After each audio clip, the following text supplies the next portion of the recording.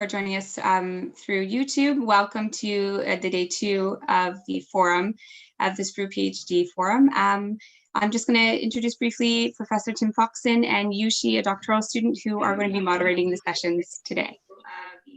Over to you. Okay, great. Well, good morning, everyone, and good morning to those of you joining us on YouTube. So welcome to day 2 of the SPRU PhD Forum.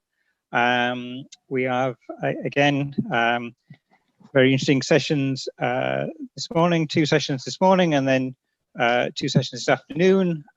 Colleagues from the Science Technology Global Consortium joining us. Without further ado, well, let me just let my colleague Yushi Chen introduce himself. Hello everyone, I'm Yushi. Good morning. I'm currently a PhD student at SPRU, focusing research on blockchain and sustainable finance, and Tim also is my supervisor. So I'm very glad to co-moderate this session with and listen to you guys' presentation. Thank you. Great, and I'm Professor of Sustainability Transitions at SPRU and also PhD convener for SPRU, so very pleased to be participating in the forum. So without further ado, this session is on disruptive technologies, and our first presenter is one of our own SPRU PhD students, Bernardo Cantone, who very pleased to say has recently passed his PhD Viva. So congratulations again, Bernardo, and do you want to take it away on the dark side of technological novelty? Okay. Good morning, everyone, and thank you for being here. Thank you for organizing this virtual PhD conference, and it's going great so far. And my name is Bernardo Cantone. I am a PhD here at Sussex Uni. I'm going to talk to you about the dark side of technological novelty today. Okay, next slide. First off, I'm going to take you through the content. I'm going to define what is technological novelty. Going to take you through the background literature on technological novelty and firms' survival. The construction of the hypothesis, then the methodology, including the approach and the data, the regression results, and finally the discussion and the limitations of the analysis. Okay, first, what is technological novelty? The economics of innovation literature portrays technological inventions as evolutionary recombinant search processes. Recombinant, what it exactly means is a fancy word to say that technologies are a combination of components, and these components are put together to create technology. For example, I'll give you here an example. Firstly, novelty arises when a first-time combination of technologies occurs. And as an example here, the iPhone is a combination of technological components that are put together in order to create a novel technology. Next. Then the literature on technological novelty is quite broad. Essentially says that novelty is fundamental for the long-term prosperity of the firm, and also is associated to higher citation rates and as well as radical innovation. However, this is the bright side of technological novelty. There is also a dark side, which is that technological novelty increases the chances of patenting failures. And so the pursuit of firms trying to pursue technological novelty make it extremely risky and uncertain. This dark side has not really been given much attention into the literature, and it will be very useful for to understand the trade-off between the benefits and the drawbacks of technological novelty. Next. And so I wanted to study technological novelty in under the light of firms' survival, whether this technological novelty may increase or may decrease firm survival based on the properties of technological novelty. Prior research on firm survival find out that innovation can both be good as bad for firm survival, in the sense that it can influence both firm survival and exit. Innovation increases the probability, has been found that increases the probability of survival in the internet-related industry and in the Netherlands manufacturing sectors. Another study found that innovation is particularly important in the low-tech industries other than in the high-tech industry. So the literature is not really in line, completely in line. And at the same time as being good for survival, innovation can increase the exit via merger and acquisitions, as it may be perceived as valuable and for potential buyers. The same is true for radical innovation. Radical innovation is perceived as valuable by potential buyers, but at the same time, it increases the risks and failure that companies may go through when spending time innovating and trying to get to radical innovations. And in the literature, there is no evidence that radical innovation may increase the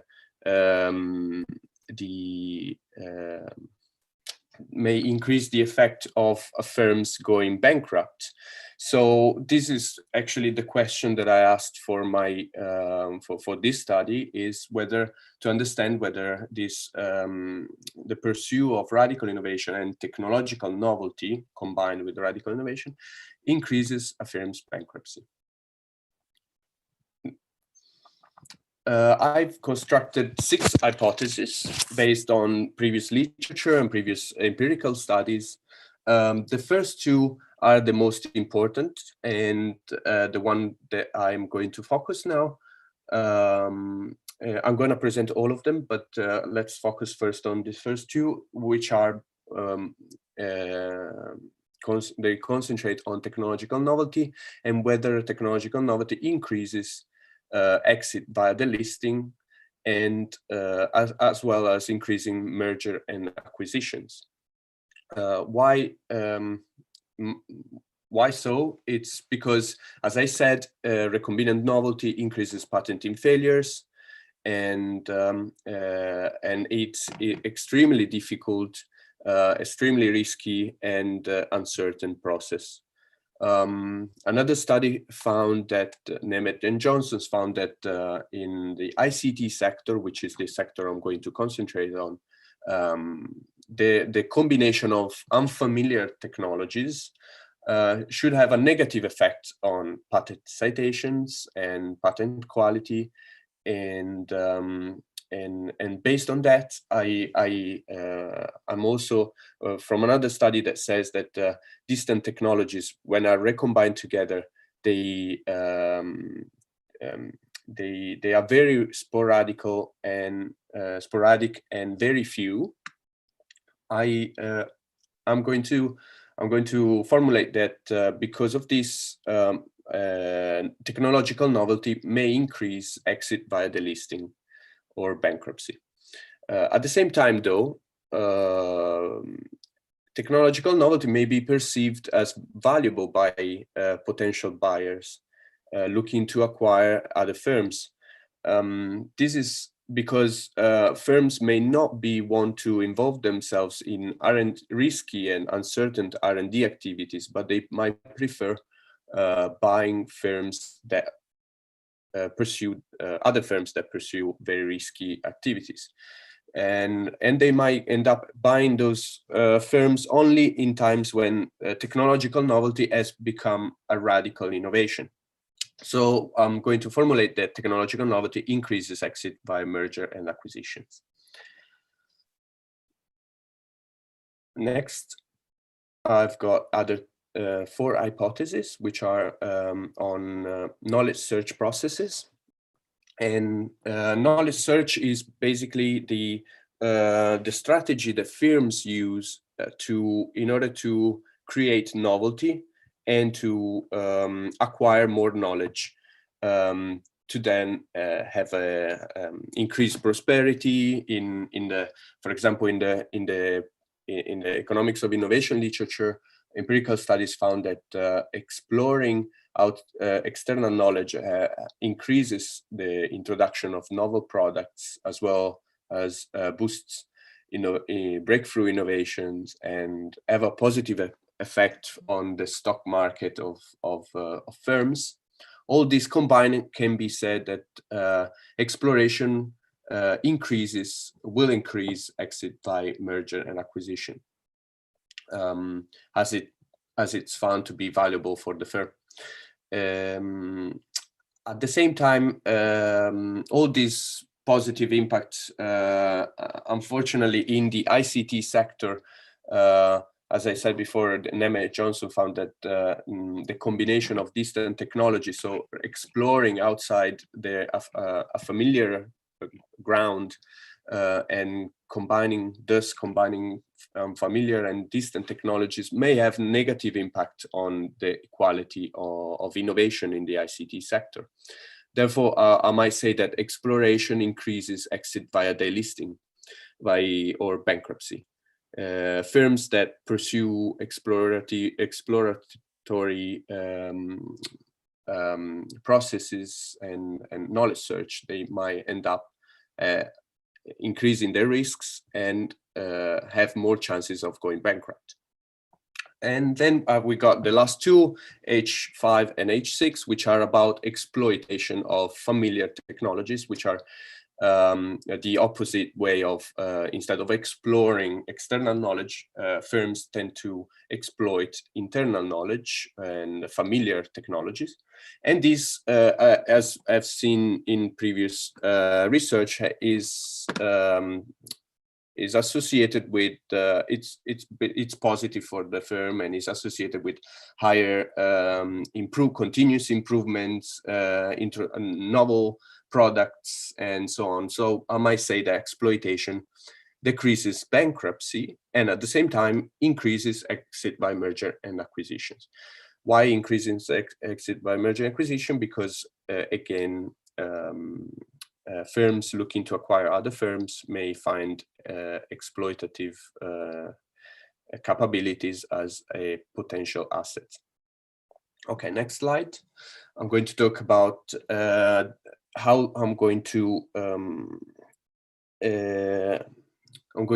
analyze this hypothesis.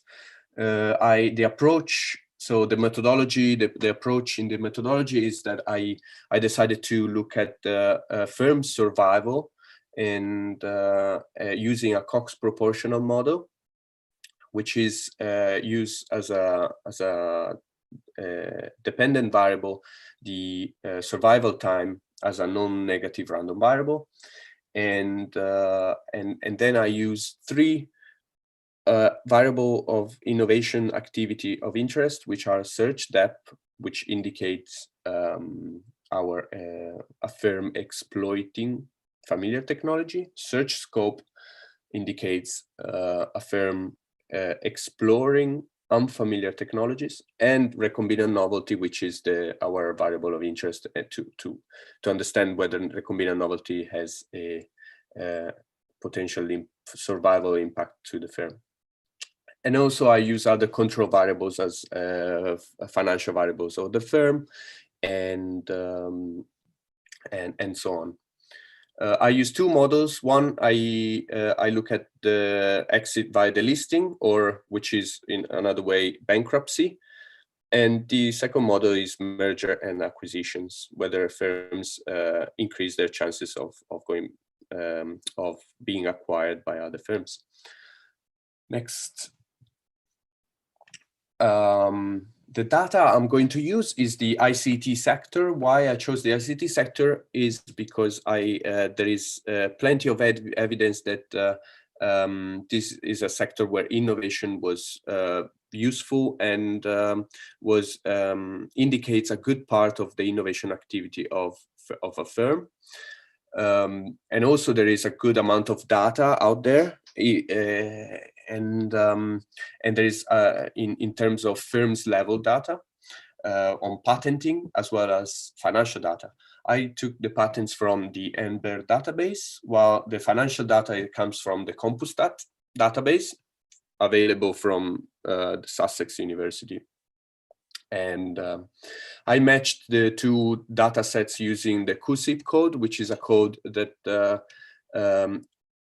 identifies each individual firm, and it's very, very useful. And I end up having 912 firms and 4,661 firms years observation between 1980 and 2001, which means that I'm going to look at the history of the ICT from the beginning of the ICT technology, of the computer technology, to the dot-com bubble, which happened in 2001. I'm not going to consider after the dot-com bubble, because there has been a change in patenting system and also the shock event of in order to avoid the shock event of the economic bubble. Okay, next slide. I'm going to talk about, yes, the model. Here we go. The analysis is the Cox-Hazard model. I have here the 5 models for exit via delisting, and on the left-hand side, and 5 models on exit by merger and acquisitions. Why 5 models? Because I slowly introduce more variables in each model in order to see that the variables are not changing while introducing more indicators of novelty. In the first model, there are only model 1, there are only financial variables, and then later in model 2, there are the patenting variable of interest, search depth, search scope, and recombinant novelty. And then in the third model, I use an interaction term between depth and scope. And so I do the same thing for exit by merger and acquisition from model 6 to model 10. Next slide, I'm going to discuss the findings of this model. I'm going to show you in this way. Probably it's easier because of pixeling image. Okay, so the first hypothesis was the most relevant, most important, was that technological novelty increases exit by delisting, which or bankruptcy, which is actually the dark side of the novelty that I was talking about. That novelty, the pursuit of novelty by firms increases risks and increases uncertainty to the point that actually we see it in the ICT sector that many firms that try to be novel, try to make novel technologies, end up going bankrupt or exit the market. And there is so I would suggest that firms needs to be carefully balance the trade-off between radical and failures. Then H2 was our second hypothesis. I cannot say if I don't have any evidence on this hypothesis, whether technological novelty increases exit by merger and acquisitions. And perhaps this is even darker side of technological novelty, which means that those firms, startups that are entering the market and they want to sell their ideas, even though unless they are going to succeed and create radical innovations, otherwise, they only by creating a novel combinations of technologies that is not going to be radical, and might end up not making them good assets for being acquired in the future. And so another negative side of technological novelty, and I might suggest. Then interestingly, when we look at the exploration knowledge search, we see that exploration increases exit by merger and acquisitions, suggesting that firms that use distant and unfamiliar technologies, they increase their potential to sell their innovations to other firms or sell their businesses to other firms. And exploration at the same time decreases exit via delisting, which suggests that this is against my previous assumptions, because in line with the economics of innovation literature that says that exploration is a good asset for firms that wants to boost innovation and future prosperity. We actually find we validate this the hypothesis from previous studies. And so what has been said that in the ICT sector, exploration wasn't necessary is from my model was found to be false. And then finally, the two last hypotheses about exploitation of familiar technologies, they were found to increase merger and acquisition and decrease exit via delisting or bankruptcy, which is in line again with the economics of innovation literature that says that in general, firms tend to exploit their familiar technologies. And finally, the interaction term I also used between exploration and exploitation was found to have the best impact on exit by merger and acquisitions. Sorry, no, the opposite way, that decreases exit by merger and acquisitions. And which means that firms that usually tend to do both exploring outside their familiar knowledge and exploiting their familiar knowledge, they are those firms that increase their future prosperity, and they don't necessarily need to sell their ideas, sell their businesses, but they survive and they prosper in the future. Yeah. I'm going to tell you about the limitation of my studies and then concluding with the limitations. Yeah, in the next slide. So first of all is that one of the assumptions in order to use the Cox proportional model was not met, only for the merger and acquisition models, while the assumption was met for exit for the models that I used for exit by delisting. This might mean that I might need to use a different approach, a different and econometric approach, or do some sort of use a different type of indicators. Then I mostly focused on patenting activity, but I didn't take into account many other ways that firms might use that in order to survive. And for example, as I write here, network alliances, reputations, and venture capital, and so on. And then only I look at only publicly traded firms and not firms that were not publicly available. And lastly, firms that disappear from the sample without necessarily being bankrupt or exit by merger acquisition are not considered as exiting. This is a limitation of the study and the data, basically. Okay, I hope I have been exhaustive and not too boring. And this is it. Thank you for listening. And if you have any question, thank you. Please ask. Great. Thanks very much, Bernardo. Very interesting. I think we have a couple of questions already from YouTube. So the first one is, how replicable do you think your results are to sectors other than ICT?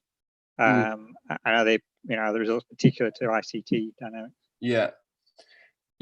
For the first question is that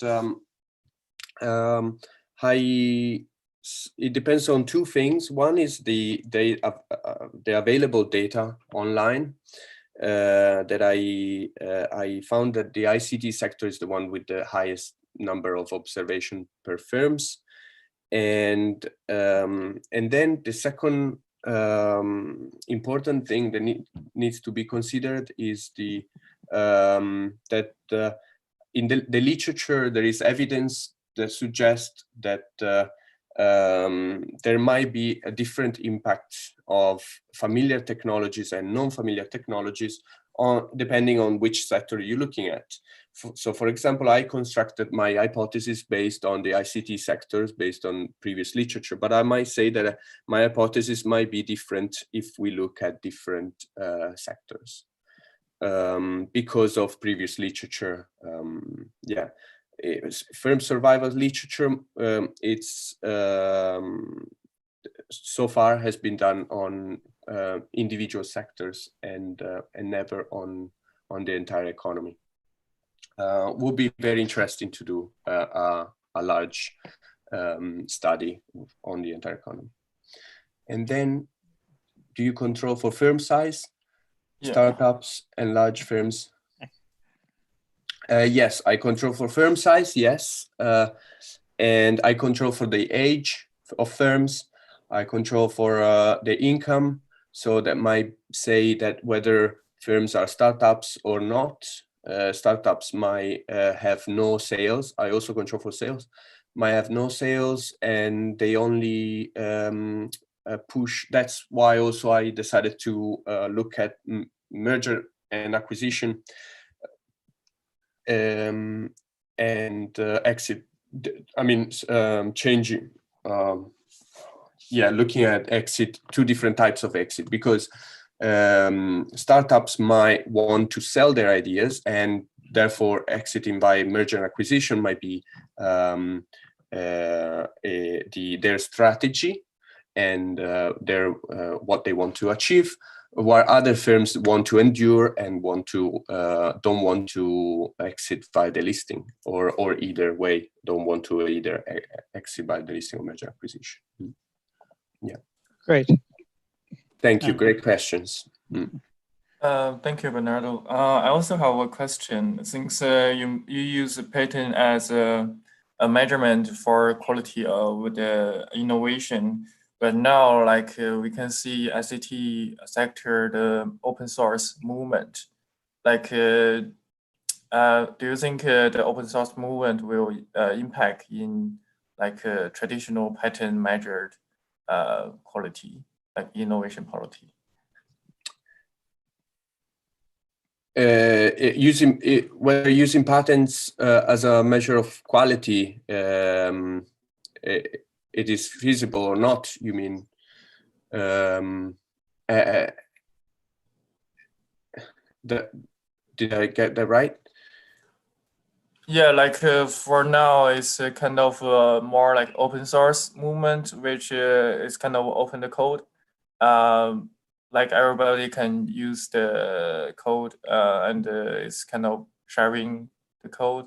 Do you think it will impact the quality of innovation? The code of how to construct these indicators of patent quality, you mean? Sorry. Or traditionally, certain code will be packed as a patent, right? For firms to acquire the asset, But when the asset become more like open sources, will that impact like the measurement? Okay. Whether I haven't looked into this on whether when patents become open source, it would be very interesting. I think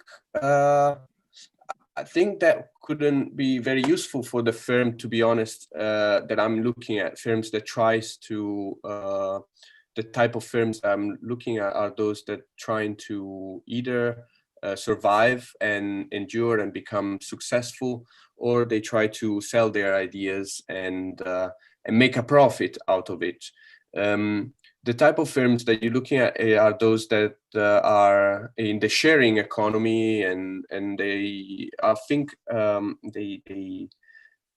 they don't necessarily want to make a short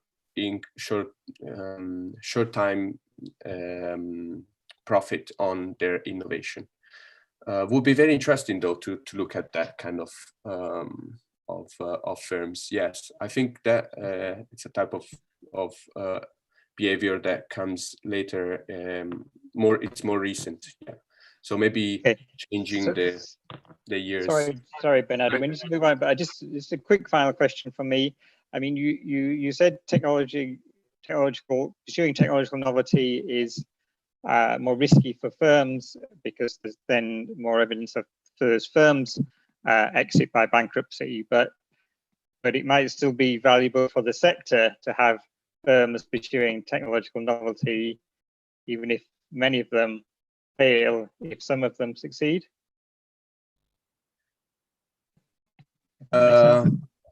No, sorry. Can you repeat? Well, sorry? you said it's sort of risky for individual firms to pursue technological novelty. Yeah.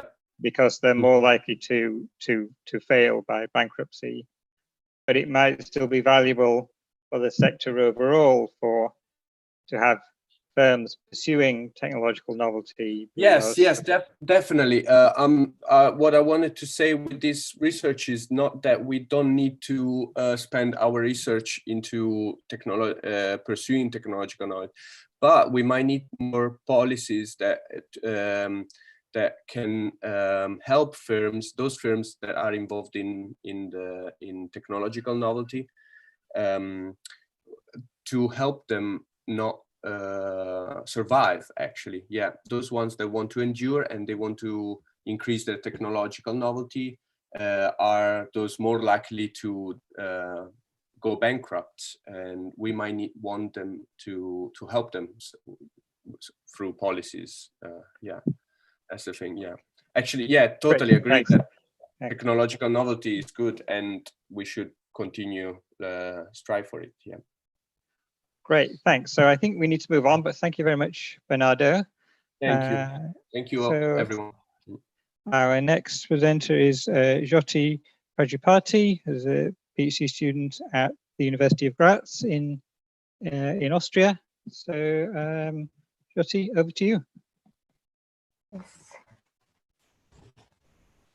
Thank you. Hello, everyone.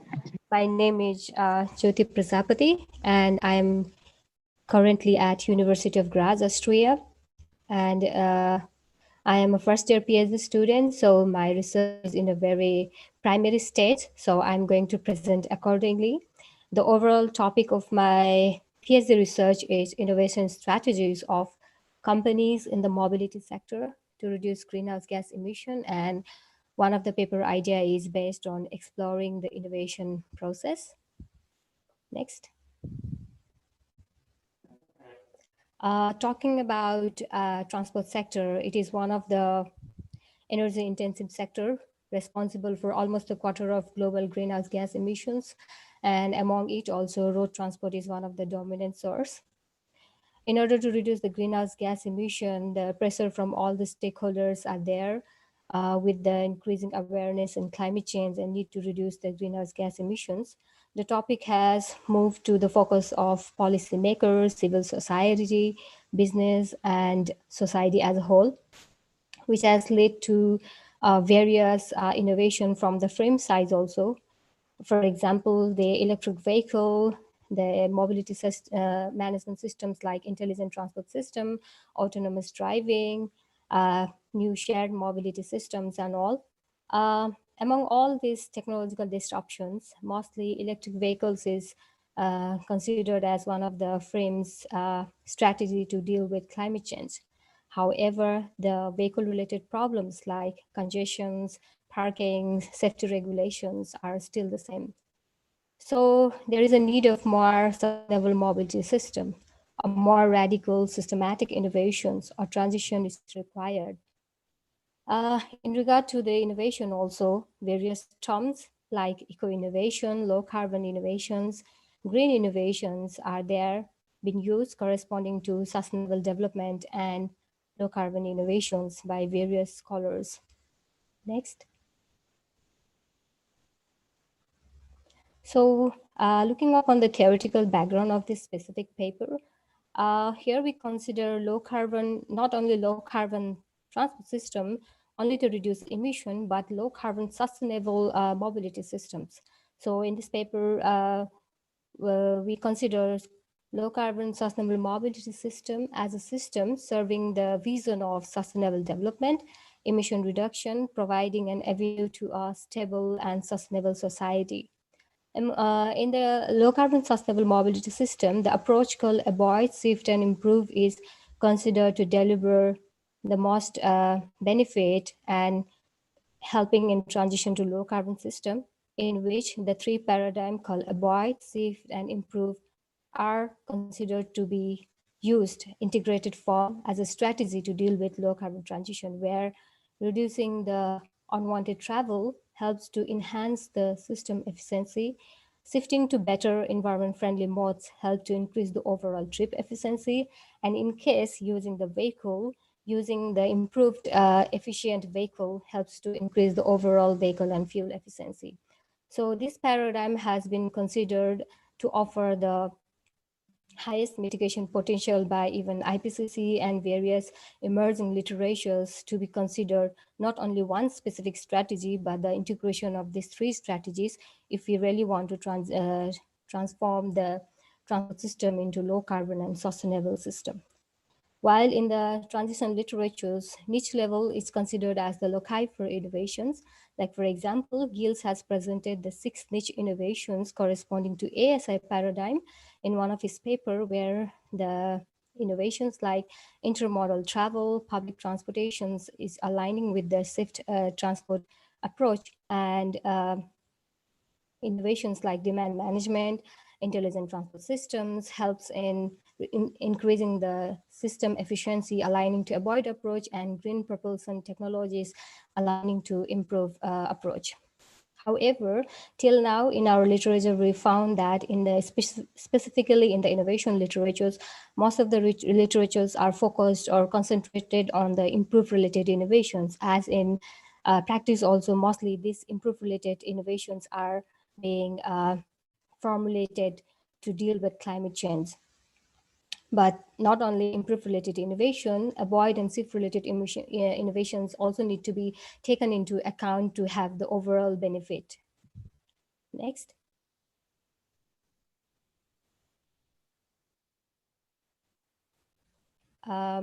Shedding lights upon some other relevant perspective for this study, like the technological innovation here can be traced to patent perspective, as patent is one of the important source considered to measure the innovation activity, a proxy of innovation.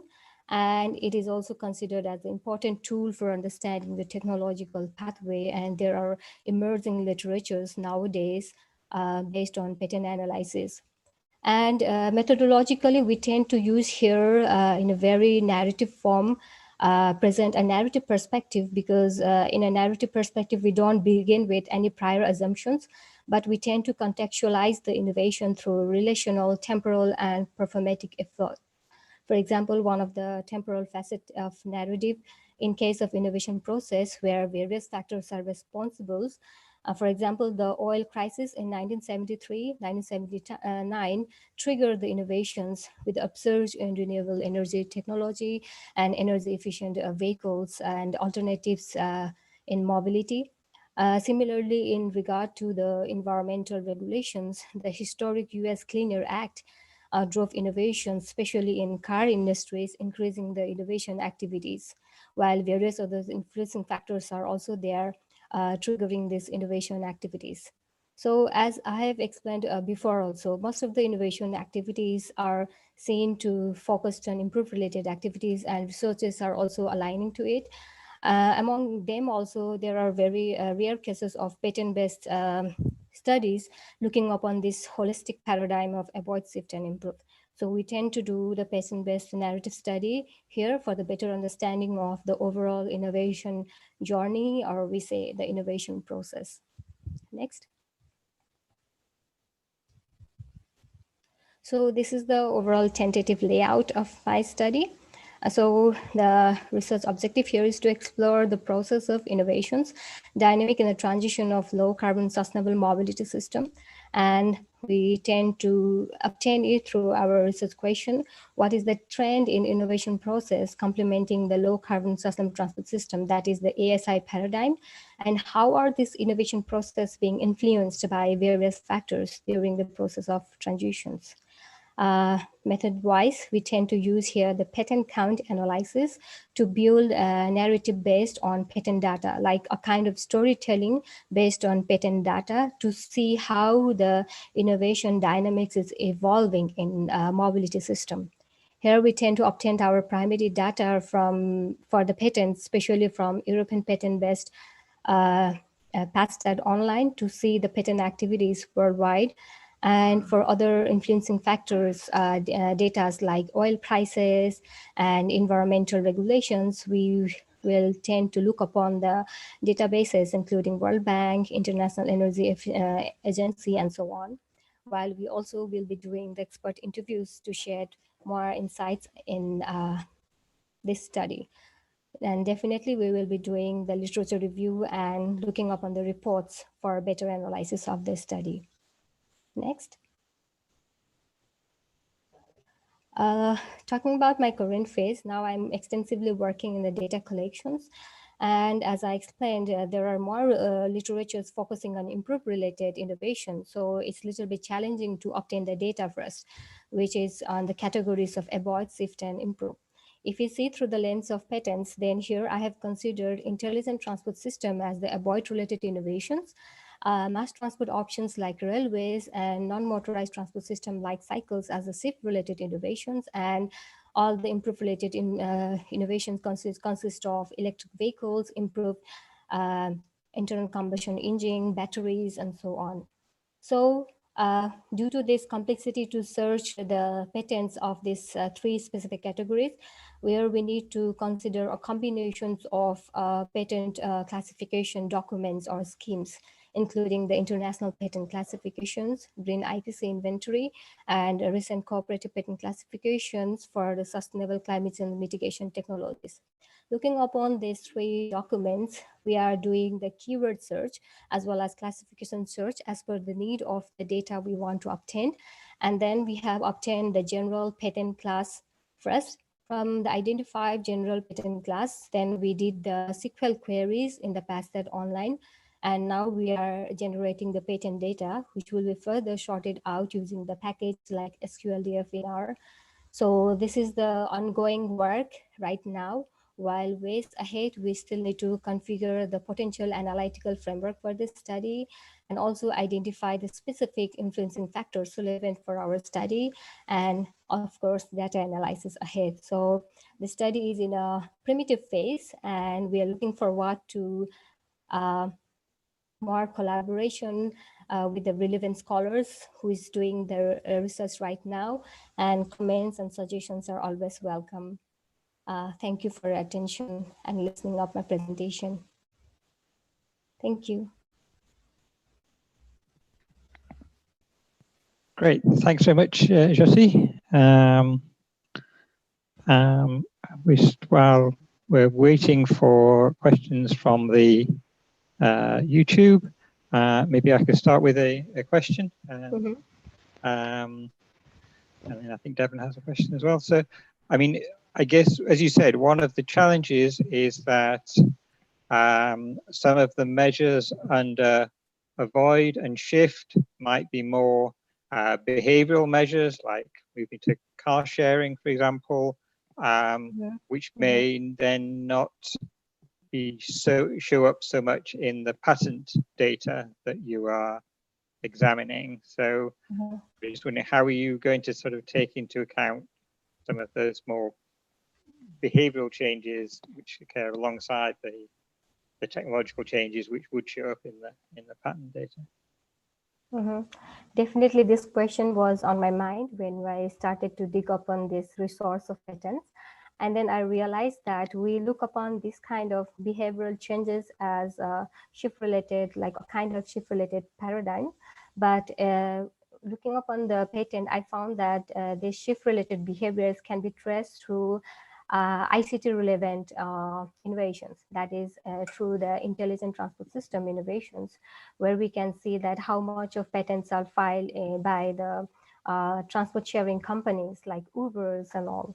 So we may not directly, because every study has some limitations, so we may not be able to see all the activities through patents, but we will try to use the maximum potential of the resources we have. And definitely the ASI is mainly framed in a policy perspective as a strategy. And now I'm looking to see how the technological innovations are complementing to it. And coming to your question, yes, to some extent it can be traced to ICT relevant technology, because many times this kind of behaviors are linked to the apps people are using. Yes. Great, thanks. And actually a similar question about the behavioral component. So thanks for the answer already. Okay. Yushi, do you want to take some of the questions in the chat?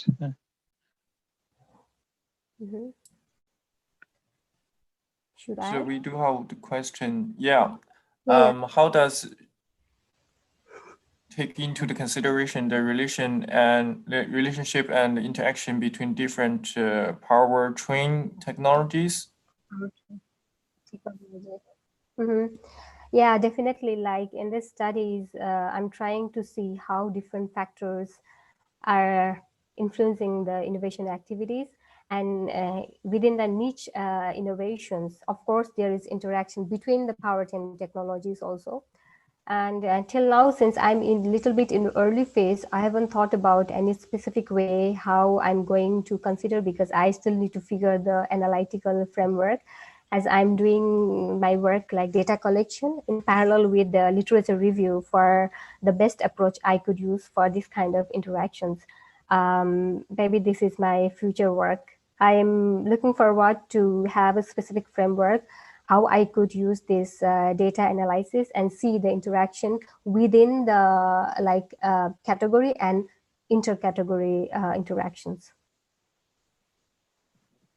And the following question, have you considered using topic modeling, using patent description to see how the topics have evolved over time? Right now, I haven't used the topic modeling approach, but just I'm using the full text keyword search in the patent classification tool given by SPASsioNet of EPO, where we can use the full text search to identify the classification codes. Like I'm not doing the keyword search using a topic modeling approach. I'm using the classification search by using the full text search approach. So I haven't considered it till now because I have used a little bit different approach in this study. And how something worth to thinking about in the next steps in your research. So, sorry, go on, Yushi. Yeah, like the following question is considering about the current situation like COVID-19, will that influence your research, such as the sharing mobility perspective? It could, but I'm using the PathStat online of autumn version 2019, where I will be using the patent mostly till 2018, because the patent which will be filed after 2018 is still not there in the data set. But yes, of course, I think there will be changes in the pattern, because some of my primitive analysis shows that there is an increased trend in the ITS related patents, while the improve related patent seems to be reached the saturated point, while there is lots of this ITS related, like the e-shopping, the one which we are doing, like e-conference. So lots of ICT influence can be seen also in the transport sector. And this COVID situation definitely has impact in the internet, like the traveling of electrons rather than traveling of people. But since I'm using the data up to 2018, and in case of patent filing activities, it would always take some times for the patent to be filed and then it to be public.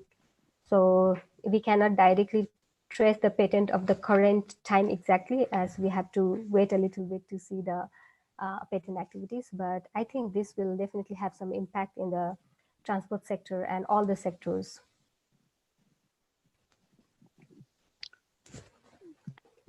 Great. That's, did you have anyone in the Zoom have any other questions?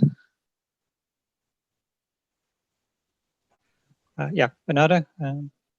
Yeah, can you? I don't remember if you said it, but can you just explain how you going to identify green technologies from patents? In this regards, the EPO has introduced separate tags called Y tags for sustainable climate mitigation technologies, where they have separated all the patents regarding the green, not only the improve related, but the green improve related technologies. So this new patent tag systems has made us much easier to trace the improve related innovation, while, as I told you, it's challenging for me in case of the intelligent transport system, because it's the cross sector. It's within the information technology and transport. So that was challenging, while these green technologies can be easily traced through the Y tags introduced by EPO for this kind of scholars. Okay. Thank you. Great. Okay, I don't see any more questions. So thank you very much, Jyoti, and hope that was Thank you for your so much for presentation, and hope that was some useful feedback for you. So our third presenter, I think, is going to be Shubhra Chaturvedi from the Jawaharlal Nehru University in India. So Shubhra, do you want to start sharing your screen? Yeah, I'll do that.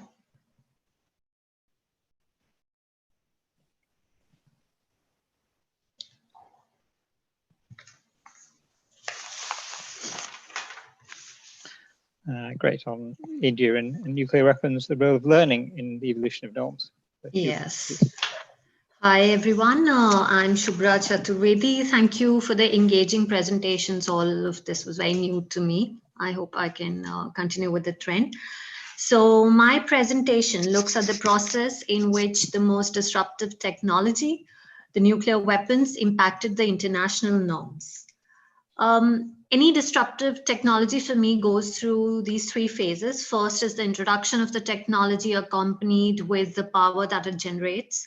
Second is the realization of the consequences of its use, the misuse, to curtail its spread. And the third is the emergence of outliers and violators.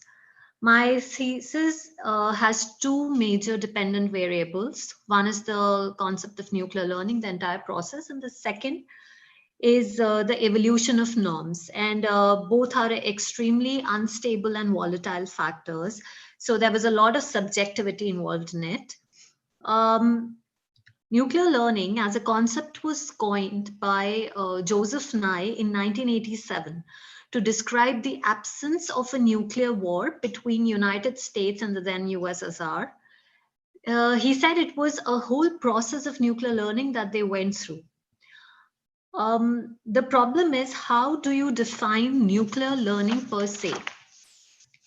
Jack Levy defined learning as a change in beliefs or development of new beliefs, skills, procedures as a result of the observation and interpretation of experience. While that definition has no loopholes, it imparts a lot of subjectivity. Also, another aspect was that if we follow this definition, then from everything from modernization of nuclear weapons to disarmament to bombing, everything classified as nuclear learning because it was a change in beliefs. That brings another aspect, which was the morality. There was a belief which Jeffrey Knopf had brought out that in the minds of the original nuclear weapon states, that new nuclear weapon states might not learn the correct lessons or learn well in time, and that would result into a nuclear catastrophe. Thus, nuclear norms were put in place to ensure that correct nuclear learning prevailed. Learning and norms are mutually dependent on each other through, if you look, I'm sorry about the spelling of feedback. Weiser did a study, and he said that if we look at how nuclear learning or any form of learning takes place, it's through feedback loops, trial and error mechanism, and a mechanism of comparison. Feedback loops would refer to international reactions to your state decisions. Trial and error mechanisms would be like the banning of biological weapons. And mechanism of comparison is how norms maneuver with different states. All of them are interrelated. The phases, I divided the two processes into 3 phases, and there was a similarity. The first phase was when there was absolute control over nuclear weapons. This was the era of American monopoly. There was a belief that if there was American Anglo monopoly over nuclear weapons, then the world was controllable. The Atomic Energy Commission was discussed, the Baruch Plan came out, and all of them aimed at keeping a centralized control over the nuclear weapons technology to avoid spreading. But the problem was that ideological differences had started appearing between the United States and the USSR. So a kind of malleability was already creeping into the norm setup because none was ready to let go of their belief system. The second phase was when there were new members in the nuclear club. United Kingdom had joined in, and a decentralized approach began. It was also the phase when United States launched the Atoms for Peace program. This was launched by the then President Eisenhower, which aimed to help the states develop the correct form of nuclear technology if they ensured that they would not use it to develop weapons. Now, intentions are something that can't be gauged, and which is exactly what happens. Iran and Pakistan later used that nuclear knowledge, not exactly, but yes, the knowledge was used to build on their weapons program.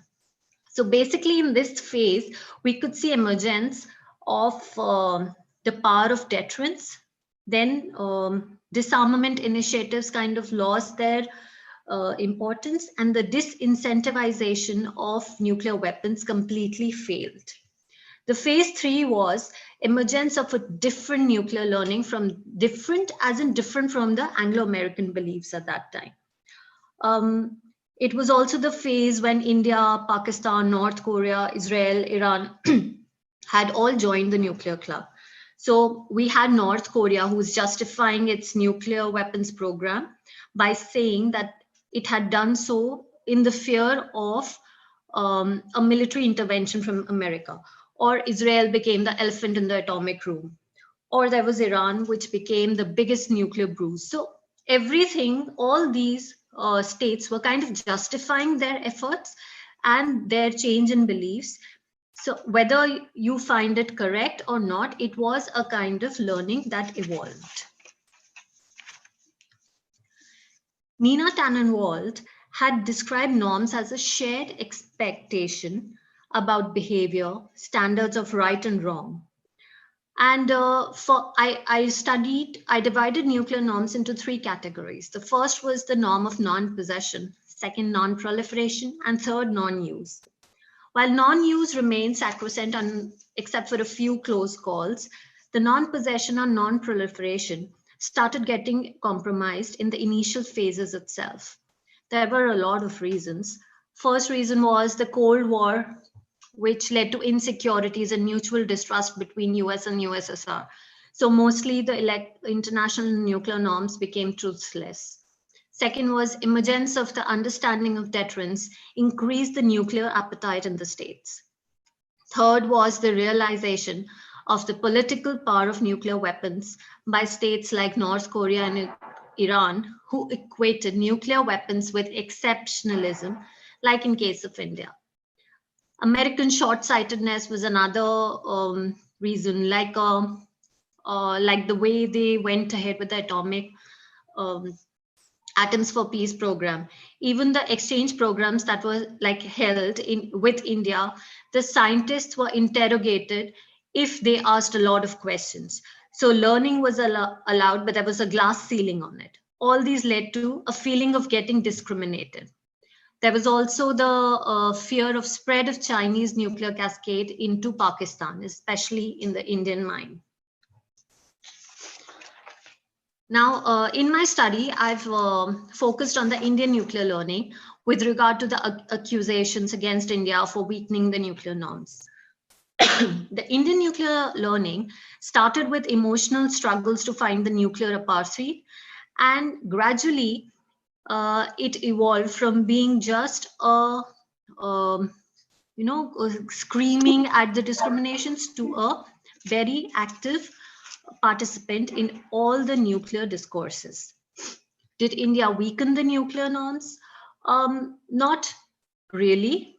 It did support the process that was already going on. As I said, the malleability of nuclear norms had already started creeping in from the initial phase itself. In fact, the Indian nuclear learning, if looked at closely, has an uncanny similarity to the American nuclear policies. There is balanced nuclear diplomacy. There are advocates, Indian advocates talking about disarmament and arms control, and yet not really practicing it. Political as well as technical weight of nuclear technology was understood. There has been a maturity in nuclear response, which is the nuclear restraint, and consistently building a robust and reliable nuclear arsenal while campaigning vigorously for nuclear disarmaments. Impact of Indian nuclear learning on the evolution of norms. Yes, if we look at NPT, India did not want the former nuclear powers to emerge as custodians and refused to sign it. The treaty still stands still. CTBT, the Comprehensive Test Ban Treaty, another treaty that India blocked due to increasing China-India-Pakistan affinity. It did lead to lack of a universal nuclear disarmament initiative. The third was changing India-US dynamics, which brought forward the point that there was a lot of power attached to nuclear possession. The NSG scandal. So nuclear supplies group had been actually tailor-made to avoid recurrences of states like India. It was put into place after India tested its nuclear weapons. And since I think 2012, there began talks of allowing India into that group. So that kind of puts, although there were a lot of backlashes, it also kind of puts a question mark on the credibility of these nuclear norms. India also was responsible for indirect proliferation because of the deterrence working in South Asia. Pakistan went ahead, followed up with after the Indian nuclear tests. There was the illegal market trade happening of nuclear technology and equipments, the AQ Khan network.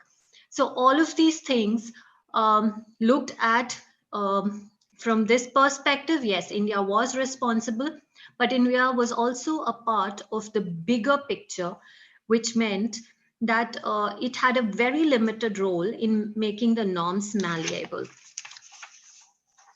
My analysis basically says that it is not the disruptive technology per se, but rather the malleability of international norms that compromise on the global security. It takes the already powerful states to create a toothless world order, which eventually becomes unable to check these technologies. Malleability of nuclear norms can be avoided with a leap of faith, which is very difficult, especially in the current scenario with everyone struggling. Thank you. Great, thanks very much, Shubhra. Very interesting and obviously very important research. Thank you. I mean, it's I guess your conclusion was in some ways, negative about the evolution of the nuclear norms. Do you see any reasons for to be positive or any hopeful signs? If I think along being hopeful, I can imagine a world like India has already changed its policies about now it's working on the non-aligned movement also, which was avoided for quite some time in the last few years.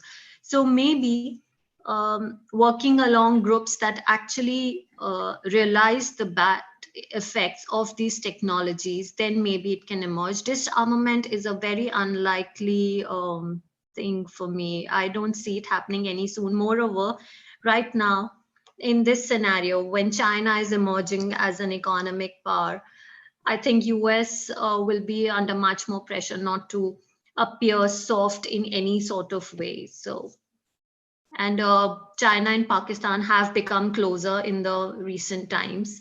So I think India is also not really willing to let go of any of its hard stance. Okay. And how do you see US-India relations at the moment? I think President Trump visited recently. I think. Sorry. How do you see the US-India sort of political relations? Where is that?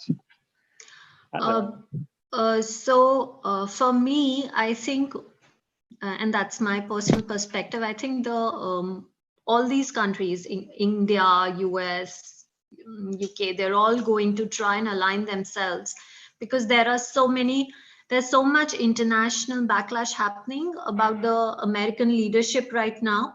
So I think it works in the interest of America as well as India to align together and emerge out of this scenario.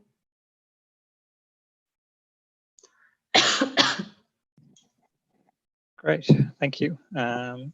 Anybody else want to have questions they wanted to raise? I have a small question. Where does India get the knowledge for nuclear weapons? What do you think? Right now, I can actually say that India has actually used the civilian technology, which was provided to it by a Canadian nuclear plant, and it had used that to make its nuclear weapons program. So even though India has an impeccable non-proliferation record, it was one of the violators in that aspect. So initially that was a problem, which is why when India tested its nuclear weapons in 1974, the whole world shook and there were sanctions and all. But suddenly there was a big lull. It was 1998 when India just declared confidently that we are going to be there. So I'm not saying that India is the really responsible nuclear power that the tag is, but then it's not the only one. It's just following a trajectory that has been put forward by other states. And the major concern was that you cannot believe in international norms when you see it's not working in your favor. When China tested its nuclear weapons, the partial test ban treaty was already in place and there was no checks and balances done at that time. So when you see that your custodian is powerless, you have to take measures to emerge out of it. And that is exactly what happened. And then it was like a vicious circle. Pakistan justified India, Indian tests, India justified Pakistan's test, China justified India's test. So it's kind of a messy situation there. With civilian technologies, you mean like spying other technology from other countries? No, so there was a Cirrus reactor, which was provided by Canada to make a nuclear power plant, and then later it was used to develop the nuclear weapons facility. Oh, okay. Okay. Yes. Thank you. Thank you. Thank you so much. Great. I mean, I had one other question, which maybe it's I mean, you may not be able to answer. Obviously, your research has focused on learning at the political level in terms of the political norms.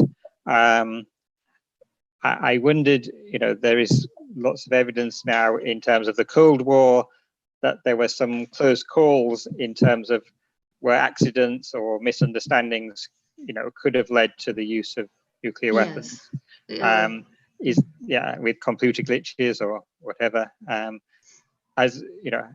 Is there any evidence that learning of how to avoid accidental use has been done in the case of India? In case of India, so when the Bombay attacks happened, like there was a group of terrorists that had attacked one of the most esteemed hotels in Bombay in India, and there was a lot of pressure for India to start a limited war to react, but India did follow a policy of nuclear restraint at that time. It was accused of being very soft, and but it continued to follow its nuclear minimalism. And it has worked in favor, because there is a difference in which India is viewed as a nuclear power vis-a-vis a Pakistan. Of course, I feel that madman behavior does work for some states like North Korea, because the deterrence works in either case. You can expect anything from North Korea, which you can't from India. But then there is also a sense of responsibility that is attached, which also has its own set of benefits. Great, thank you. Did we have any other questions from Zoom? Okay, we do have one. Considering its nuclear program in several countries, could you elaborate on Russia's position from YouTube channel? Thanks. On Russia's position with respect to the sorry, I didn't get it. I need to elaborate on Russia's position with respect to. I guess obviously, I mean, Russia has a lot of influence in particular countries in Asia. I mean, do you see, I know that Russia is having maybe a malign influence in some ways? Okay.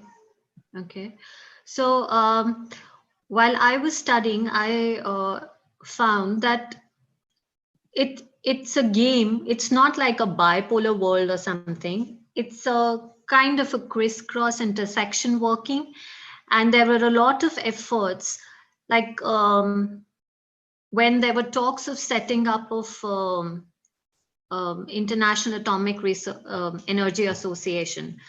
There was it was suggested that there should be no veto, and if there was a nuclear violator, they should be punished without any voting or anything. But Russia was not in favor of it. It is not that any of the states want proliferation to happen, but no one wants the other one to look as the bigger guy. So they want to keep the veto with them. And that is what happened. I'm not against Russia. I'm not saying that America set a bad pass or something, but I'm just saying it's deterrence and balance of power working for all the states, really. Great. Okay, thank you very much. I think that's all the questions. So again, thank you very much, Shubhra, for your so much. important research. Thank you. Thank you. So I think we are now, for our colleagues watching on the YouTube channel, we are going to have a break now, but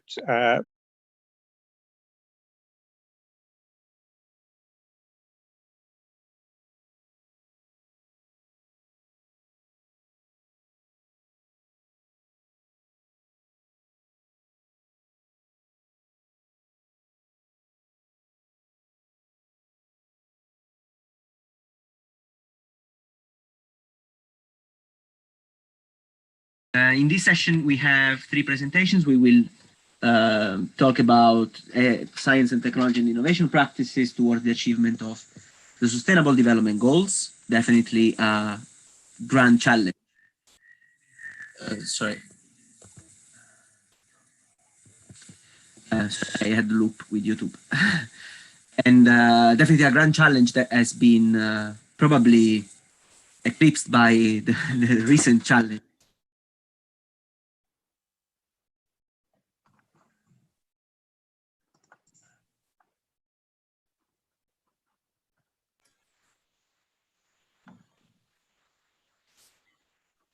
Bernardo? So I think I can't hear you. No, your microphone just went out. Is that the case for everybody else? Yeah. Yeah, I just lost it.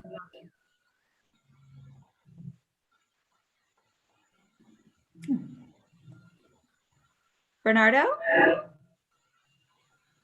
We just lost your audio.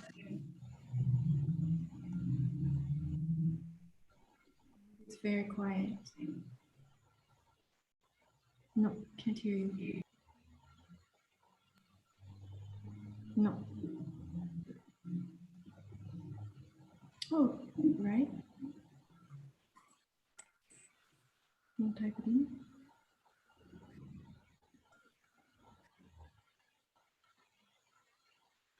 Should we go to the first presentation and then, yeah, Bernardo's just left. So Abeer, if you want to take over for the first presentation. Sure, absolutely. So yeah, so we have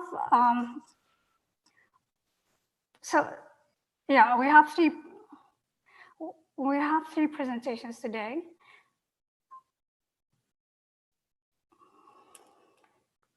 We're starting with Rafia. Rafia Zaman. Rafia is from the University of Graz, and her presentation is going to be about the off-grid electricity and the rural energy transition. And the context is in Bangladesh. So on to you, Rafia. Yeah, thank you. Good morning, everyone, and myself, Rafia Zaman. I welcome everyone to my presentation, and I'm from University of Graz, and I'm doing my PhD at the doctoral program Climate Change. So I would like to present one of my current research, which is about off-grid electricity transition with a particular focus on solar home system. And I'm working with Oscar Van Vliet on this topic, and I'm really thankful to him for his continuous supervision. Well, let's move on.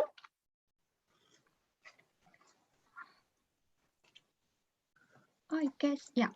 Well, so as we know that energy access is one of the key sustainable development challenge, particularly for the developing countries.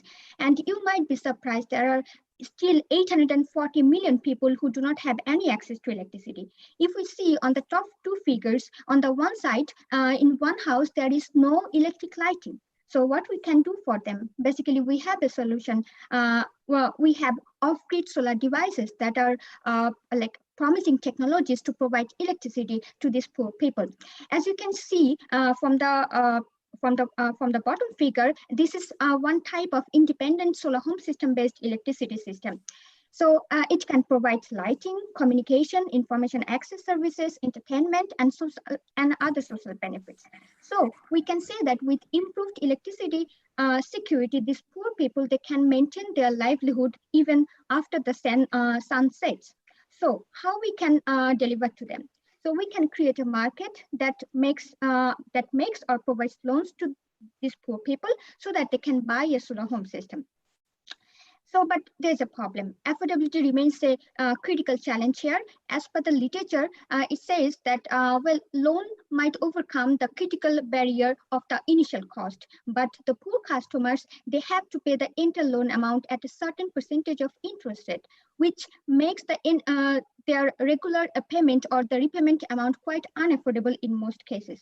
So that has not been investigated so far in the literature. So we'd like to focus on that particular aspect. Checking the motivation from one of the largest off-grid solar home system market in Bangladesh, we try to develop our case basically, and you can see on the on the right figure, we have a particular model, how the market is being operated basically. So these kind of programs, they are mostly funded by development donors, for example, World Bank and other donors. So the implementing agency, in our case, it is the ITCOL, they channel this fund to create a commercial market. So they are offering loans to the partner organizations, and the partner organizations, they are basically responsible for disbursing loan to install the solar home system and providing the after-sales services.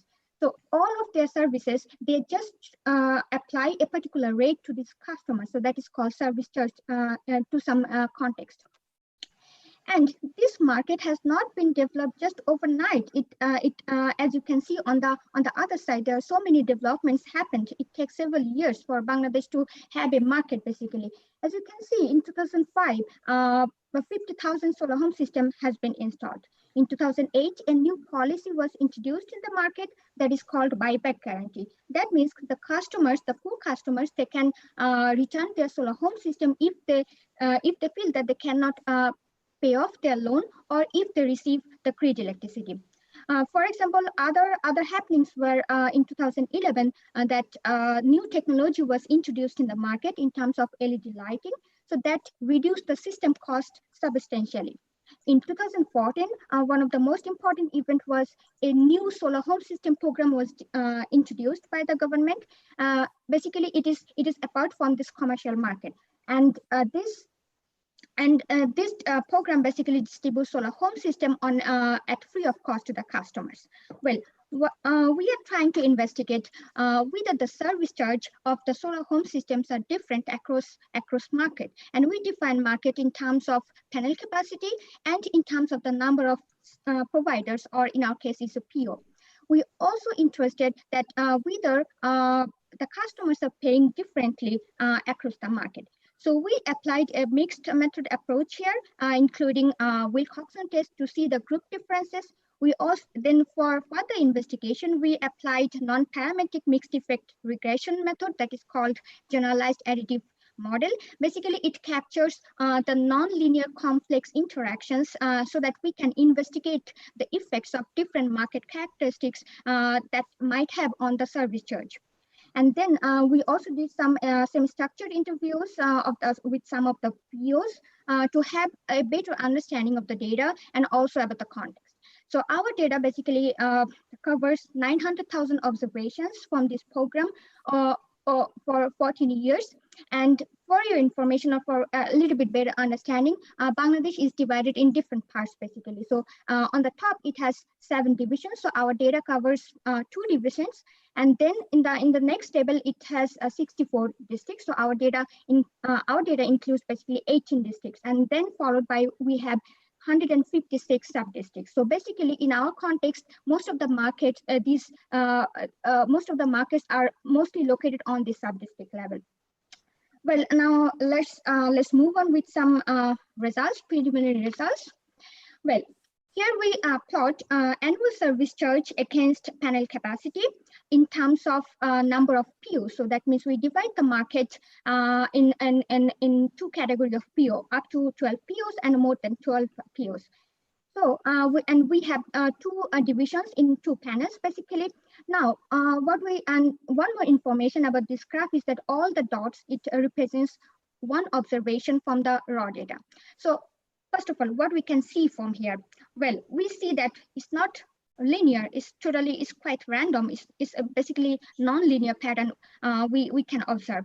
Then secondly, we can see that the market with low number of POs, that means up to 12 POs, they have higher sales, and also they have higher variations or larger variations in the service charge compared to the other markets that have more POs.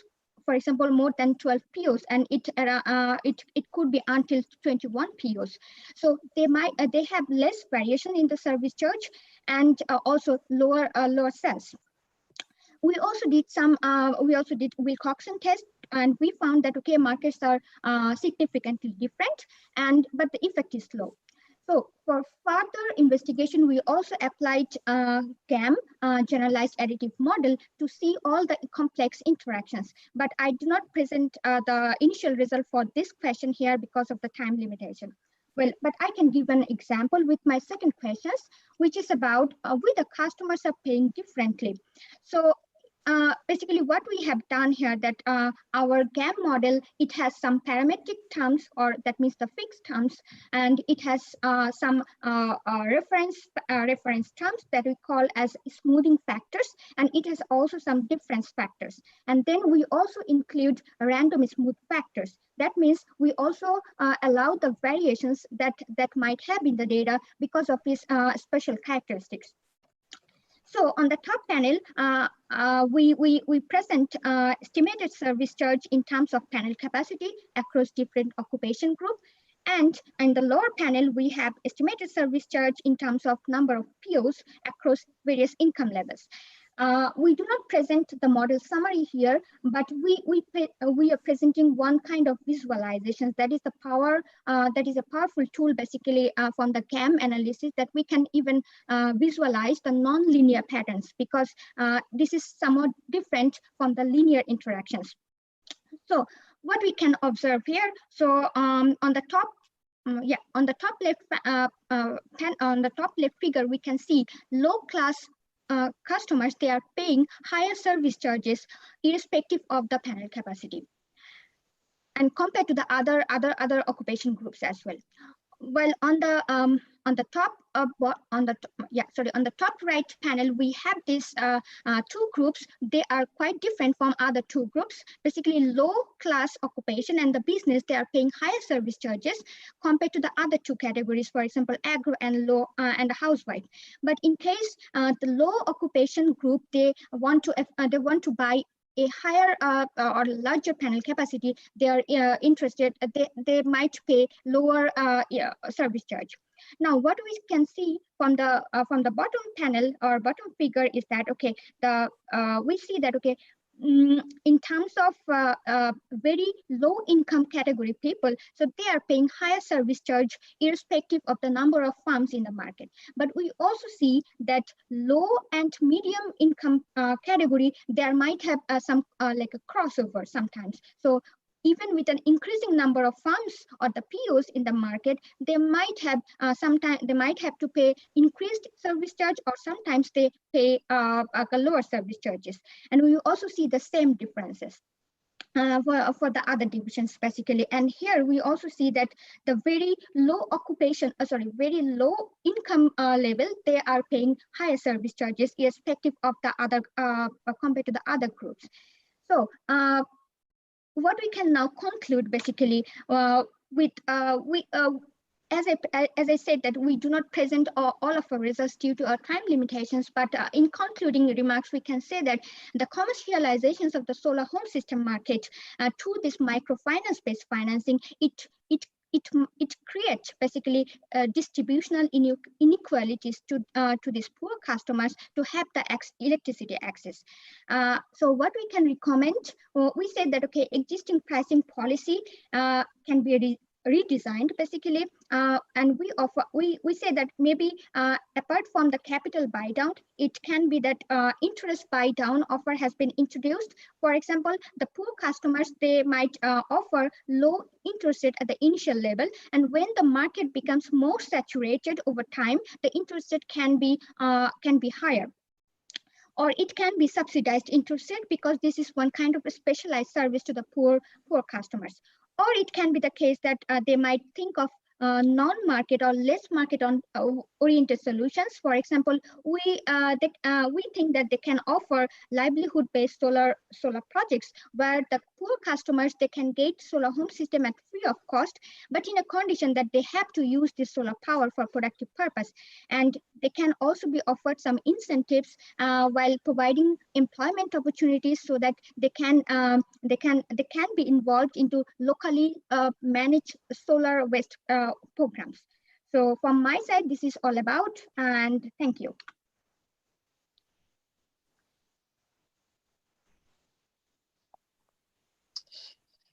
Very well done, Rafia. Thank you very much. Can you hear me now? Yeah, I'm fantastic. Yeah. Okay, I'm using the phone as a microphone. Thanks a lot. That's definitely a huge challenge, which really tackles a big tension that exists between some sustainable development goals, like the use of sustainable energy and the inclusion of these technologies, which sometimes can be costly and can have tensions, especially at the financing, under a financing perspective. I have one question which is more technical and another one which is more on the selection of the observations you have in your model. The first is, how do you explain the relationship between the access to microloans, like the ones that you mentioned, and how you establish a causality nexus between the scheme, the funding scheme, and the patterns that you observe, the nonlinear patterns, which are really interesting. And I think I can have multiple stories and multiple mechanisms to explain them. And the second one is, I may have missed the first couple of seconds, so this may have already been said, but how do you account for the fact that there may be people with specific characteristics which are not included in the use of this technology? So those that, I mean, you studied those that adopted the technology, those that don't adopt it are somehow selected outside the sample. Do you account for this? Do you care at all about this or not, and why? Okay, thank you. Okay, so in response to your first question, with this energy access and microloan inclusion and the causality of the impact or something like that. So basically here in one of my paper, I was looking for those aspects, the impact of market on that part. But in this aspect or in this paper, we are trying to focus more on the affordability perspective. Okay, who has already bought this solar home system, or the customers the company has already targeted, either they afford the system or because in the literature what I have found that okay, they mostly mention about the price of the system, but in case of this kind of financing project or financing market or commercialization market, the price also include the other aspect that is interested, that is not basically covered.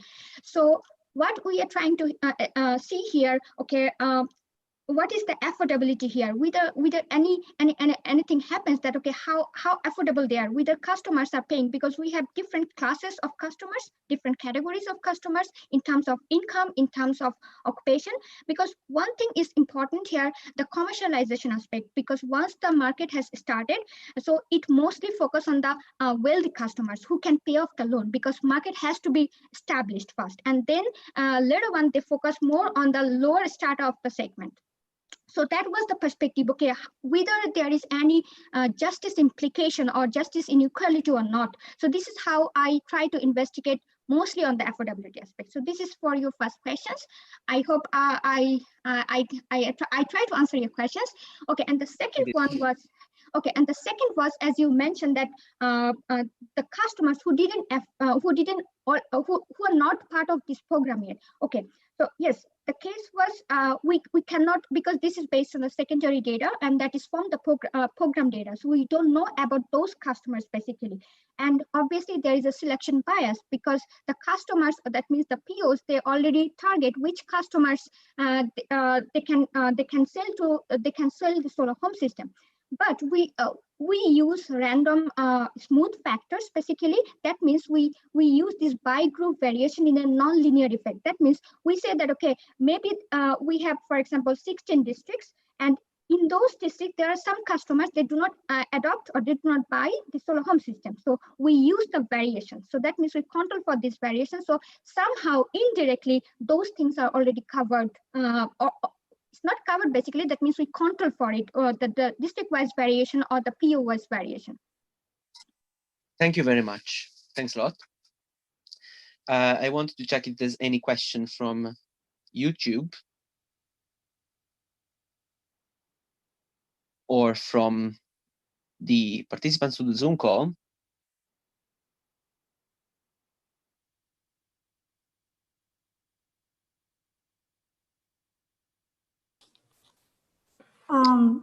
I do actually have a question. It's not technical though. It's just a general question on the case in Bangladesh, unless Bernardo.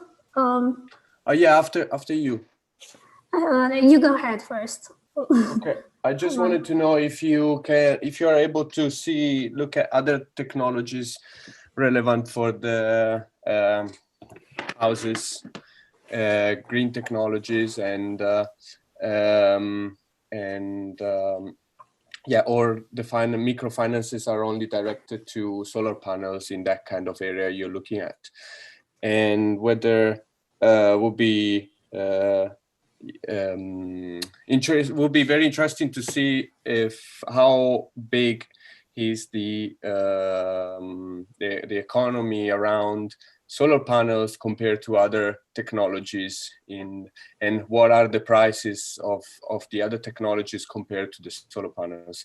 Maybe there are more valuable options to get greener energy, and that might have an impact on people choosing different options other than solar panels. Yeah. Okay. Okay, thank you. If I do not forget, just please remind me if I missed any of your questions. So one was that whether I'm observing any other green technologies or not. Okay. So the first of all, the main focus was the energy poverty. So energy poverty, that means it mostly focused on the household segment. So where you can use energy for different to get a different kind of services. So that was the perspective. So with household-based solar home system, you can get lighting service, you can get communication service. Now, this is one particular technologies in the off-grid areas where you cannot extend the grid. That means the national grid, basically. Now, the second part is, okay, solar home system is mostly used where the households, the density of the household are so dispersed. So that means it is not even possible to connect connect to the national grid because it is quite economically expensive. So another technology can come in into that process, which also provide grid quality electrification, that is mini grid or microgrid. But in that case, also that is also based on solar technologies or solar photovoltaics. But in that case, the density of the population, it is quite close, so it is not so dispersed as the households, the solar home system households. So the project I was focusing on are the data. Another part, important part was the data availability, because this is quite confidential data and it is sometimes quite challenging to get this kind of data on such a disaggregated level. So the project I got, or the project we retyped the data that is basically from the solar home system. And during that period, that means we covered 14 years. So during that period, the other technologies were not established as that time. So that means our study started from 2003. So 2003 to 2017, basically the 14 years. So in between, when I mentioned in one of my slides that in 2013, the project got its extension. That means the phase 2 was started. So in that phase 2, there are different new technologies were adopted. For example, mini grid and the solar irrigation and also street light. That is also important for the rural areas. Mm-hmm. So perhaps it was a little bit unfortunate for me because I didn't get the data. So that's why I have to focus mostly on the household-based energy, and that is basically on for the solar home system. Well, this is one part. And the second question is that, okay, the price you mentioned, obviously price is really sensitive information. So even it is not even allowed from that you can get this kind of data. But anyway, so the other part was that the mini grid and microgrid and the solar home system. So solar home system, it is termed as individual system, and the mini grid, it was termed as decentralized system. And the solar pump, it just mostly used for the irrigation purpose. So all have has different purpose basically. So it obviously it could have an aggregated impact on the total livelihood, but each of has its own purpose, I would say. But obviously, solar home system, it can only offer a particular household up to a certain level of energy. So higher the system or larger the panel, so you get more energy. So, but that is not even case for these poor people, because obviously we also got some larger panels, for example, 200 watt peak or maybe 300 watt peak. But due to we have 80% of the data that clustered between 50 to 55 or even more than a 75, something like that. So sometimes even the data analysis, the way the method we choose, it identifies those as outliers. So, but we didn't exclude those things because these are the real data, because there are also some customers, they can really afford those large systems. And some of them are also from farmers, because they have money, so they want to use large panels for their irrigation purpose. So they can afford it. So it basically depends on the customers and also on the project motive, what they are trying to do, and the commercialization objective of the market, basically. Hope I can address your question. Yeah, perfect. Yeah, thank you. Thank you. Thank you very much. Abeer, do you want to ask a question? Yes, please. So my question, like I mentioned, has nothing to do with the method for it. Yeah, exactly. Yeah. So I just wanted to know, because basically in terms of, do you have an idea in terms of the procurement on the donor side? Obviously, I'm guessing that they follow a standard. So obviously there will be certain standard they're following versus is there like some sort of policy by the government that they want to sort of push for local suppliers or manufacturers? So yeah, thank you. I understand your questions, and this is really important. Because of the time limitation, I couldn't even explain the project in detail. So as you mentioned, this from this kind of donor-based project, it has already a standardized procurement policy. But in case of this project, basically, when they have this commercialization perspective, so the Bangladesh project or the ITCOL project, they said that, okay, no, procurement has to be done by the partner organizations and the supplier. So that means not the project implementing agency, not the donor. They do not have they do not procure themselves. So there was a market. So this is basically a regulated market where you have like a group of suppliers nominated by the implementing organization or agency, and then we have a particular number of partner organizations. So they try to negotiate each other, and they procure whatever components they need to provide a solar home system service. So that means so this is how it is called market-based mechanism, because the price depends on the negotiation between the supplier and the PO, and then how the PO price the solar home system to the customers. So this is how the whole market-based concept comes in that way. But obviously it is also different from Kenyan project. So they have basically a fixed procurement policy from the donor. So they always do that in that way, if I'm not wrong. But they also adopted different kind of business model, basically. But Bangladesh case is quite specific, because I read like a couple of things, and also they said that, okay, no, we do not have any particular procurement. And also this is not a part of the government project, basically. This is mostly from the World Bank. So basically World Bank like gives the fund to Bangladesh government. Obviously there is a like international policy fund policy, the donor development policy in that way, but government do not intervene in the market. So that's why I mentioned in one of my slides that in 2014, basically, government initiated a new project that is developed by them. And that was a quite like a contradictory approach, because in one hand, you have this commercial market, which was already established, which was getting established, and you have already now introduced a new program. So that means there was a little, so one paper I read recently, it came out. So it said that the customers, they default, because once you have this free system, so they do not want to pay for the whole system. So that was a contradiction, basically, from the government and also the implementing agency. So this is what I can say for your question, basically. Okay. Thank you. Thanks a lot, Rafia. Thanks for the very interesting presentation and for covering extensively our questions. I hope I could address. I will hand it over to Abeer now, so we can move on with the next two presentations. Thank you, Bernardo. So we're missing our friend Joyce, who was supposed to have a presentation on as part of the SPRU Serendipity project. Her presentation's title was Disease of the Rich and Disease of the Poor. Too bad we're missing that one. I was actually looking forward to it. But hopefully next time we'll see what's happening on that front. But for now, Bernardo is going to present his presentation on the structural change in Ghana, and he is using a network-based approach. So up to you, Bernardo. Thank you very much. I hope you can see the presentation. Yes, it's clear.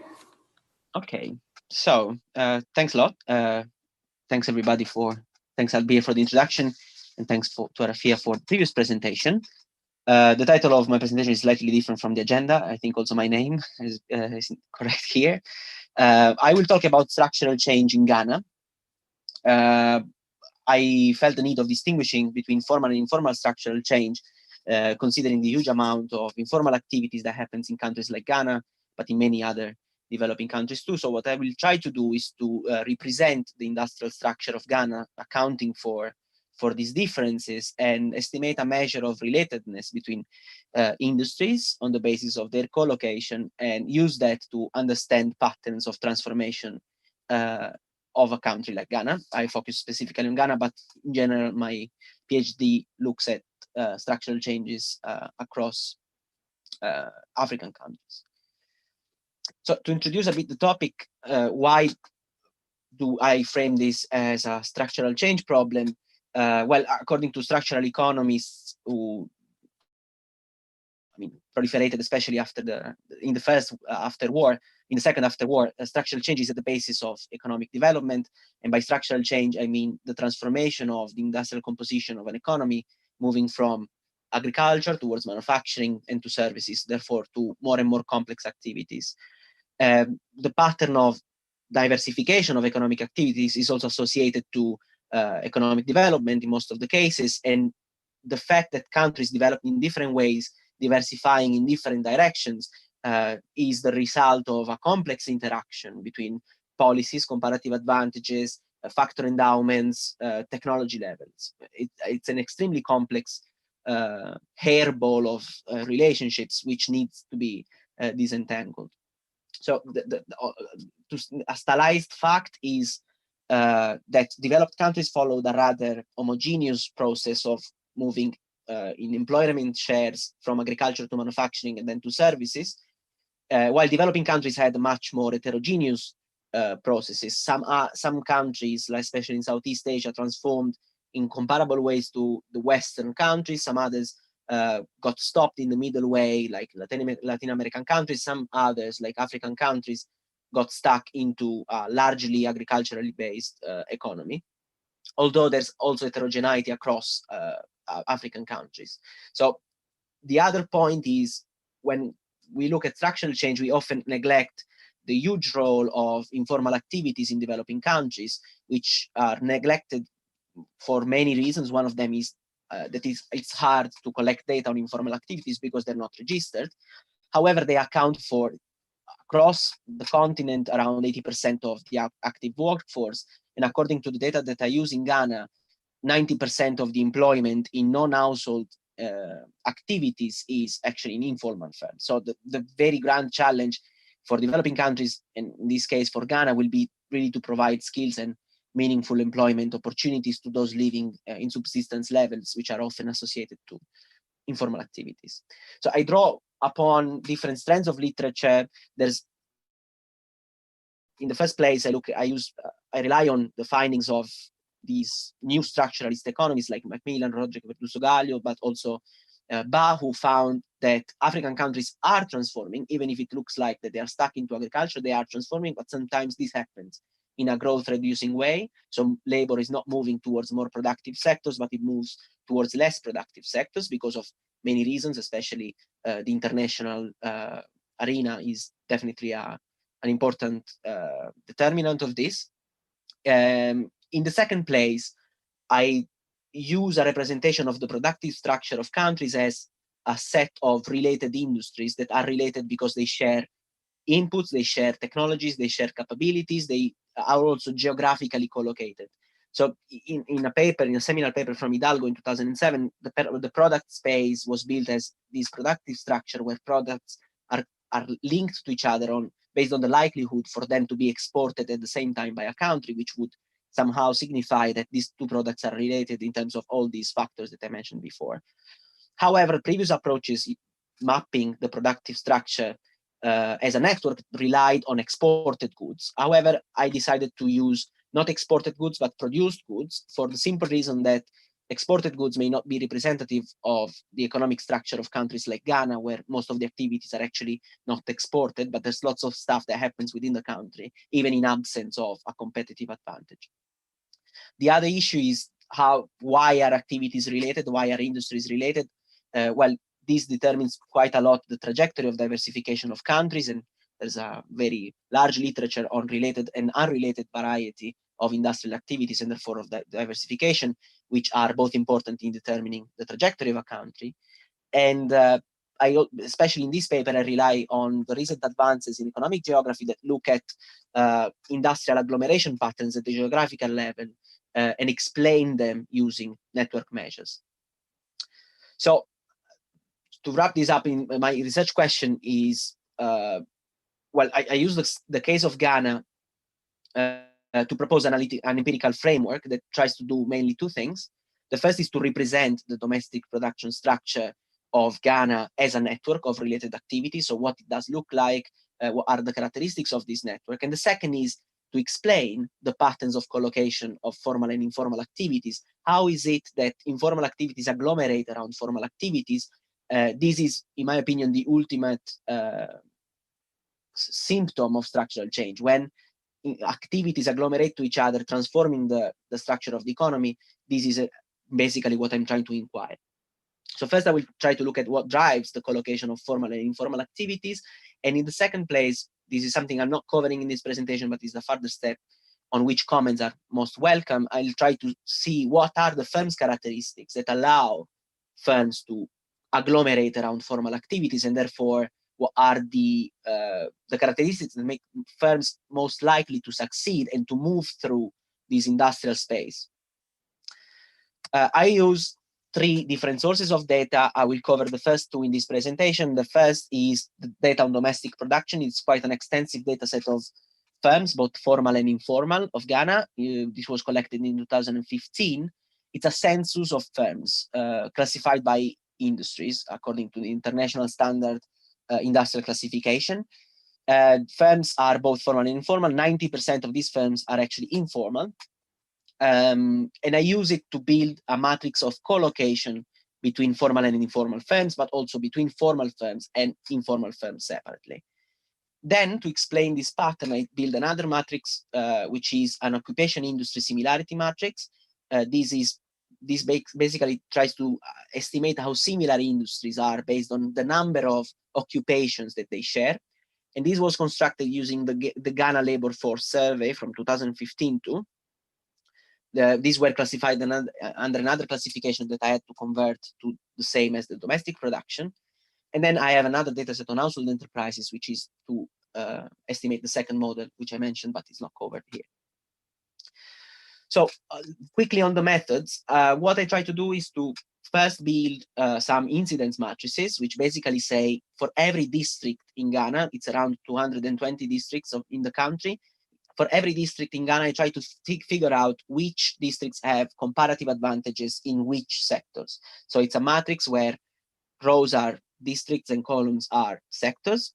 And there's a 1 in the cell of the matrix if the district has a comparative advantage in that specific sector. I measure revealed comparative advantages using the Balassa index, which basically says that if a country employs, actually the Balassa index was used for exports originally.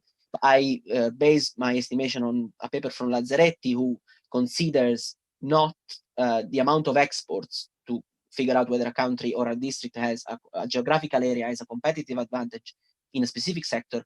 I look at employment. I use employment in specific sectors because I think it's probably what is most relevant if one wants to think about structural change as changing in the employment structure of a country rather than the export structure.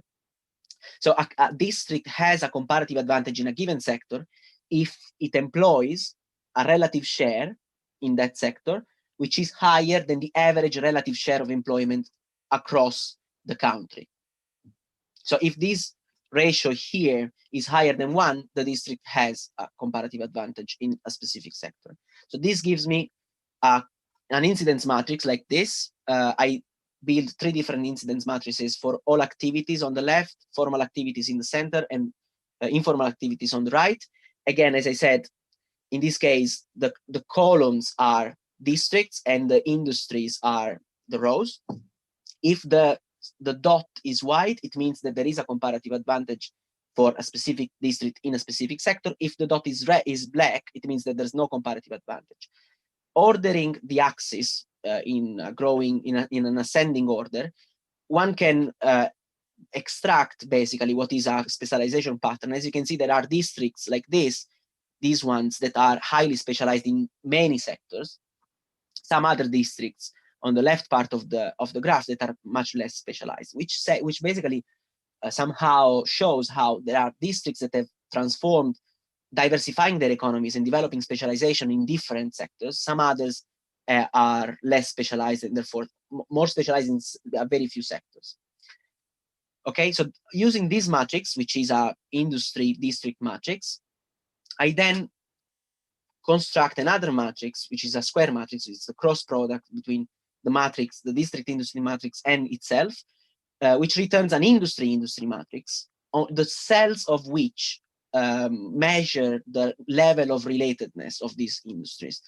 The number of times in which literally a given industry is observed as a comparative advantage for 2 different districts.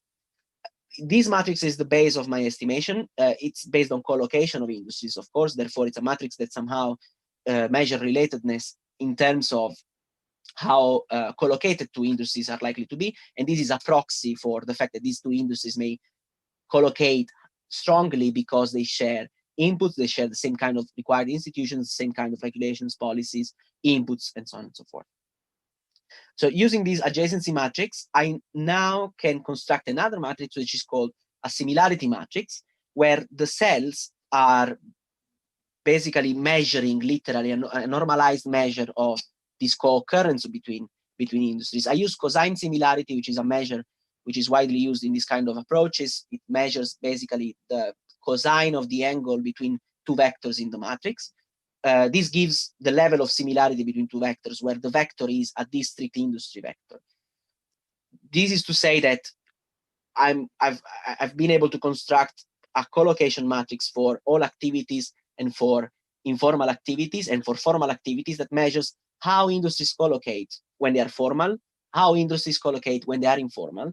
And also I've been able to construct another matrix which basically measures how industries collocate if they are informal to formal industries, and how industries collocate when they are formal to informal industries, which gives an idea of how informal industries somehow agglomerate around a pole which is made of formal industries and the other way around.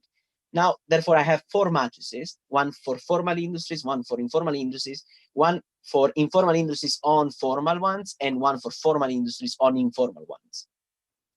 And I use these measures to try to understand what explains the pattern of agglomeration of informal industries around formal ones.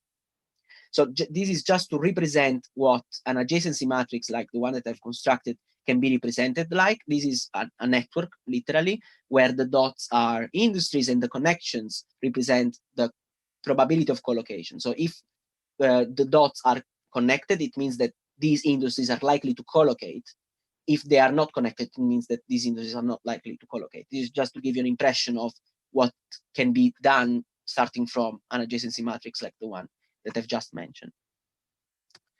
Okay, so now I use these measures in an econometric setting. The disclaimer I had to do in the very beginning, which is something I do every SPRU forum, is that this is a very work in progress. And I keep saying this, it's been 3 years now, but this is really a work in progress. And this is an exploratory model to understand the relationship between these collocation measures and these similarity measures.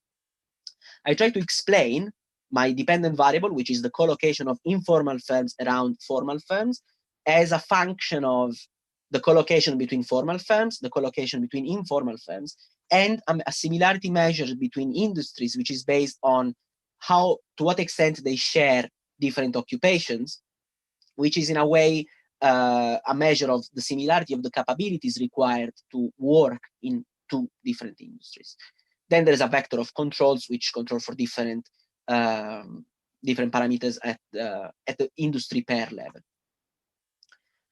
Okay, so I will illustrate the preliminary results, which I really want to stress that they are really preliminary. This is just a correlation matrix which shows how the correlation between there is a correlation between how informal firms agglomerate around formal firms and the measure of correlation of similarity across informal activities.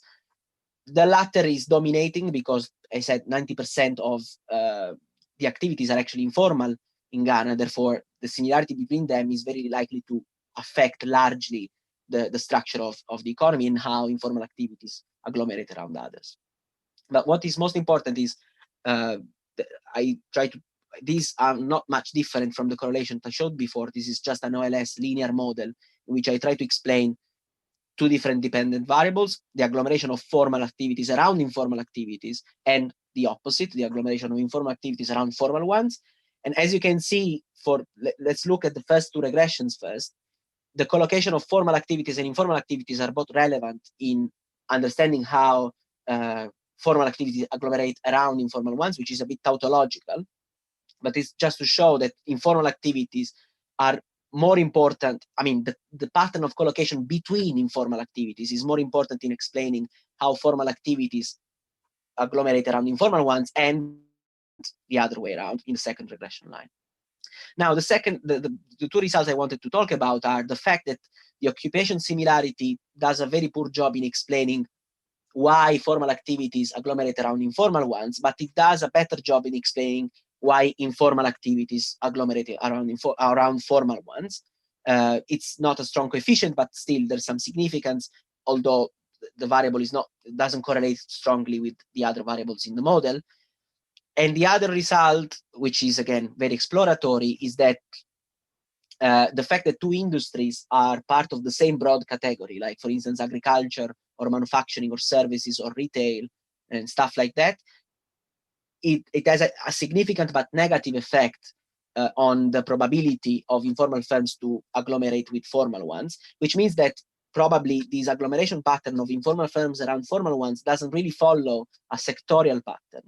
It means that these informal activities that agglomerate around formal ones could be services agglomerating around manufacturing activities, which is interesting and gives ways ahead to be explored, because in a way it tells how this needs to be disentangled at the sectoral level, but gives an idea of how the fact that there may be, for instance, a manufacturing firm, which is a formal one, may give rise of the surge of many informal activities around it, like retail services and stuff that kind of feeds into the formal pattern of agglomeration.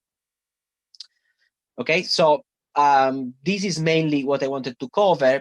I will move to the further steps, which is what I'm literally working on in these days. What I've tried to do is to explore how these patterns deploy and how relevant it is, the pattern of agglomeration of formal and informal activities, in determining the attraction between these two.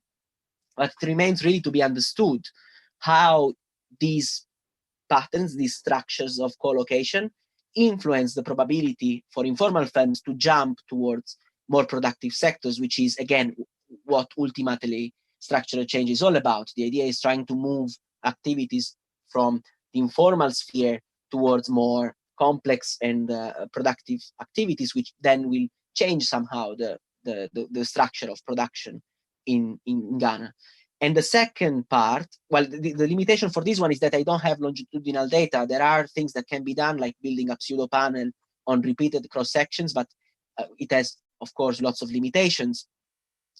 But I'm still thinking about how this can be done, because I think it's a very interesting way ahead to be covered. And the second part is to understand how informal firms agglomerate around formal ones within the same sector and across sectors. So explaining more in depth the drivers of these agglomeration patterns, which are captured by the similarity matrix between informal and formal activities. I think that will be all. Thanks a lot for your attention. And yes, that's it from my side. Oh, thank you, Bernardo. That was very interesting. We're now taking questions. So do we have any questions on YouTube? From YouTube, not yet, but I would have 2 questions. Sure, please, go ahead. Yeah, thanks so much for this presentation, Bernardo. It's really not my field, so I have maybe some more context questions for you. One would be, like, I have an intuitive understanding of what an informal organization would be, but what, in your data set, how do they differentiate or like define formal versus informal? That would be my first question. Yes, thanks, Devon. That's definitely a point, which is not set in stone. I used the definition given by the Ghana Statistical Office of formal and informal activities. So informal activities are those who don't have any registration to the government in any recognized agency and that don't hold any formal accounts. So this is my definition. I inherited somehow by those who collected the data. I, of course, can change this definition to my pleasure because I have information of to what specific agencies the formal firms are, the informal firms are registered. For instance, the Ghana Statistical Office doesn't consider as formal activities that are registered only to the municipality, for instance. If they are registered to something called the RCA, which is the Ghana Registrar Committee Advisors, I can't remember now the acronym, but this is the main agency that basically obliges firms then to pay taxes. The fact that they have to hold informal accounts, I think, is more, they have to hold formal accounts is probably more reliable in defining what an informal firm is.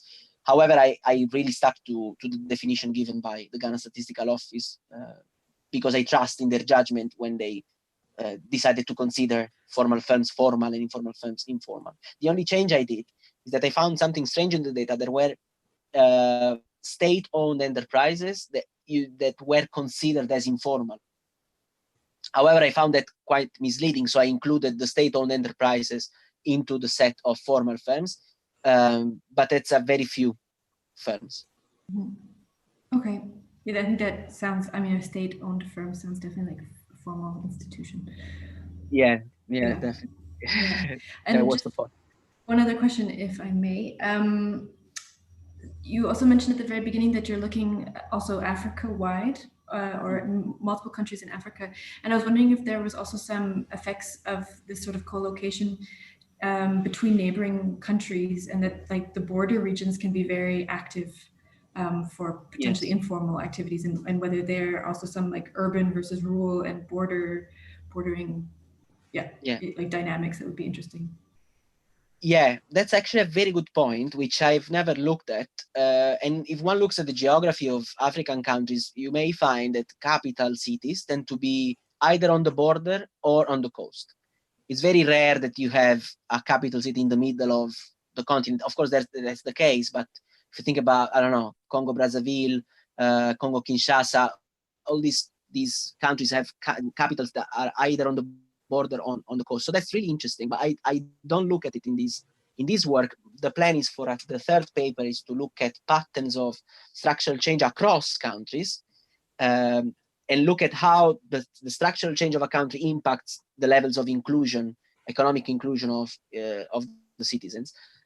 But this is a completely different approach. It doesn't rely on collocation of industries. It relies more on aggregate measures of structural change at the geographical level, and then how this impacts the levels of inclusion within the geographical area.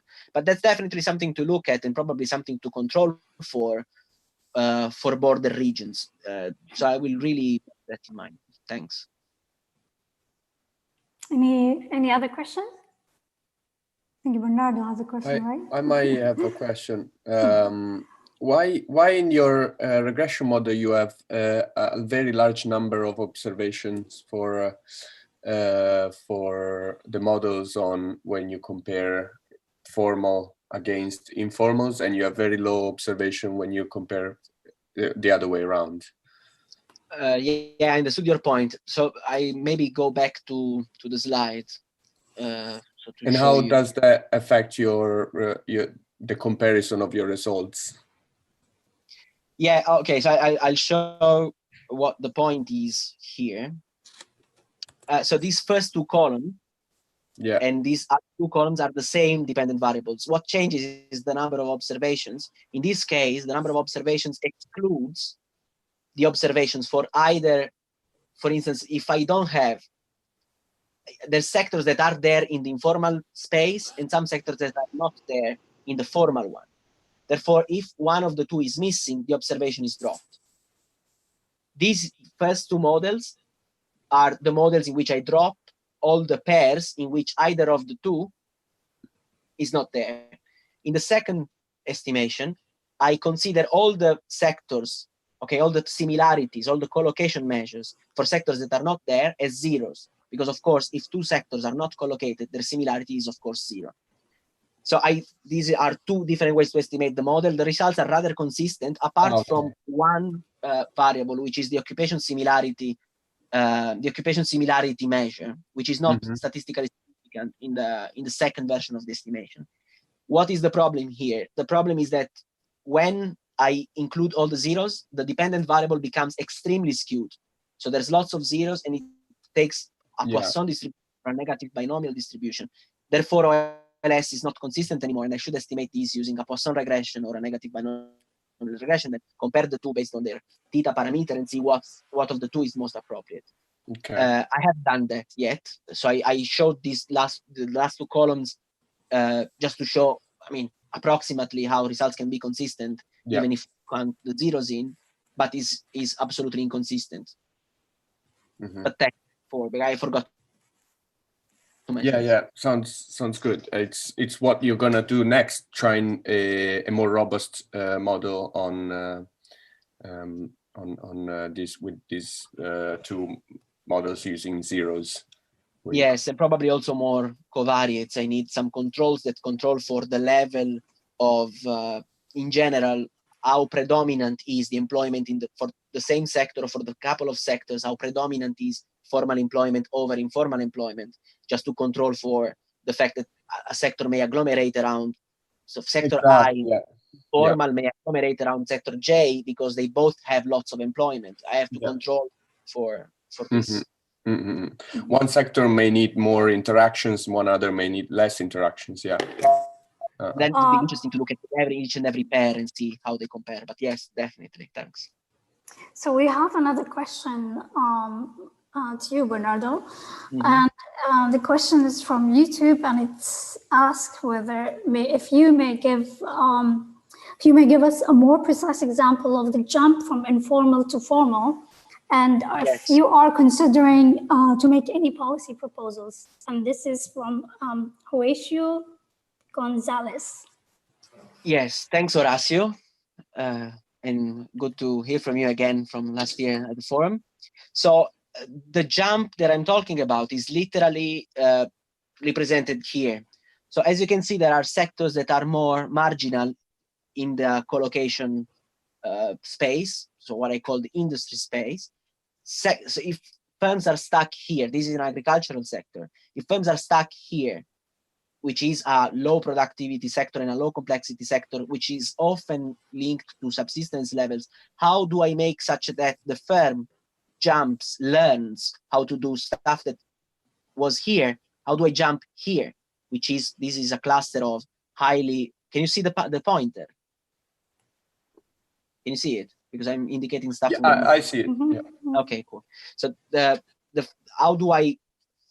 what does predict the probability that a firm jumps from a marginal area of the industry space, and the margins are those that are least connected to the rest of the space, to a more connected area of the space? A more connected area of the space means that there are more technological opportunities in that area of the production space, because these are sectors that tend to collocate with others.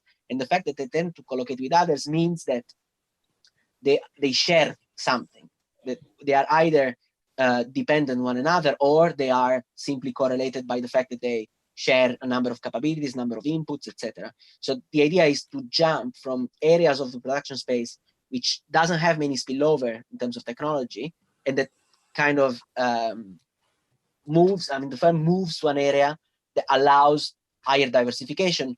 Why do we care about diversification? Because it's the ultimate driver of what structural change is. Whether this is a driver or a consequence, well, this is debatable, but still they are associated. I hope that answers the question, Horacio. Probably answered. Second feedback. Okay, thank you, Bernardo. I think we don't have any more questions, or if we do, we will hopefully have some more time at the end of the session. So let's move to your presentation, Loic. I don't see you in here, but yes, I'm here. Yes. So please go ahead. Do you see my presentation somewhere? Oh. Should I just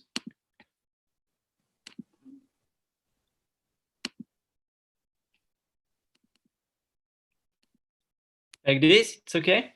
Yes, we can see you now. Okay, perfect. Hi, everyone. So thank you, Abeer, for introducing me, and thank you already to Rafia and Bernardo for their presentation. So I'm going to take you on a quite different subject. I'm from political science, so this is going to be slightly different, but still related in some points. So I'm doing my PhD at Université Saint-Louis, Brussels, in Belgium, and I'm almost halfway through my PhD, and I'm working on local governance and the non-emergence of renewable energy cooperatives in Wallonia, which is a southern part, a southern region of Belgium. So renewable energy cooperatives are present almost all over Europe, as you can see here on the map of Rescoop Europe. So we find most of them in countries like Denmark, Germany, or Austria, where actually almost 50% or even up to 70% of wind turbines are coming from renewable energy cooperatives in Denmark for the 70%. In countries like the UK or like the Netherlands, we also see more of them coming. And in countries like Belgium, France, for instance, they are emerging since 12 or 13 years. We used to have 2 of them until 2008 in Belgium, and now we have almost 30 of them all over the country. And in southern part of Europe, as in Portugal, Spain, and Italy, they are also on the rise, but they are still not very much present in Central and Eastern Europe, although we have some new projects coming in countries like Poland and Croatia. So why looking at renewable energy cooperatives to study local governance? Well, renewable energy cooperatives are interesting because they provide with renewable energy sources. So in that aspect, they help with the speeding up of the energy transition.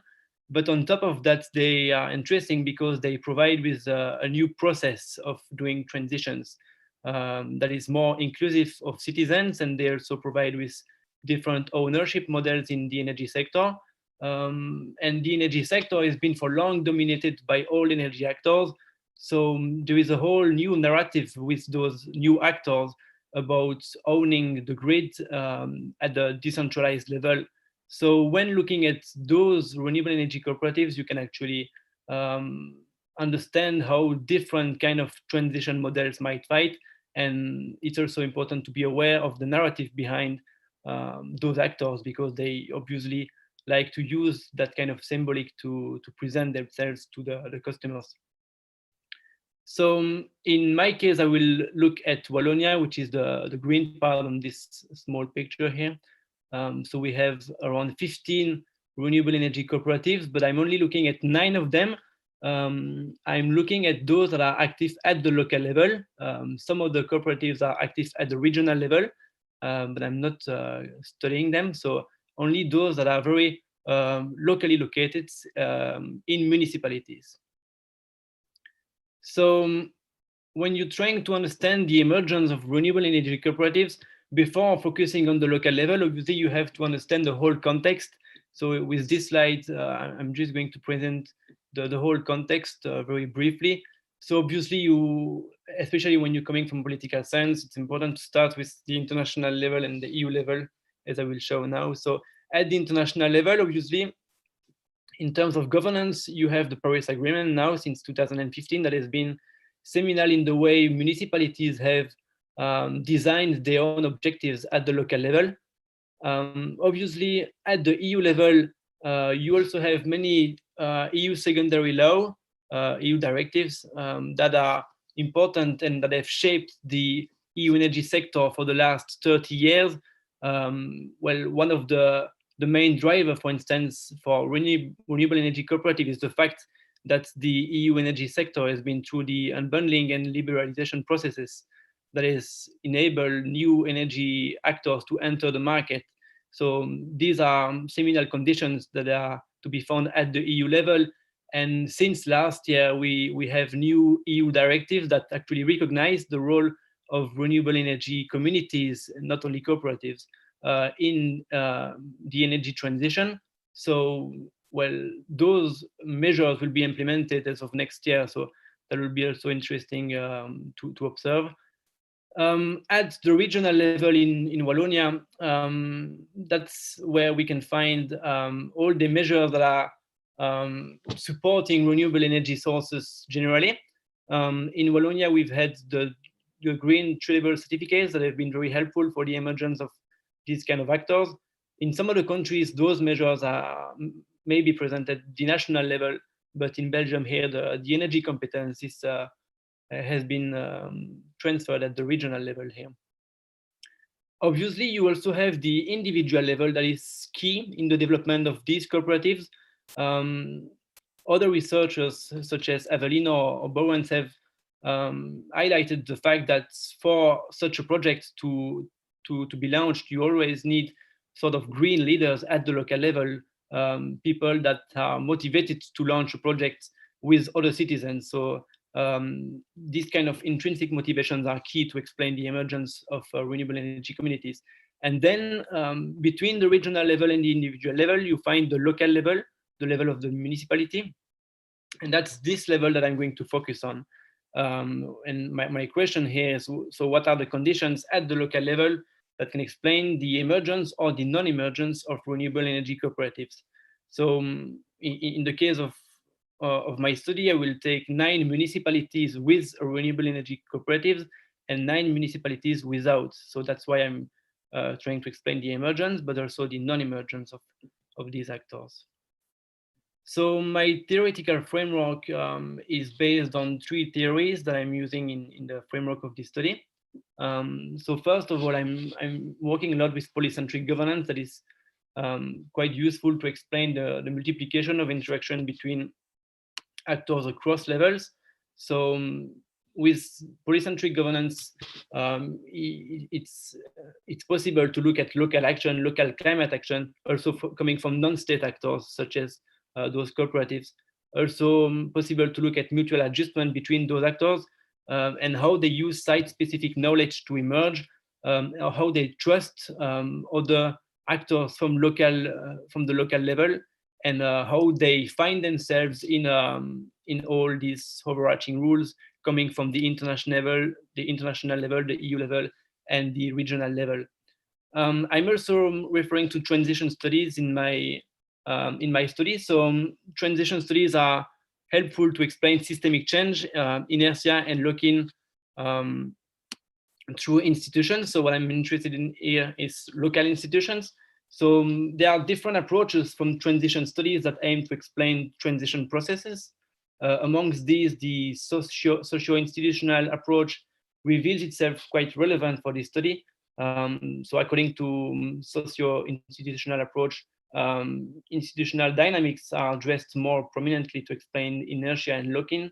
So this offers a strong potential to observe interactions between niche actors and regime actors at the local level. And finally, I'm also using the literature on orchestration to explain how international organizations actually steer local actors towards their objectives. So in this case, I'm more referring to the European Commission that, I don't know if you see it from like this, yeah. The European Commission that is trying to, there you go. Well, to bypass the national level to have those municipalities engaged in energy transition. So we will be talking about that a bit later in the next slide. So here's my research framework.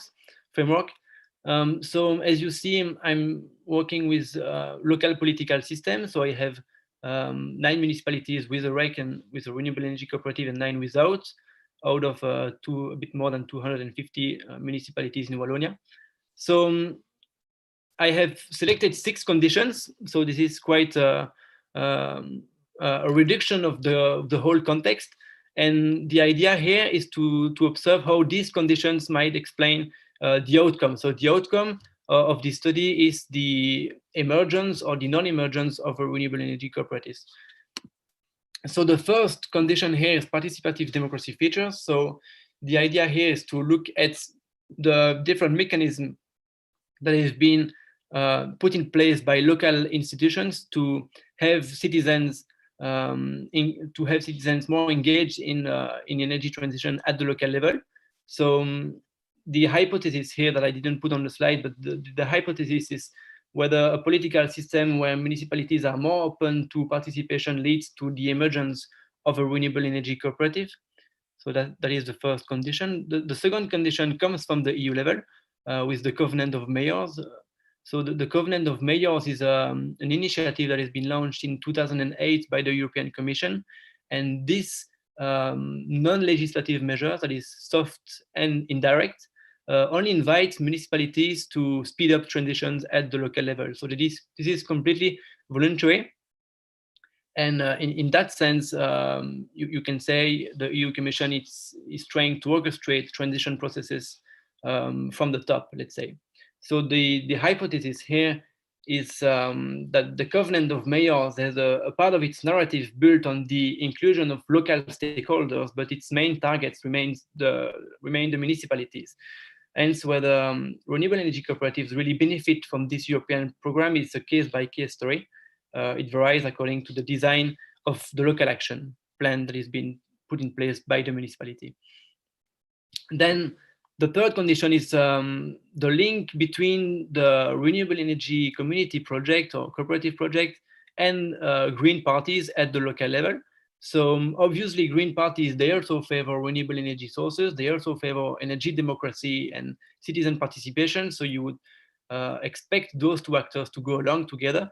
You would expect green parties to favor the emergence of renewable energy communities.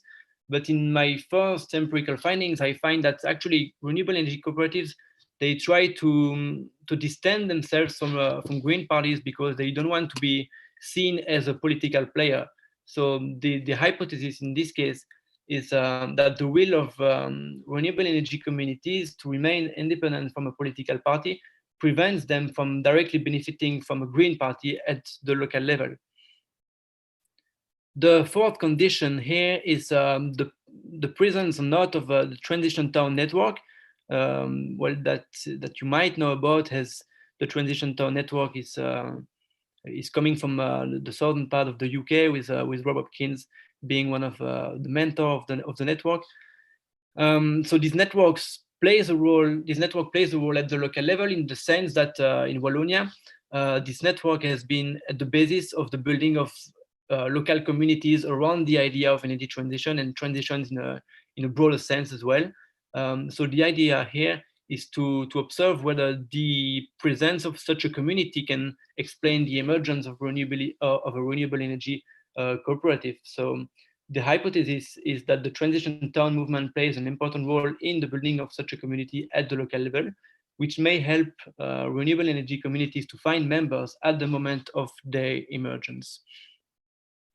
Then the fifth condition is the presence or not of an anti-wind turbine movement. So my first interviews with renewable energy communities suggest that this player plays a key role in the social acceptation of renewable energy sources. And this player is actually rather new in Wallonia. So it has been officially set up in 2017. The network seems to be quite big, almost 100,000 people in Wallonia, which is quite a lot, and very, very, very well organized as well, and growing. So I need to conduct more interviews with those actors to actually understand their network and the way they function. But the hypothesis behind this condition is that the presence of this network in the municipality is necessary and sufficient to prevent a renewable energy community cooperative, from emerging. Then the last condition is about the opinions of the opinions of local elected representatives on climate change. So here the idea is that the members that usually enter and launch a renewable energy community are in line with climate change science, which is a motivation to start a renewable energy community project. But that from a municipality to another, the knowledge about climate change at the level of the local council can be a condition that explains the outcome as well here. So that's the research framework, broadly speaking, and rather quickly. And the idea is to put those conditions in a QCA model. So this method, qualitative comparative analysis method, is useful to look at the interactions between those different conditions. So the idea here is to see whether through these different cases, there would be some configuration of conditions that could explain the outcome. So I'm not talking about causality here, I'm more talking about the presence of some conditions in a specific configuration that could explain the emergence of a renewable energy community.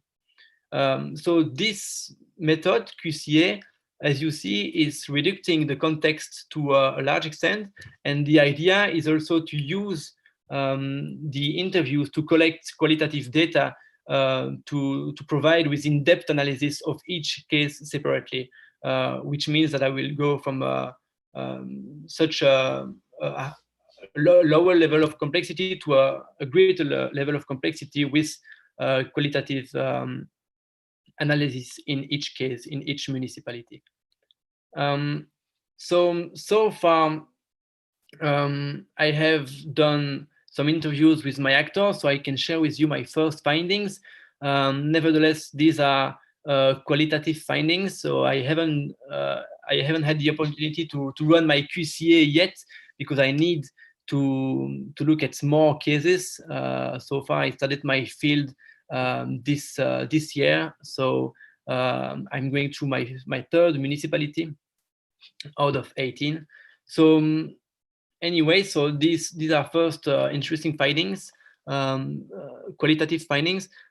So first, what is interesting to observe is that for renewable energy cooperatives, it's quite difficult to navigate through local politics in Wallonia. So what they seem to say is that they avoid partisan political fights in order for them to be allowed to be positively welcomed by the municipality. So that's an element that always comes up in interviews.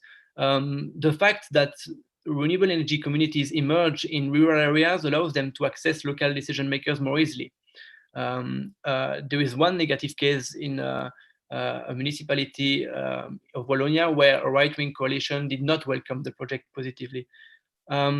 Renewable energy communities, they tend to avoid being linked to a green political party in order for them to avoid partisan political fights. So that is quite similar to the first element of this slide. And to be supported by green parties prevent them from an easy access to local decision makers. But there is a negative case when green parties actually lead the local council. Then in this case, for the renewable energy cooperative, it's interesting to get involved with the green party. So as you can see, it's quite tricky to build such a project at the local level because the project is often seen as entering in competition with local politicians. So they have to conduct the emergence of the renewable energy cooperative in a quite difficult manner.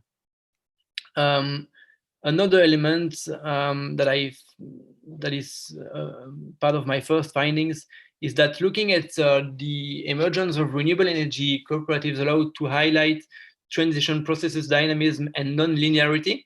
So unlike my arrows assumed in my previous slide, actually the relation is much more dynamic than I thought. So renewable energy communities do not always benefit from the covenant of mayors or from local participation. For instance, they also explain why municipalities sign the Covenant of Mayors or develop more participative mechanisms centered on transition-related topics. That means that in many cases, those renewable energy communities or cooperatives, I use both terms actually, so they're the same. They pop up in some municipalities, and when they arrive, most of the time they are one of the first local climate action, and the municipality looks at those actions as interesting actions. So they go and meet those people and ask them, well, what can we do to speed up transition processes at the municipality level? And then as a result, they would sign the Covenant of Mayors, or they would organize a local council with citizens to speed up transition at the local level. So that comes as a result of the cooperative. A third finding is that the anti-wind turbine movement might be the only condition that is in itself explaining the outcome. For the rest of my conditions, there is always a configuration of condition that explains the outcome. But for this condition, it seems that in itself, it can explain the outcome as well. And another interesting element that I found out is that this movement is usually launched if wind turbine projects appear and is growing in Wallonia. So they are never present before any kind of wind turbine project. So these are my first findings. Rather quickly, well, some of them. So in terms of future challenge, well, it will be obviously to conduct future interviews during the lockdown, which is not so easy because well, local politicians are quite busy at the moment with organizing the lockdown at the municipality level. So it's not possible to meet them, and it's not easy to organize meetings online either. So that was it. I will be happy to listen to your questions, and thank you for your attention and for the organization of the forum as well.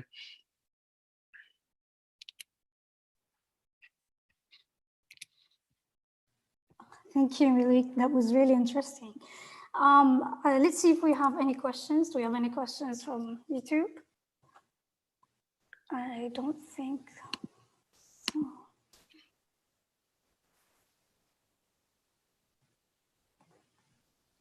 No, we don't from YouTube, but I have one, so Okay, I can please. the dances. Mm-hmm. Thanks, like this is a really interesting presentation. I'm actually in Brussels at the moment, so I feel the European thing at the moment. The question is regarding actually the multi-level perspective, which is super interesting, and I think it really clarifies the different levels of decision making in the implementation of policies like this one, the one that you discussed.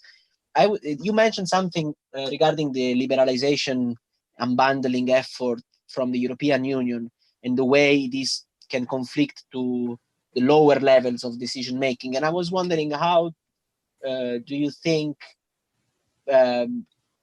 intermediate and lower levels resist the liberalization effort from the European Union, and why there are so many misalignments? Why would it be such a priority at a higher level, like the European level, and not at the regional level, besides the fragmented politics of local, regional, national levels? Yes, thank you for your question. It's a tough question, actually. I have two answers, let's say. Well, first, if we focus on Wallonia, I'd say that they resist those processes because most of the time the DSO, so the distribution system operators in Wallonia, they've been owned by the state and by Electrobel together, and mainly by municipalities. So we have a lot of actors that want to remain in power in the electric sector, because obviously those actors, they provide with a lot of money for municipalities. So I'd say that at least for the distribution part, they want to keep the system closed, and now it's too late, obviously, for the supplying part and for the producing part. at least in Belgium, even though you could argue that the market is still very much dominated by just one or two actors in Wallonia, being NG, Electrobel, and EDF Luminus. So it's still tough actually for new actors to enter the market, but it's okay in Belgium. It's not the worst case. But the second dimension of my answer is that if you start looking at all the member states of the EU, which is what I did, because at the beginning I was planning on doing a comparative analysis between municipalities across different member states, and I included Portugal in my case in the beginning, and I did some field in Portugal back in September 2019. And in Portugal, they don't have the same level of implementation of these liberalization and unbundling processes. And when you go there, then you realize how much the electricity market is still very much dominated by one actor, EDP. And they basically close the market for any new entrants by different sorts, different mechanisms that are put in place to make it very difficult for new actors to enter the market at the local level. So this is the second dimension. So from one member state to another, the implementation of these EU measures is very different. And in Wallonia, it's actually not too bad in comparison to other countries. Okay, thank you very much. I think we still have one more question, which we have from YouTube, and the question is, how do you distinguish between the local and regional cooperatives? Yes, thank you for the question. So, regional cooperatives here in Wallonia, they have projects all over the territory. So they have wind turbines in some municipality, and they have wind turbines in other municipalities. So they don't really respect the principle of the territory. They respect other principles that explain the cooperatives, the fact that anyone can join it, for instance. So that's for the cooperatives that are active at the regional level. And those that are active at the local level, they usually respect the territory principle. So they try to organize their activities and their projects very locally on a very specific territory. That territory is not always the same territory as the municipality. Sometimes it's a bit broader or a bit smaller. It depends on the project.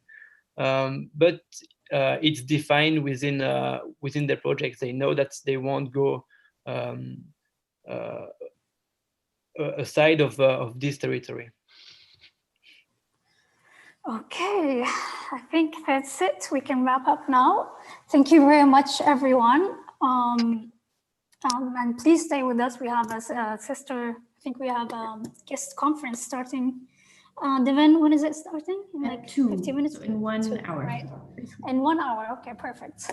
Yeah. So thank you, everyone. Thanks a lot. Thanks, everybody. Thank you. Well done, everyone. Good job. Thank you.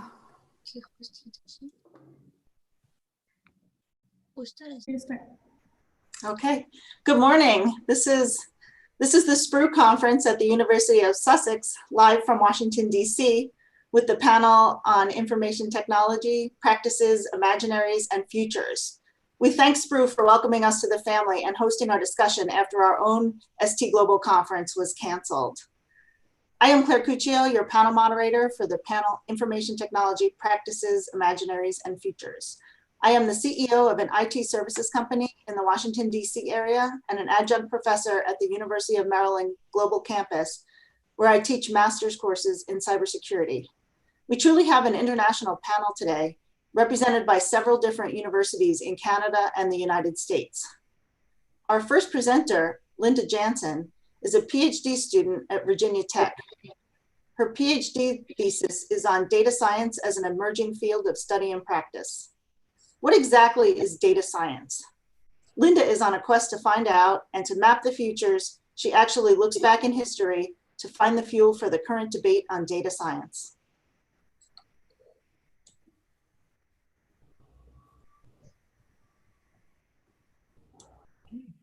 Well, thank you, Claire. It's wonderful to have the opportunity to be part of this forum. As Claire said, in my research, I use the tools of science and technology studies, or STS, to examine data science as an emerging field of study and practice. At this stage in its development, At this stage in its development, data science lacks a consensus on the values, norms, and standards that characterize more established fields. Despite the accelerating spread and intensity of data analytics in research, industry, government, and in our daily lives, policymakers and organizations continue to struggle to understand what data science is, how to access its expertise and hold it accountable, and how to cultivate its use and development in a sustainable way. Next slide, please. History is important to scientific fields. Those who write the field's history also help shape public perception and policy. Having a common history adds legitimacy, helps build communities and communications networks among members within and across disciplines, influences research programs, and mobilizes resources in pursuit of common interests. In this talk, I focus on the use of history and STS scholarship to challenge claims and to identify some of the debates taking place within the field of data science to inform future research and policy directions. Next slide, please. As you can see here, a keyword search yielded thousands of results and over 1 billion in google.com. Limiting the search to scholarly journals reduced the number somewhat, but still far too many histories to do an exhaustive literature review. What's interesting was not just the number of histories, but where they are found and in what format. These results include a variety of academic and professional journals, news and trade magazines, book chapters, podcasts, and even wiki books. Only one academic journal from the field of history had anything on the subject of data science.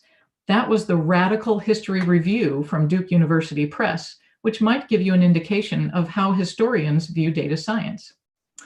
A complete survey of the literature is also complicated by the existence of many terms with similar meanings.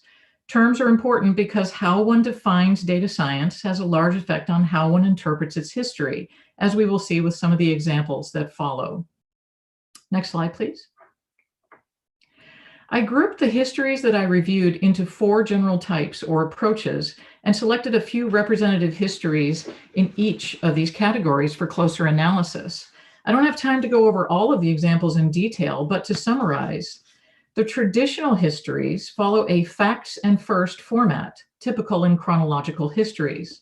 Each of the traditional histories I looked at appropriate the histories of other, more established fields to some extent. The choice of dates, people, technologies, and milestones reflects the author's views of data science and some of how data science views itself. For example, authors differ on the origin of the term data science. One cites John W. Tukey's 1962 essay, The Future of Data Analysis, while another credits Peter Nauer's 1974 book, A Concise Survey of Computer Methods. They also illustrate the struggle to define the boundaries of data science. Is it a separate and distinct discipline, or perhaps a combination of, or an extension of a more established field like statistics or computer science? Technical histories trace the development of data science in parallel with the technologies that enable it. These treat data science more as a set of techniques than a field of knowledge. Technical histories, like traditional ones, tend to lack context, such as the conditions under which the technologies emerged, and the worldviews and politics of both detractors and evangelists. For example, Sarah Tracy describes how modern technologies enable data science to be differentiated from other fields by authorities of scale, referring to the idea that it appears to be more authoritative than other forms of knowledge production by virtue of the unprecedented size of the data sets with which they work. The technical histories I reviewed assume that the field arose not as a social construction, but as the logical culmination of a series of technological developments. They portray data science as the product of demand and urgency in the face of an overwhelming force of nature, a deluge of data, and suggesting that the answer to the problems of technology is, of course, more technology. Domain-specific histories describe how data science has changed or furthered some other domain. Domain scientists, that is, scientists in fields of expertise other than data science, often identify as data scientists themselves. However, their primary field of expertise is emphasized and prioritized in this type of history.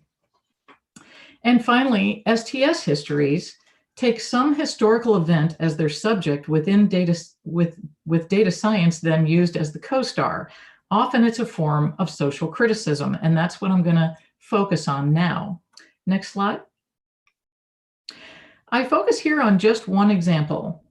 The paper, How to Respond to Data Science, Early Data Criticism by Lionel Trilling, which was written by Dr. Brian Beaton, himself a historian and an STS professor, in 2016.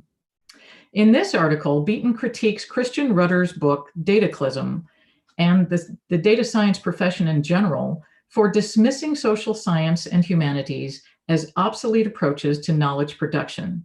Beaton compares the popularization of data science to that of cybernetics in the 1950s. He also compares the current controversy to the 1948 essay in which Lionel Trilling reacts to Alfred C. Kinsey's book entitled Sexual Behavior in the Human Male. This book was not only the subject matter of this book that was novel at the time in 1948, but also the large volume of scientific data contained within it, as you can see pictured in some of in the pictures here. It provided many readers with what might have been their first encounter with what we now call big data. Trilling charges Kinsey with what Beaton calls duplicative observation, framing his work as something new, as if Kinsey had discovered something never observed or known before. Trilling also calls out Kinsey's insistence on the scientific objectivity of his work and his denial of any subjectivity. Beaton makes a similar case against Rudder's book, which is about American social and romantic interactions. Christian Rudder himself is the co-founder of the online dating site OkCupid, from which he draws the data used for his book.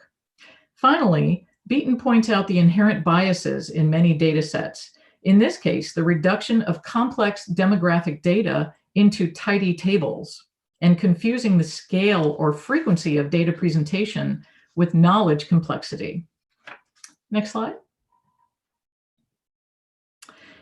These histories and the various interpretations among them illustrate some of the debates taking place in the field of data science today, some of which are listed here. These are the areas in which STS is uniquely suited to contribute to further research and inform policy decisions. This concludes my presentation. If you are interested in seeing a full reference list or in discussing any of these areas further, please feel free to contact me using the email address shown at the bottom of the slide. Thank you, Linda. How important is it to get to a common answer on what data science is? Is it a problem if academia and industry have different interpretations? That's an interesting question, Clara. At this point, I would say some scholars think that data science is going through this sort of storming and norming period where it's a healthy period of experimentation, where they're trying to find their boundaries and trying to agree. So it's not so important right now to agree on a definition or agree on what data science is, but it is important to establish these networks of communication so that we understand the dynamics. And especially if you're trying to make use of data science in your organization, it's important to understand at least the dynamics of the field. And that way you can put it to good use and not be deceived by some of the claims or expectations that are built up. Thank you. Our next presenter, Lena Harper, writes on a similar topic to Linda, only she is focused on information science. Lena is a master's candidate at the University of Ottawa, pursuing a degree in information science. She believes that defining data is a challenge for scholars, but the librarians can make sense of the data and help researchers find new ways to use it. Her presentation is called Information Scientists, Data Curation and the Evolving Role of Research Librarians, and is about data reuse and what the practice of data reuse could mean for humanities scholars and scientific discoveries. Good morning. Hello, everybody. Thank you for having us today. Thank you for having me. I'm so happy to be talking to you on behalf of the School of Information Studies at Ottawa U And today I'm going to talk to you about, as Claire mentioned, data curation and the evolving role of these information experts, librarians. Next slide. So why is RDM important? So RDM is understood to be research data management or data curation. So I'll be using these terms interchangeably. So to enable open data and make science truly open, the data we use to lay scientific claims in peer-reviewed journals need to be reproducible, transparent, and easy to find, as well as sustainable for future use as technology changes. So let's consider an example of the landing on the moon in 1969 as a sustainability example. NASA recorded over the high quality version of the landing on the moon to make room for some other data. So they only realized that they had lost this footage in 2006. So it took them quite a while, decades, and spent the next 3 years trying to find it.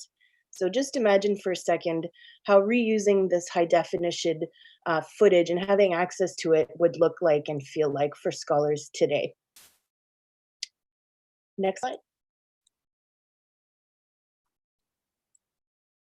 So my hypothesis and my motivation for the research, I'm in my very early career in academia and just master's level, but I'm hoping to find that librarians are information experts, or to somehow prove their use in the research life cycle. Information experts are professional and they're skilled at documentation, storage, archiving data, as well as the art and science of ascribing metadata principles to increase discoverability of documents. Embedding information experts in the research workflow may be key to making science open, knowledge accessible, and remixable. Next slide. So what is information science? Skilled at documentation, storage. Oh, I'm sorry about that. What is information science? So information encompasses people, technology, and information, and in the nucleus there, the information science. Next slide. A few definitions. Research data is a primary sources to support technical or scientific inquiry, research, scholarship, or artistic activities.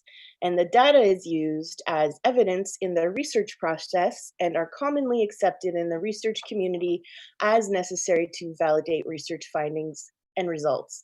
So often we've used the expression in academia, standing on the shoulders of giants. And so this is a little bit of an extension of that. This is that new generation of sharing knowledge and building upon knowledge from previous scholars. Next slide.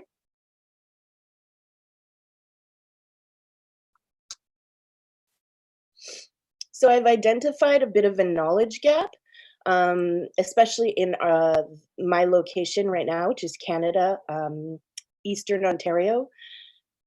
There's no comparable research on data sharing motivations among scholars in specifically the humanities discipline. It has been conducted in Canada to date. My methodology will be, and that's up to, I could be changing it as I pursue my research this summer. But for now, it's qualitative research approach using semi-structured interviews as the main data collection instrument. And just an interesting,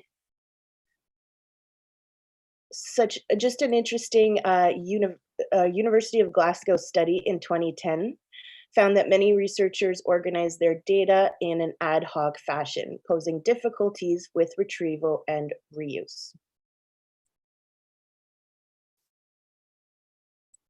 Next slide.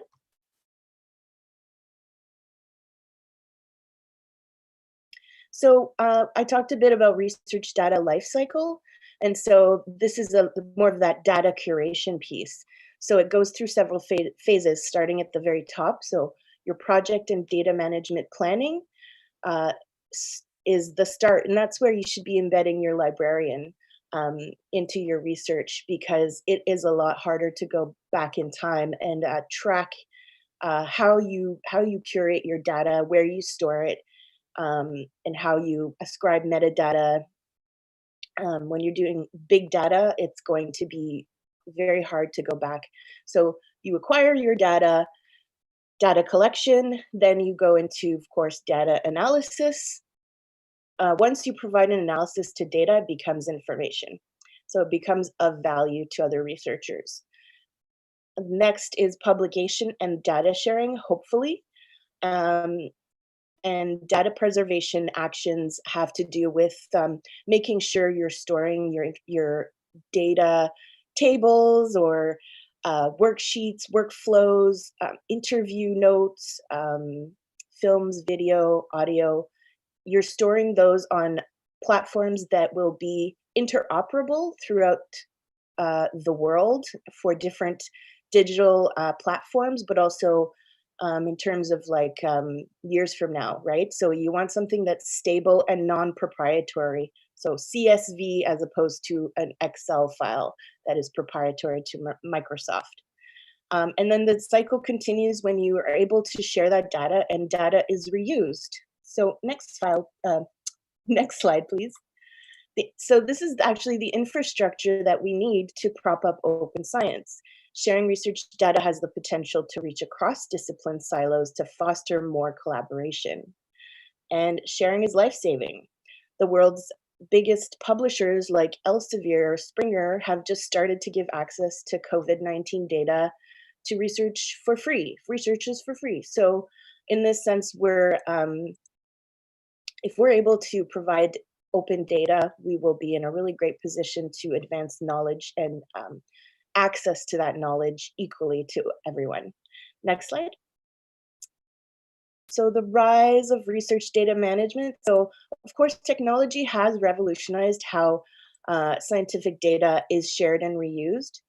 The digitization of big data and databases have made it easier to parse, organize, and compare large data sets. And I mentioned reaching across disciplinary silos again. So I will give you an example. Sharing and remixing data is already deeply ensconced in astrophysics or genomics. This is already old hand for those disciplines. There are other disciplines that struggle. An example would also be privacy concerns if you have biohealth information that you hesitate to share.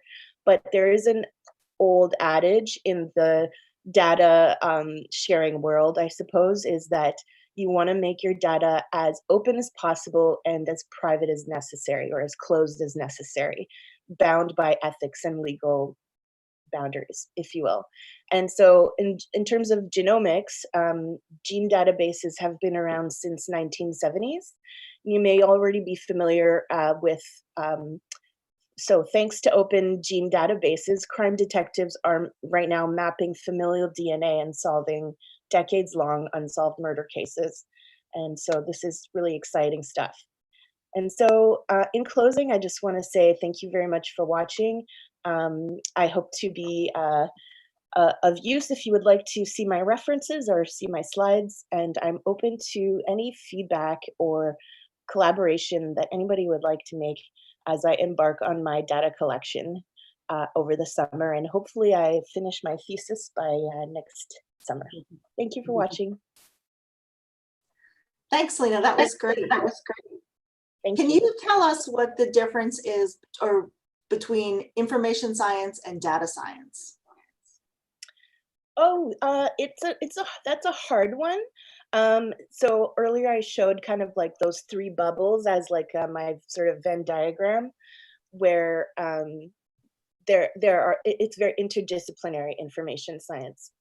Data science just has a few more variables, and they're depending on which area you choose to focus on, you're gonna be invoking other disciplines.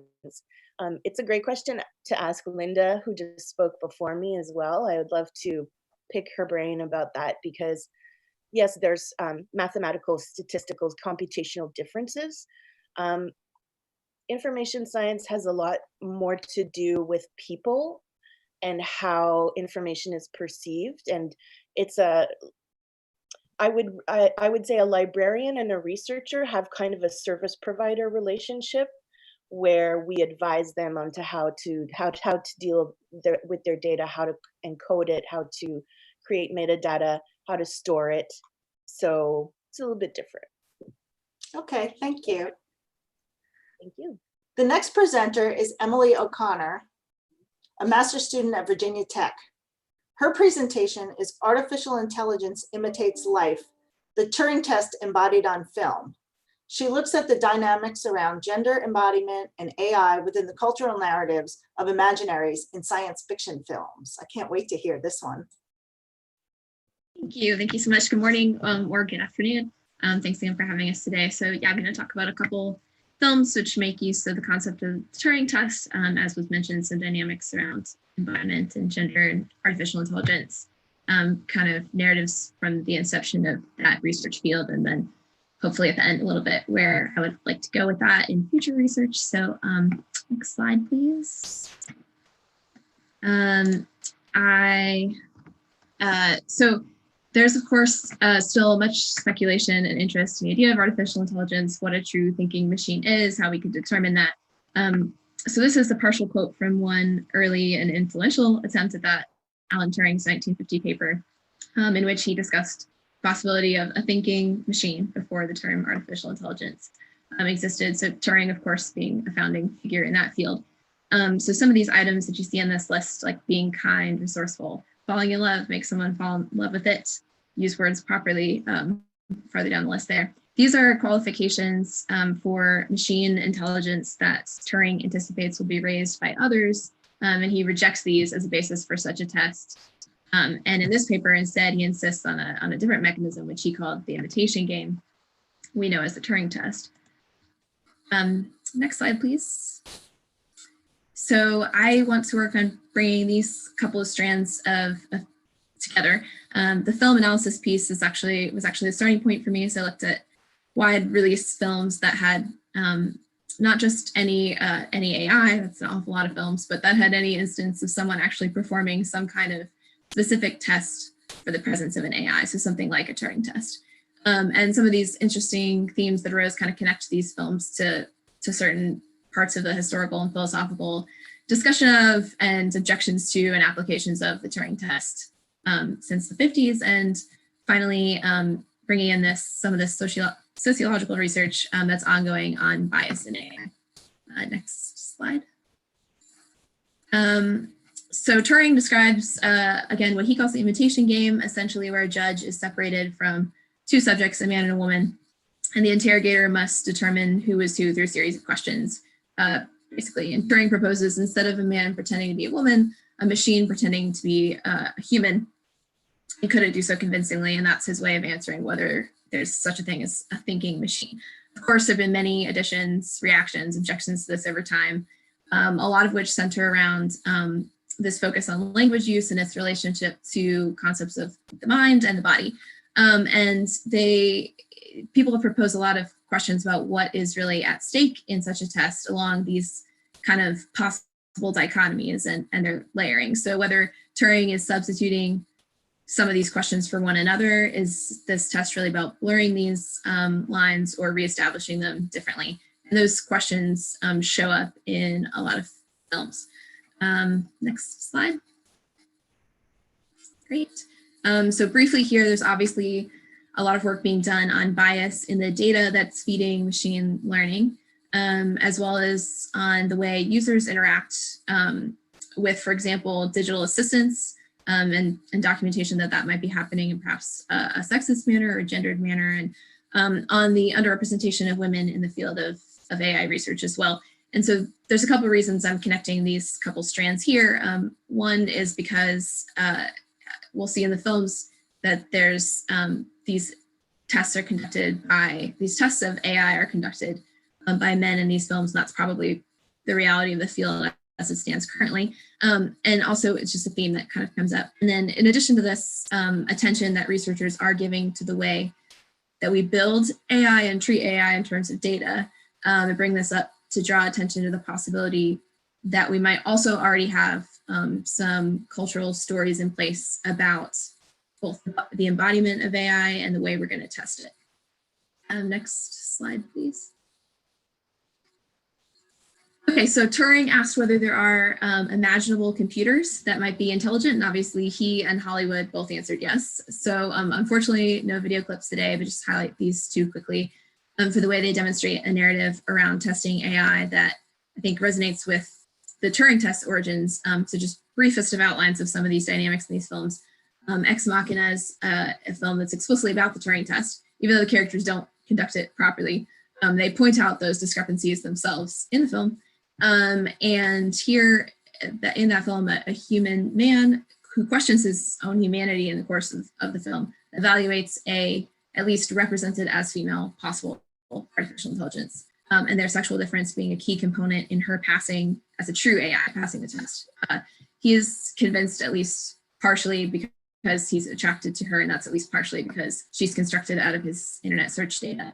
And then in Blade Runner, where thinking machines or replicants are uncovered by something called the Voight-Kampff test, which is a verbal question and answer that's reminiscent of the Turing test framework. Of course, the Turing test is intended to determine whether a machine can think.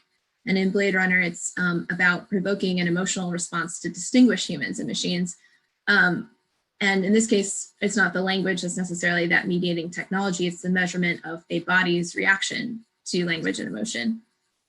That film is also based around a human male, debatably, since he might also be a replicant, and evaluating another represented as female AI and his sort of understanding of her internal sense of existence. So that's far too simplistic, but both raise some questions about the idea of, in order to pass our tests for AI, what kinds of bodies does the AI need to have, and or do we need to imagine that they have?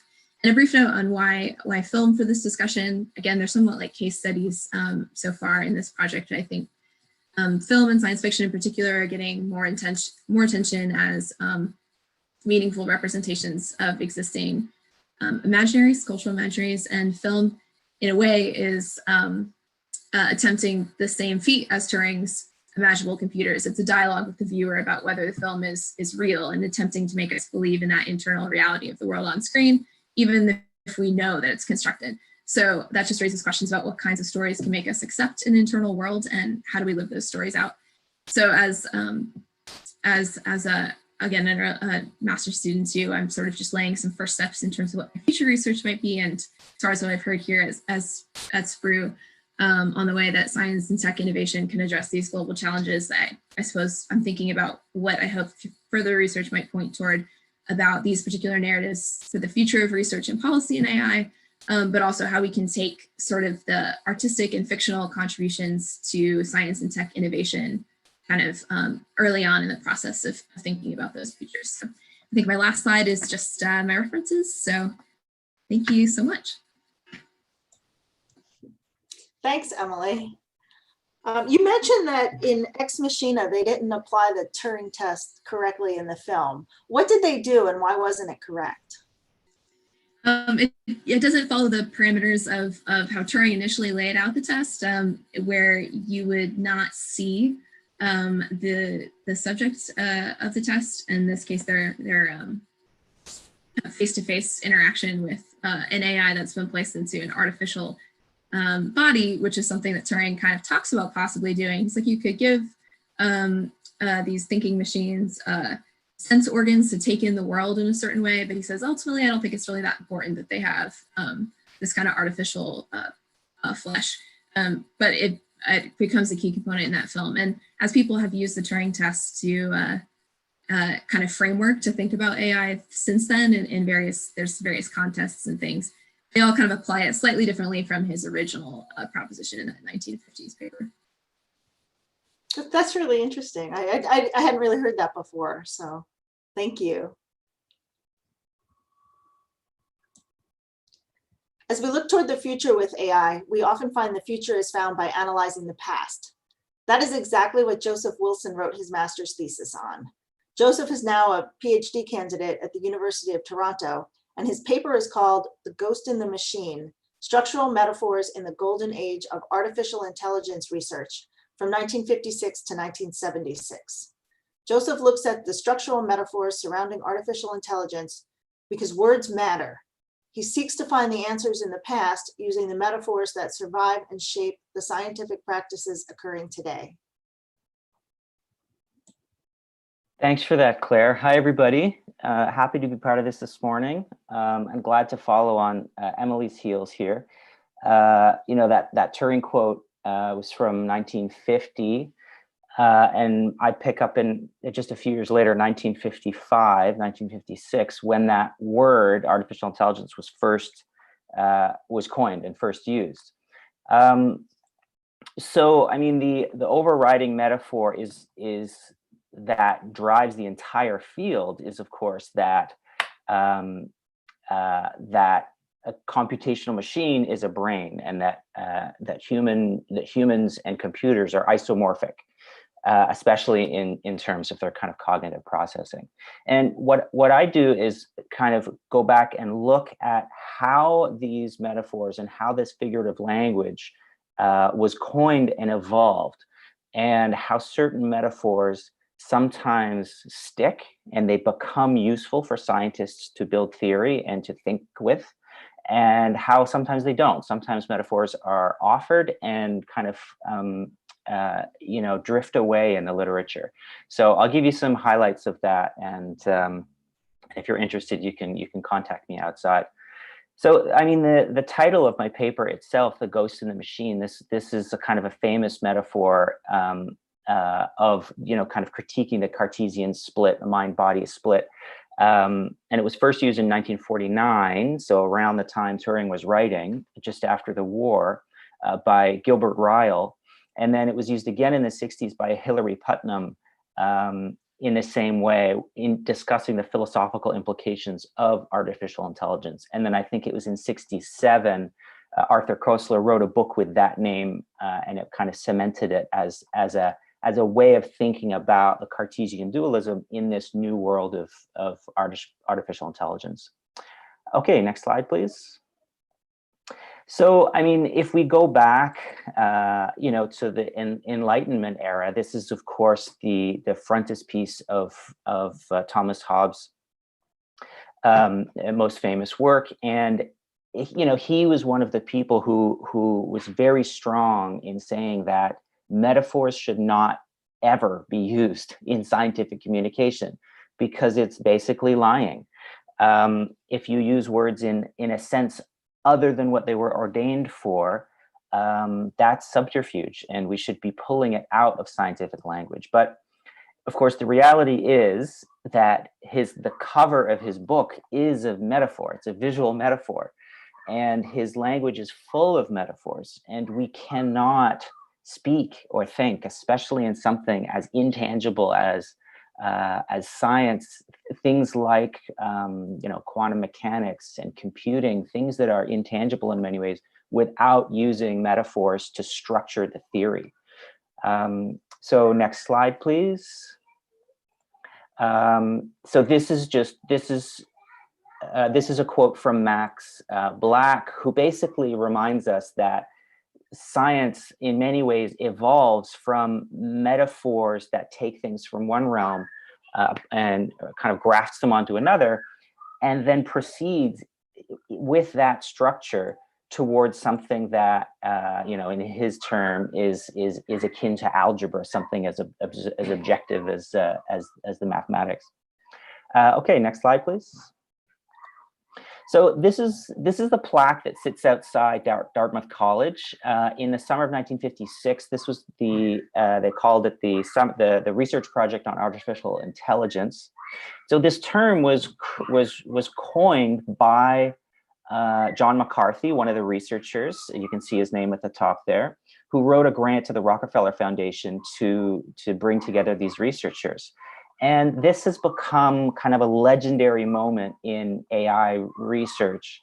This was the naming ceremony, as we would say in anthropology, right? This was the moment that has become, looking backwards, the moment, right? And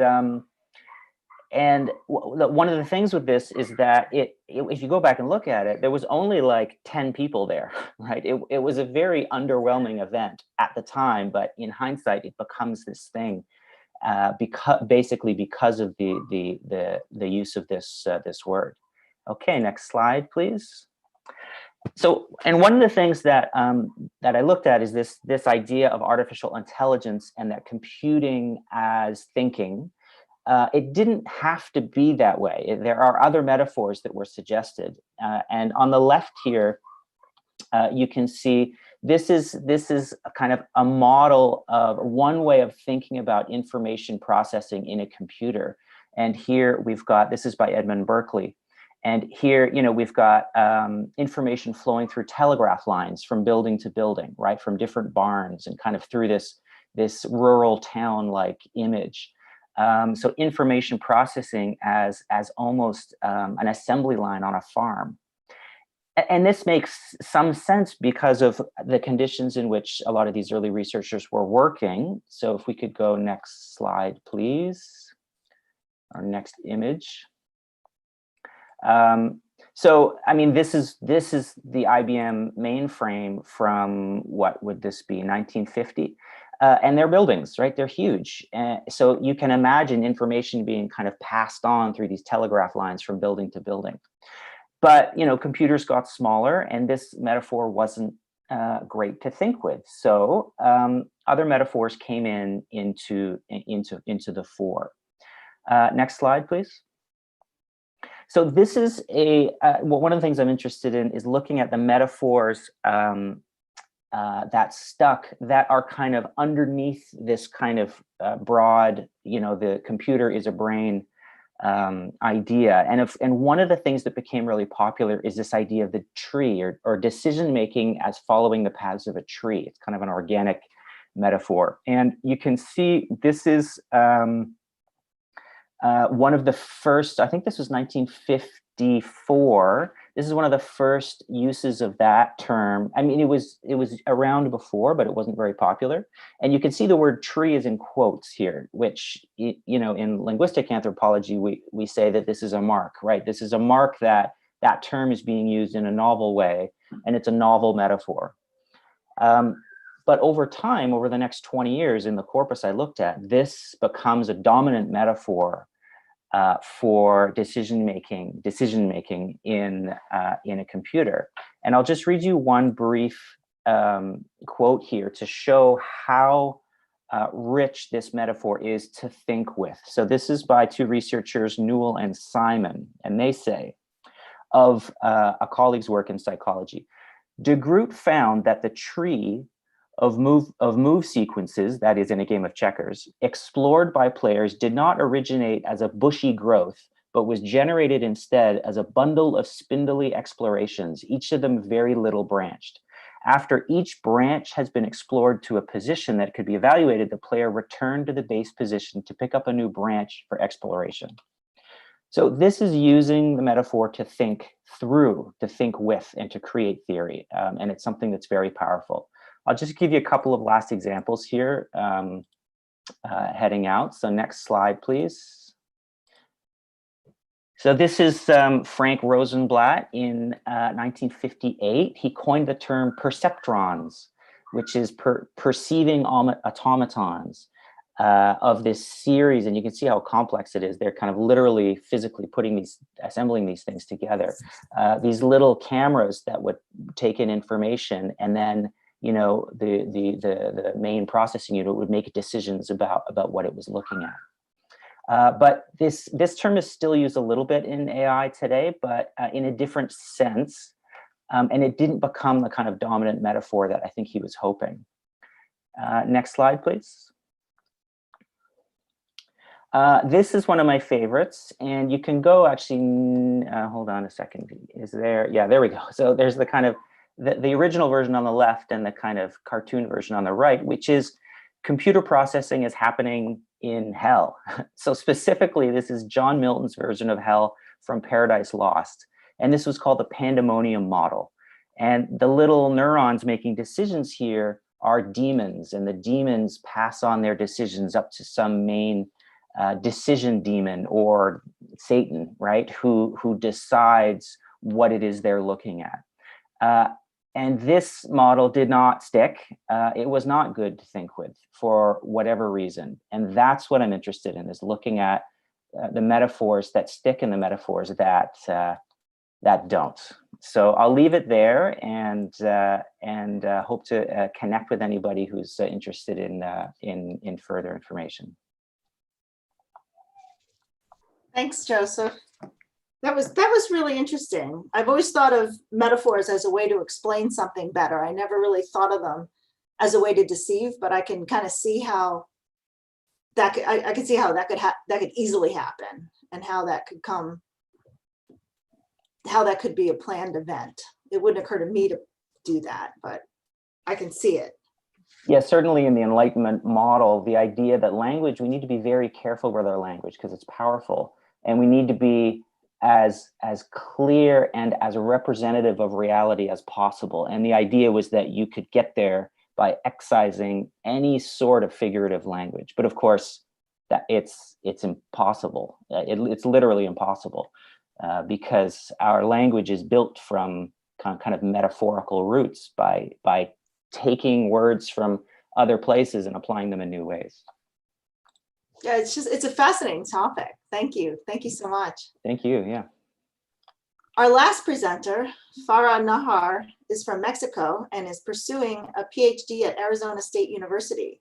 She is combining her education from the branches of development studies, metropolitan studies, and science, technology, and society studies to understand the change that emerging technology in information and communications technology bring into smart cities.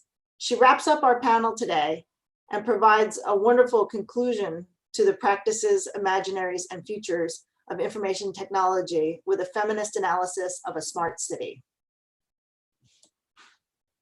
Thank you, Claire, and very interesting presentation. So I hope to make a good conclusion of this panel.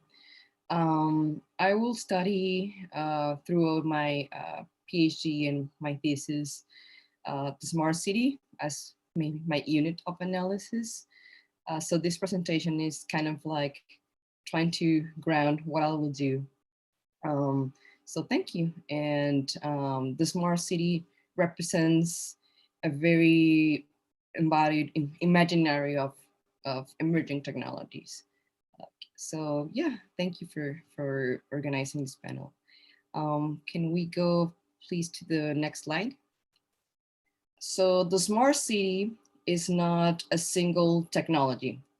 The smart city is a collection of IT technologies that are applied to the city in urban management or citizen-city relationships, or some of the areas of the management that a city has, or through innovation development. But most importantly, through the urban fabric. So the imaginary of the smart city is embedding IT technologies in everything of the city. So this is why you might have heard of, smart homes, smart education, smart transportation, smart waste management.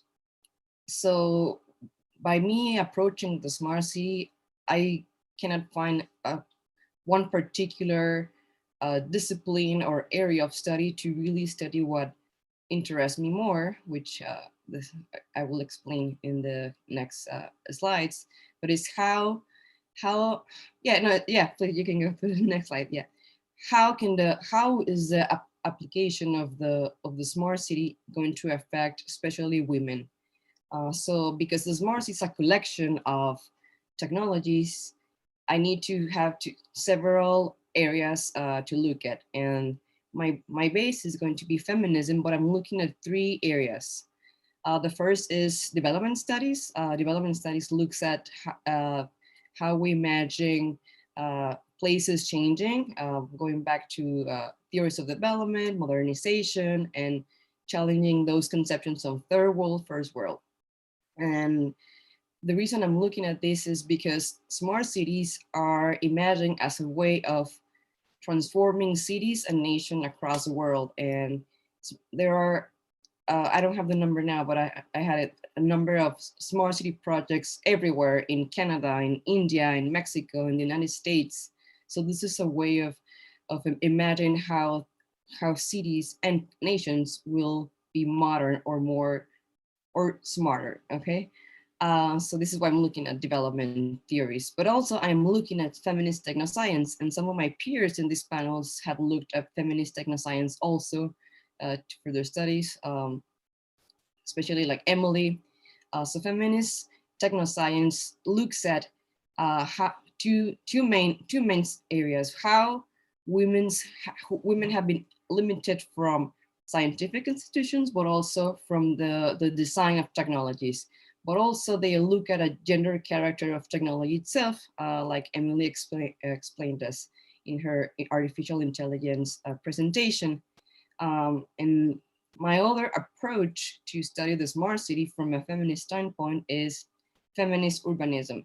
And feminist urbanism looks at the differences of how the cities are planned, and from the ancient civilization. There is a concept in feminist urbanism called the gender space, where it's explained how since like ancient civilizations, women belong to the private world in the house and with the kids and slaves, and men belong to the public space. So this has been inherited across times, and this is also been kind of inherited in the smart city idea. Can we go to the next slide, please? So by looking at mostly urbanists now, I come across this, that women still use cities differently, and this varies across countries. But for example, poverty is feminized, so women earn less than men, and they have higher poverty rates. And still today, they are more responsible for home care and childcare. And they have different mobility needs that are related to these two. Can we go to the next slide, please? But also because of the imaginary of the smart cities about how women experience the city, these notions that the three feminist approaches bring us have to be really, really taken into account.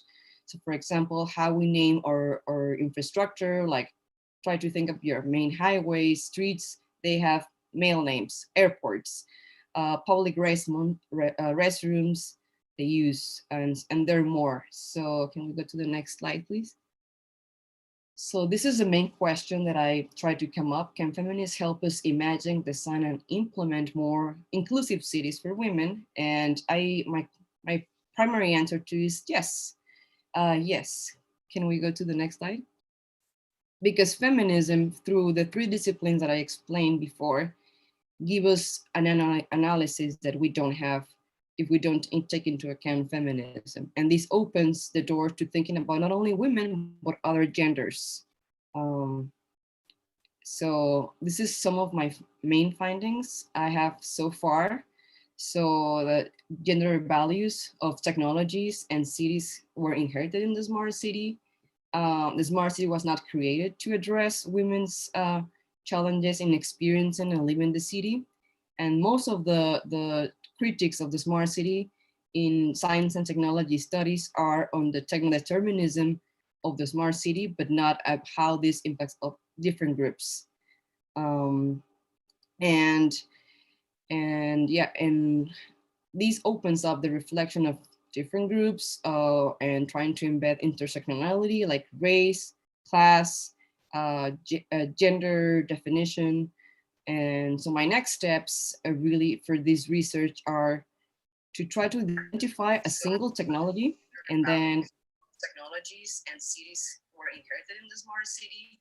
The smart city was not created to address women's and then trying to find some way to guide cities, because I work in my work with cities, so try to help them design more inclusive cities and try to give them this lens in a way that is more practical and applicable. Thank you.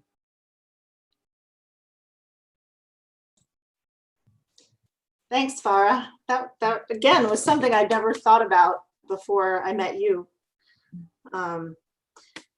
so you talked about the locations of women in the smart city and the, you know, that they were in the home and the positions in society that women held. Do you think that women would design the actual infrastructure of the city differently? Yes. Well, there is an feminist urbanism, Sarah Ortiz, and she argues that, for example, the way that public restrooms are designed respond to men's necessities, because women have shorter bladders, menstruation and post-menstruation needs, pregnancy needs. So she said that she argues that if women were in charge of designing public restrooms, one, there would be more public restrooms in cities. Two, they will have more budget to having maintenance and having all the maintenance and having more supplies for everything that they have. So she has made me think of possibly, yeah, we would design even the space, but also the trying to imagine that the IT technologies, what we want to measure, what IT technologies are measuring now in cities, I think it would be different. The priorities of what is being measured, what is being collected, and why. I think so. But this is changing. So the gender roles are changing, and this pandemic has forced men to stay home and also get involved more in the home. So I don't know, but I will think more this question and trying to fit it into this context and the work of Sarah Ortiz in Barcelona. So thank you for this question. Yeah, thank you. So we have about 4 minutes left. Do any of you have any questions for each other? I'm glad we made the time. Congratulations. No, this was a fantastic panel. I mean, all of your topics are things I had not really thought about before. I would love to know, Claire, if you had a few words to kind of wrap us all up into a nice bow. Not to put you on the spot, sorry. Well, I think that I have to pull it over. Yeah, I think that we're all connected in this topic, so it's completely different.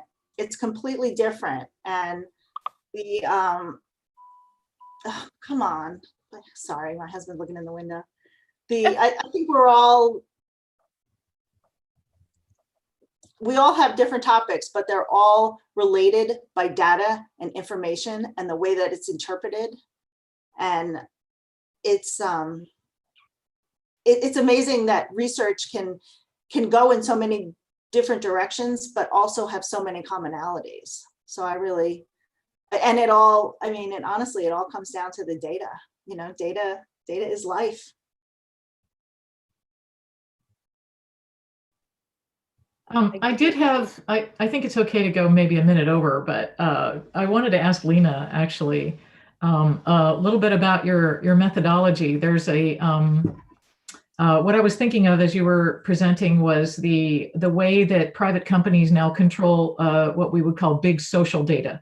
So if Facebook or Twitter is controlling what data that a researcher gets, and then whether if somebody's trying to replicate that research, what data they get, how does that affect even a librarian's or an information scientist's ability to make data discoverable and to ensure that the research team has access to the data that they need? So, Linda, are you talking about ResearchGate social media, or just social media in general? You know, like ResearchGate or academia? Yeah, social media in general, where a private company, well, I'd say there's two cases: private companies controlling who gets what data, even for academic purposes, and also nationalization of data. So I imagine you're familiar with the national archives that different countries have, and they have different rules about what they will release and what they won't release. So are there those areas of interest to you in terms of accessibility of the data? Absolutely. And it's funny that you bring up National Archives, because I did an internship for a year last year at the Canadian Library and Archives Canada. So I became very familiar with those governmental restrictions. There are some cases, yeah, where there's a hold on information for, up to 100 years after the author's death or the owner of the file's death, right? And so it ties into a lot of like those intellectual property conventions and copyright conventions. And I think those are things that we also need to think about and how they apply to us. Because I mentioned earlier too, like as open as possible, but as closed as necessary. So in terms of social media though, like, well, they're proprietary, right? So Twitter and Facebook owns your data as soon as you sign up. But then again, it's such a great tool for helping with discovery, right? Helping with that scientific communications piece. So I'm of many minds about that. What are your thoughts about it? I think that one of the important things about having a librarian or an information scientist on the research team, as you mentioned, was to help you navigate that space and realize that if you're after, some social big data or some data from another country's archive, that you realize what the limitations are to that before you get too far into it. And then that might even be part of the research is the looking at the limitations, what limitations there are and how they affect the outcomes of those studies. So thank you for your presentation. Oh, well, thank you. All right. So to wrap up, thank you very much, SPRU, for hosting us and saving our ST Global Conference. We appreciate you. And hopefully we'll collaborate with you more in the future. Thank you. I'm very happy to have you guys here. Thank you for the great workshop. Very cool. Wonderful panel. Thank you, everyone. Really interesting presentations. Yeah, well done, everyone. Thanks very much for your contributions today. Looking forward to the next one, I think, which is starting now, isn't it? Yeah, we can transition directly into the next one. Adriana, feel free to just take it away. Thank you. Great. Thank you, everybody. Good morning. Welcome to our second session from the ST Global Consortium. We're really grateful to SPRU for including us in this virtual PhD forum. My name is Adriana Bankston, and I'll be your moderator for this session.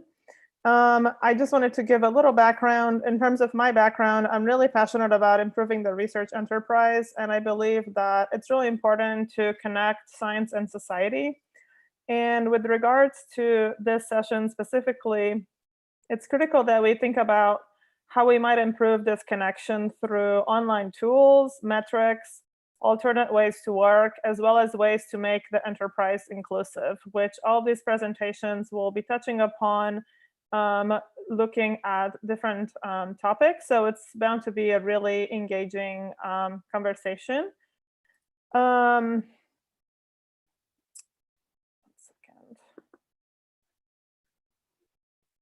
Okay. I don't see, so we're supposed to start with somebody from University of Ottawa, but don't see her online. Oh, I'm here. You're here, Salwa. Sorry. Yeah, it's been muted. Great, thank you. Okay, so we'll start with Salwa Khan from the University of Ottawa, who will talk to us about her work on using online genetics for health in an empirical investigation of how users matter. Salwa, can you share your screen? And so I have 10 minutes, right? Yeah. Great. So I'll start with, and I need to share my screen, I think.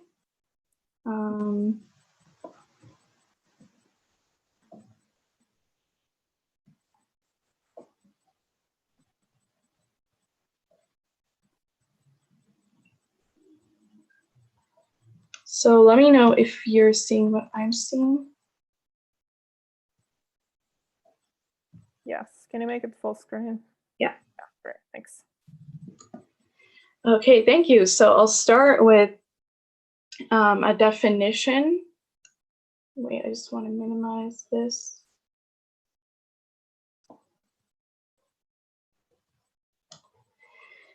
Okay, so I'll start with a definition of what online genetics is. So this would be the way that most of my users did it. So typically a user starts by going on a testing website. So this would be a company like 23andMe, for example. So this is the testing site where you order your kit that comes in the mail, and then you mail the company back your saliva sample. And so based on that saliva sample, they provide you with a report that usually contains health information and ancestry information together based on your genetics. And the second part of doing online genetics that is relevant for my users is uploading your raw or uninterpreted data file from that site onto another site, which is called a third-party interpretation site. So the most popular one is called Prometheus. And Prometheus, what it does is analyzes your data and also gives you health reports, but it links them to scientific articles that relate to your particular genetic variants that are on your file. So this latest development in online genetics, third-party interpretation sites, reflects growing attempts in the industry to market itself as more scientifically valid.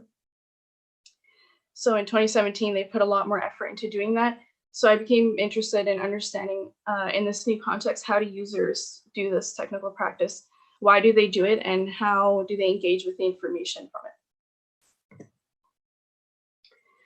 So to understand this, I took a sociological approach to studying users. So this would be recognizing that users matter.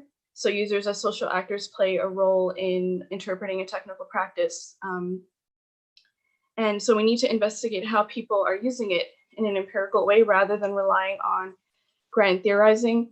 So when I talk about grand theory, it's something that Fishman and McGowan have described as occurring not only in terms of like narratives by the company. So for example, like a company may have a grand narrative that users will be empowered by using this technology, but also even like critics may end up allowing that narrative to go unverified by like repeating the idea that it's going to transform people negatively, for example, without investigating how people are using it and whether they're being transformed at all, for example.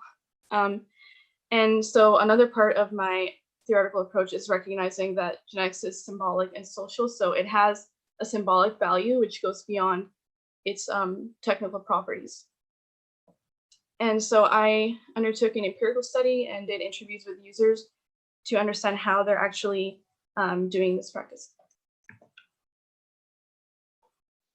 So I asked why people do online genetics for health information. And I found that for my group of participants, it was primarily about identity.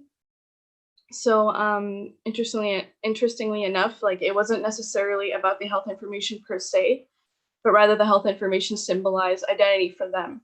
And this is because of their self-identification as scientific. So it seems like whereas someone else might go to something like philosophy to gain self-insight, for these group of users, they went to something that they considered to be scientific, such as online genetics. So it symbolized identity for them. So it wasn't necessarily about the health information per se. And this is related to their construction of a scientific identity for themselves, which I'll talk about next. So to a lesser extent, this was also about social motives, like challenging experts and contributing to research, which they believed was part of this practice. So that scientific identity that they constructed in the interviews with me also involved portraying themselves as critically engaged with the results that they got from online genetics. So they often, they talked about how when they receive health reports, they wouldn't necessarily take it at face value, especially from sites that provide more digested reports like 23andMe. So that's why most of them used Prometheus or other services, which allowed them to interact with so-called raw data that didn't have interpretation. And they did this because they identified themselves as advanced and scientific users who wanted to get a first-hand interpretation of the data from online genetics, and they were interested in looking at the studies that the results were based on, and connecting to scientific articles and doing research on their own. But interestingly enough, although they had this belief that somewhere out there there's this pure genetic data that's going to give them some profound insights, they didn't actually find interesting results through this practice. And this is because, as my approach would suggest, that genetic data doesn't actually speak for itself. So this all ties into demonstrating that users matter. So for this group of users, the way that they did online genetics, the reasons that they did it and what they got out of it was all tied to their self-identification and attempts to fulfill this identity as being scientific. So even though online genetics companies have portrayed themselves as bringing transformative effects to users and facilitating user empowerment, the users that I interviewed didn't feel moved by the practice either in a negative or positive way. And so even though the industry has attempted to make itself look scientific in the past few years, they've intensified those efforts. The users that I interviewed didn't necessarily take their claims at face value, and they attempted to resist and question it, which is also tied to their identity as being advanced scientific users. So my study demonstrates how users and their social identities play an active role in interpreting a technical practice. So the way that people relate to the technical or the scientific is tied to the social. And so if we want to understand how people use the technology, or why they engage in a technical practice, or how they interpret technical information, we need to understand the role of their social situation and their unique identity as a social actor. So we have to make sure that that's always part of our analysis, and that we don't rely on unverified assumptions, and we take an empirical route to understanding the relationship between society and technology. Thank you. Great, thank you so much. This was great. I definitely learned a lot from your talk. I think one thing I was thinking while you're speaking is, how do you think the identity of the users is influencing how they interpret the data? Yeah, so it would be the way in which they're interpreting it. So because they're identifying as very scientific, most of the users I interviewed try to use third-party interpretation sites to understand their data, rather than 23andMe, for example, which provides people with more high-level reports that don't necessarily tell you about the specific scientific research behind the health reports that they give you. So the way that they interpreted it was very tied to their identity as being scientific. Salwa, great presentation. I have a quick question to kind of follow up with Adriana's. A lot of the testing sites pitch it as having two roles, the medical and health data role and the ancestry role. Yeah. Were you able to kind of differentiate between the identity formation process within each of those, people who are primarily looking for ancestry or primarily health data? Yeah, so I didn't particularly look at ancestry, because when I started my research, I wanted to know how people are using the health information, because it's sort of the newer aspect that people have made a lot of assumptions about, but we didn't necessarily have the data on this. But interestingly, the way that for this group of users, the way that they're using health information from online genetics seems to be how people would use it for ancestry in a way, because it ends up also being about identity for this group of users rather than the health information itself. They're not necessarily after biological facts, even though it seems to be the case. It's more it symbolizes identity for them. So in that way, it has a lot in common with people who are doing the test for ancestry information. So do a lot of users have scientific backgrounds? I'm curious how that would differ if you had somebody from the public interpreting this or looking at the data. Would they interpret it differently? Yeah, so I tried to keep emphasizing that this is like a self-proclaimed identity that they have in the interviews that I had with them, that they like constructed themselves as an advanced scientific user, and they tended to differentiate. Like many of them would say that like when they were trying to show me how they were critically engaged, they would say, you know, like someone like me might understand the caveats or understand how to interpret this data, but someone else who's not, who doesn't have a background like I do in for example, one of the users was a research librarian. So she said, like, if someone didn't know how to, if someone didn't have a background in research, they wouldn't necessarily understand how to navigate this information. And then others where there was one who is a software developer, and he said that thanks to his like understanding of data and how data works, he was better placed than others to understand the information.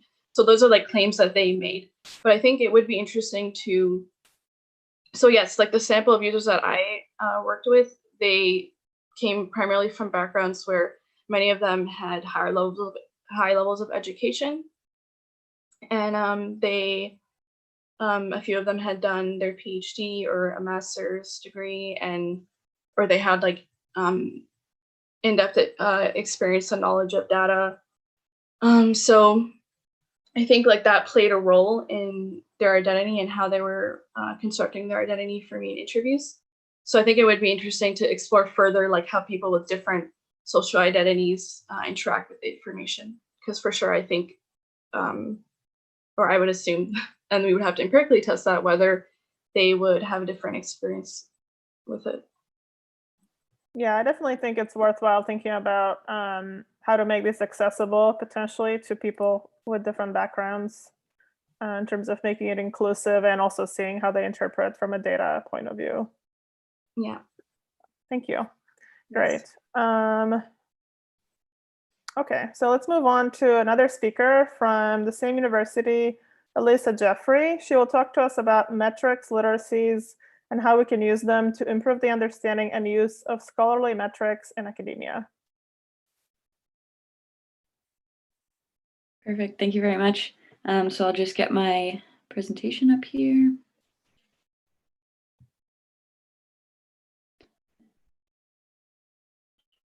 Okay. All right. So there we are. So as mentioned, it's called Metrics Literacy. So I'll walk you through, we're in the very early stages of this research project right now. So I'll walk you through what we have right now. So first, I'll just give you a definition of what we're considering metrics literacies. So they're an integrated set of competencies, dispositions, knowledge that empower individuals to recognize, interpret, critically assess, and effectively and ethically use scholarly metrics. So our research will be using the H index as a case study. So the research will aim to reduce the misuse of metrics and the adverse effects of quantitative indicators in a significant way for all scholars. So it'll be done through educating researchers and policymakers who will affect changes in science and research policy. So we do have 3 phases to this project. The first would be then to develop open educational resources, and our project specifically is looking to produce audiovisual material. Second would then be to experimentally test these OERs for effectiveness, and then from there would be to disseminate them via CC BY license so that researchers and policymakers can share and learn from them. So the motivation behind this research, it comes from the fact that there are a lot of scholarly metrics, but unfortunately most that are used are very flawed metrics. So as with the H index, for example, having a single indicator may be simple. However, it's not a good indication of a researcher's impact. So there are many adverse effects that come from these types of metrics, including, for example, salami publishing, where authors will slice up what would have been one publishing and create 3 smaller papers instead in order to increase their publication count for their H index calculation. So from as well in the motivation, we have the fact that academic tenure and funding decisions are often made using these flawed metrics. And so we would really like to educate and support both researchers and policymakers on these issues and be able to develop their metrics literacies through these OERs. So we do have quite an interdisciplinary and very international as well expert team for this project. So the overall project management team consists of 2 professors from the University of Ottawa, as well as 2 research assistants. And then we have 3 expert teams that will be helping along the phases of this project. So the first one would be our bibliometric expertise team. So they're going to be guiding the content of these OERs and making sure it's accurate and relevant and educational. And then the second would be the media production team, who is going to be our experts in the media production and the creation of these audiovisual OERs. So they'll be guiding the students that will be hired to create our material. And then from there, we have also our community outreach team, who is expert in science communication and knowledge transfer, and will be guiding the final portion of our project where we would like to disseminate and share these resources. So the frameworks and theory that base this research consists of the K2A framework and Meyer's cognitive theory of multimedia learning. So the K2A framework was developed in collaboration with the Center for Disease Control in order to provide a solid framework for the health science research and then action that would stem from that research. So we've modified this framework and highlighted 3 phases of our project that in the end will result in an action and hopefully will affect policy for researchers. So the first phase there is creating various types of multimedia formats and OERs. Then from there, as mentioned, we would test the effectiveness and retention of these OERs. And then phase 3 would be to disseminate them online and to measure the online popularity of these resources and how well they're accepted. So Meyer's cognitive theory of multimedia learning will guide the creation of our OERs and is also what drove our team's decision to focus on audiovisual material. So this theory highlights that a learner has 2 channels in which they receive information, so both auditory and visual, and highlights the fact that when the information coming in utilizes both of those channels, it reduces the effort for the single channel, the load that would be put on it. So our OERs will be multimedia in that sense in order to reduce the single load on a channel. So in a lot of literature that we read for the background of this research, there was really a highlighted point that there's importance on human embodiment and having a sort of character as a focalizer throughout narratives. And so by having a person in the narrative of the OER that can be related to, the learner will pay more attention and gain more retention from the material. So these personas here highlighting 4 different career stages, diversity both in cultural and academic backgrounds will help us through this. And they were also created using user-centered design. So our team really wants to have personas that will be relatable to a wide variety of scholarly audiences. And that also exemplify real life situations regarding scholarly metrics. Alongside that, having relatable personas, storytelling is also a very effective way of ensuring attention and retention. So for here, as an example, we used Merriam from that previous slide to demonstrate the contrast between what would be a traditional text about the H-index on the left, and then what would be an example of storytelling on the right for Merriam's situation. So for example, something that would normally read the H-index disregards publications outside the H-core, and then continues the H-index is frequently used for hiring and tenure promotion decisions. Instead, it might read something like, Merriam saw in her Google Scholar that her H-index was only 2, and it's so low because she's only published 3 journal articles, one of which has not yet been cited. However, we can see later that her first was cited 311 times.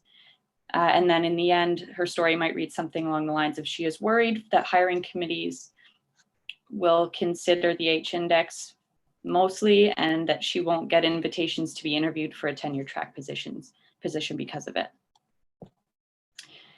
So the impact of this research, we really are just aiming to reduce the misuse of metrics across academia.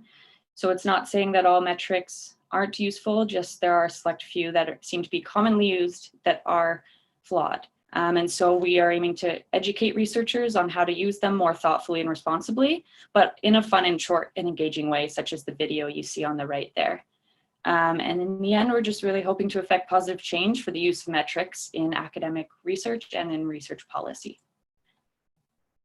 So any feedback would be much appreciated. Again, we're in the very early stages of this. So anything, whether this approach using audiovisual OERs would engage you as an audience, what techniques or tools you might find valuable when learning about these types of topics, and any other comments or questions you might have. Thank you very much. Thank you so much. Does anybody have feedback on the questions on the last slide or questions?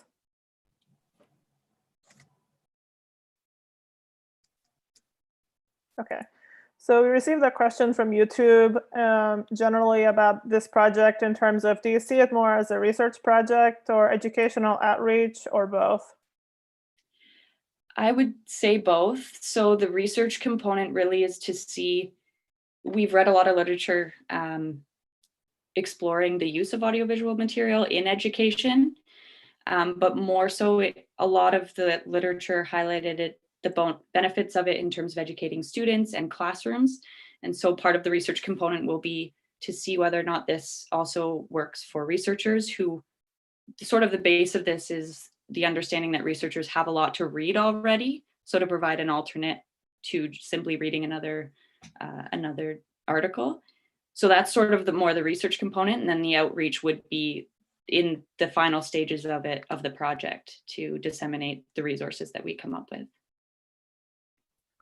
Can you give more details about what kind of OERs you're thinking of? Yeah, for sure. So it really will be, it'll be coming up soon. So we're waiting to hire what's the students that will be creating them. So we're going to partially leave it up to them, but examples such as podcasts or just educational videos, such as that one that was on the other screen that are often found on YouTube, whether it's the con style where it's hand drawing or animated style, but more so videos is probably going to be what we're aiming for. And then our team will be creating probably a stop motion video using Lego. So it'll be mostly focused in that range, but we'd be open to podcasts or infographics, for example, depending on the students we hire from both Concordia and University of Ottawa. Yeah, I think it's really interesting. So for me personally, coming from an academic background, I have a lot of thoughts, but I think it was interesting that you looked at different groups in academia, going from students to faculty and also people from different countries, because the research experience can be different and the metrics in different parts of the world as well. So do you have and I know the H-index is widely used. So I'm wondering, kind of from your opinion, do you think there is an ideal metric, or what is sort of the most appropriate use of that? So I know a lot of this also is being used for tenure and promotion. Do you think the H-index is the best, or what are sort of elements of a good metric that you would recommend if it's not the H-index? Yeah, for sure. So our team would definitely not recommend the H-index for especially for those types of decisions. The biggest problem with it is that it only focuses on the core of your publication. So as seen in Miriam's example, she has one that has, her highest one has 2 citations.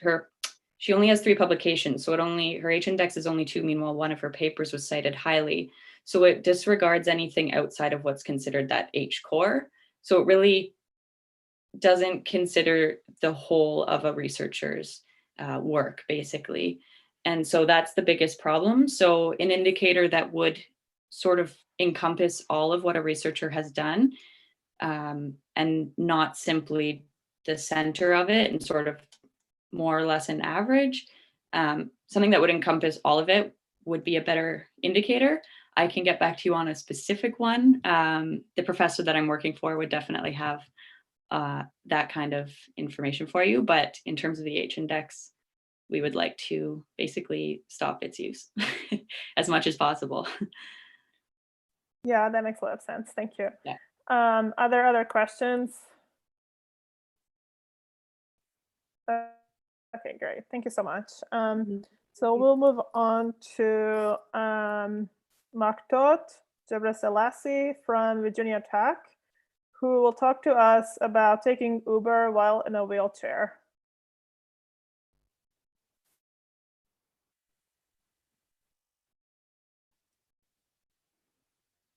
Are you able to pull up your slides? Yes, one moment. Good morning and good afternoon. I'm just going to share my slide in a moment.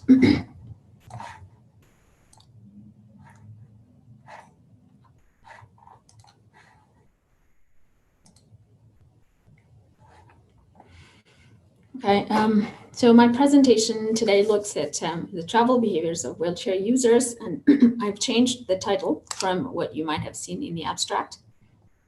I will still spend some time talking about Uber and Lyft as they relate to travel behaviors of people with wheelchair users.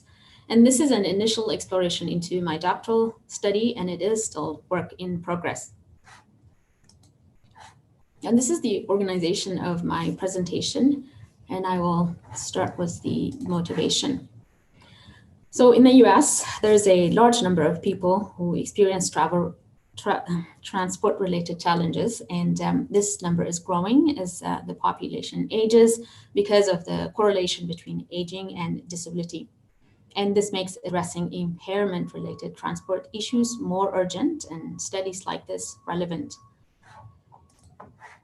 The study looks at travel behaviors of wheelchair users compared to non-wheelchair users with a focus on transport network companies such as Uber and Lyft. And from here on, when I say TNCs or transport network companies, I'm referring to transport modes such as Uber and Lyft.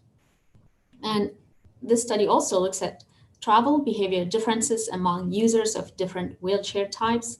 Again, here the focus is on TNCs. For those of you who may not be in transport-related disciplines, I'll briefly describe what I mean by travel behavior. Travel behavior we describe in terms of the number of trips you take, the length of your trips, or why you travel and how you travel, meaning do you drive to work, do you cycle, do you walk, or do you take Uber for that matter, or anything. And when we talk about travel behavior, we also talk about the variables that affect it. For instance, income affects what mode of transport you can afford, and whether there is a vehicle in your household affects how many trips per day you take or how far you travel. And in contemporary times, smart ownership also affects what type of transport modes you consume. For example, if you don't have smartphones, you will not be able to use Uber and Lyft.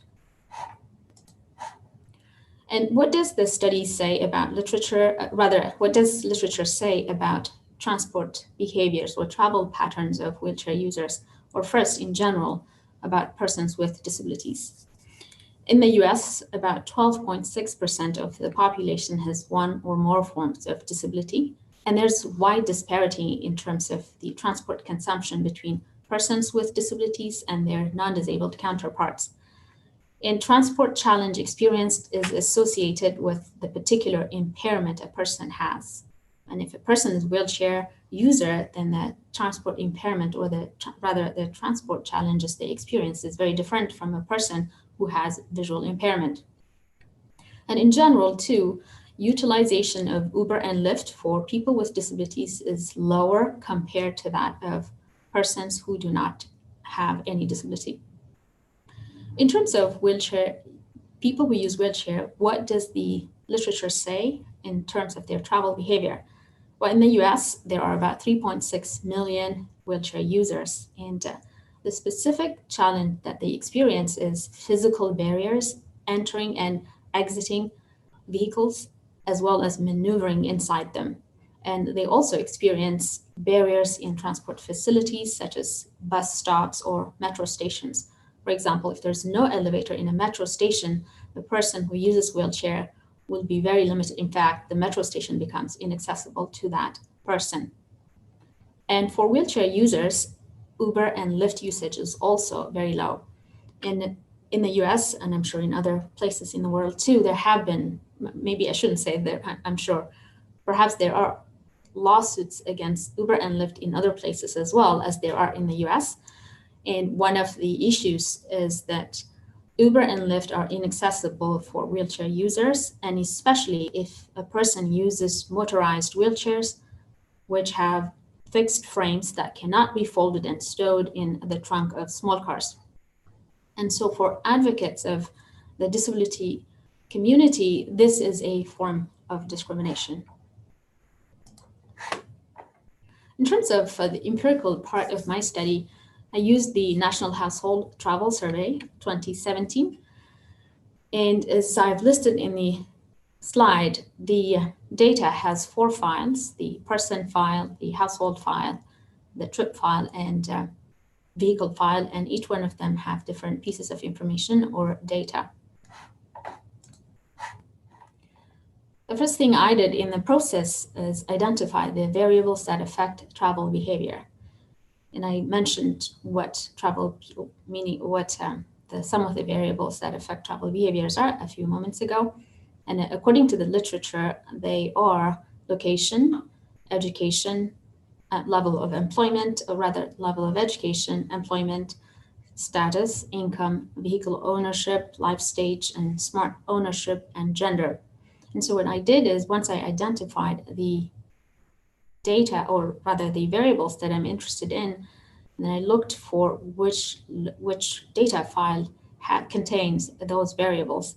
And so I merged 3 of the data files, the person file, the trip file, and household file, the National Household Travel Survey, and I created my data. And I used descriptive statistics and logistic regression to analyze the data. I won't get into that, but I'll briefly share some of the findings. Whether it's for wheelchair users or non-wheelchair users, the top 2 reasons for taking a trip are to go home or shopping. And in this sense, there's no difference in terms of this. But when it comes to work as a reason of purpose, rather as a purpose for the trip, wheelchair users, that is the least common reason for wheelchair users to travel compared to their non-wheelchair user counterparts who travel for work purposes much more than the wheelchair user community. But when it comes to modal choice, meaning the type of transport a person uses, the most common mode is private car for both groups. And what I also found, which I thought was surprising, was the use of paratransit is only limited to 2% of the wheelchair user community. And for those of you who may not know what paratransit is, it's a specialized transport service offered to persons with disabilities. And the service is provided by transport authorities or city governments, and it's one of the most accessible means of transport for wheelchair users. And yet it's not used widely. It doesn't sound like from what I was able to gather from the data. The other findings that I would like to share is, on average, wheelchair users travel less miles per day than those who do not use wheelchair, 4 miles versus 5 miles. However, per each trip, a person who uses wheelchair travels longer, close to a mile. What this means is if a person travels for 3 miles per day, for the wheelchair user, that might just mean 1 trip because they have to maneuver around barriers and it takes them much longer. But for a person who does not use wheelchair, that could just mean 3 trips. 3 miles might mean 3 trips, 2 trips. Definitely more trips than that it would take the average wheelchair user. The other finding that I'd like to share is the number of people who live in, who take 0 trips per day in the wheelchair user community is 22%, while that number is only 5%. So you can see the huge disparity in terms of travel consumption for these two different groups. When it comes to vehicle ownership, earlier I mentioned that vehicle ownership is one of the variables that impact travel behavior. The average person, or the number of wheelchair users who live in a household with no vehicles, is 4 times higher than those who do not use wheelchair. And so this means for people who use wheelchair, there is limited transport option. In terms of employment, which again affects the types of modes of transport we can afford, related to that is, excuse me, I'll go back. Income and employment status affect travel behavior because they determine what kind of transport modes or options we can afford. So as you can see, 7 times more wheelchair users are unemployed compared to those who do not use wheelchair. And also the mean household income for wheelchair users is much lower, as you can see, compared to people who do not use wheelchair. When it comes to TNC usage, in general, it's low for everybody. But I also want to mention that this data is from 2017, and it is possible that there's more transport network usage, transport network company usage now than there was 3 years ago. But in any case, in 2017, 4 times more non-wheelchair users utilized TNCs compared to their wheelchair user counterparts. This isn't surprising because, as I mentioned earlier, there have been many lawsuits filed against transport network companies because of their lack of accessibility for wheelchair users. And what is also discussed, and this discussion is mostly in media reports, is that persons who use motorized wheelchairs and scooters experience more challenges compared to those who use manual wheelchairs, as I mentioned earlier. But the data is not showing that to be the case.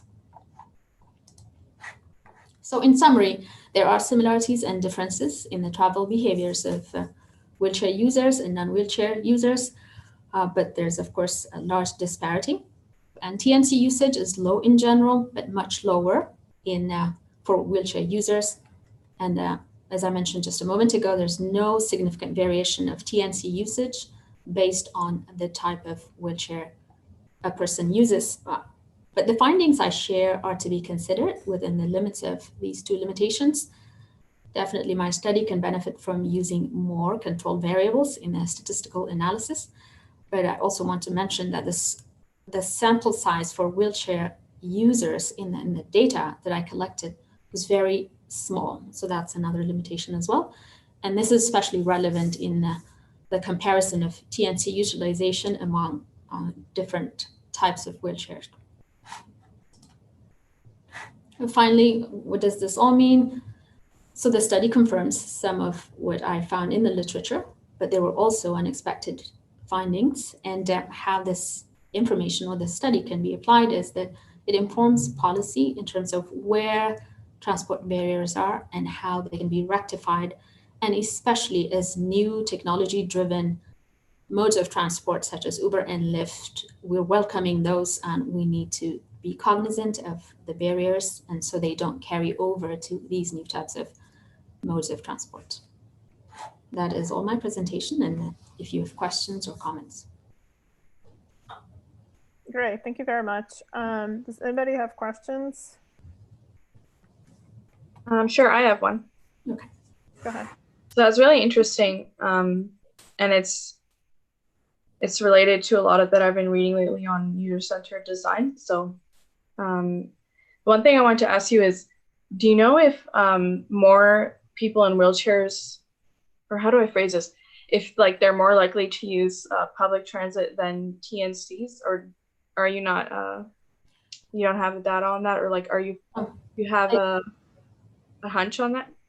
Yes, so compared to TNCs, they use public transit much more. Okay, interesting. Yeah. But they also use taxi. Well, taxis are also public transportation, even though they are provided by private entities. There is more taxi usage compared to TNCs as well. So in general, yes, all forms of public transport, higher usage than TNCs. Yeah, and so I would, and follow up to that, I wonder like if public transit is in any way more likely to be invested in being more accessible, or if you don't think that's the case. So paratransit is very accessible, as I mentioned earlier, but surprisingly, the utilization of paratransit is low in what I was able to get from the study. If that's because paratransit is also part of the public transport. But of course, ideally, what we would like to have is the public transport, like the metro or the train, subway systems or bus systems, to be accessible. And in the US, buses are compared to other forms of transport, they are more accessible. And so, yes, ideally, that's what we would like, public transport in general to be accessible. Right. Thank you. Yeah, I'm really, okay. There's a question from Linda. Have you done any comparisons between accessibility in the US and in other countries, and how does the US compare?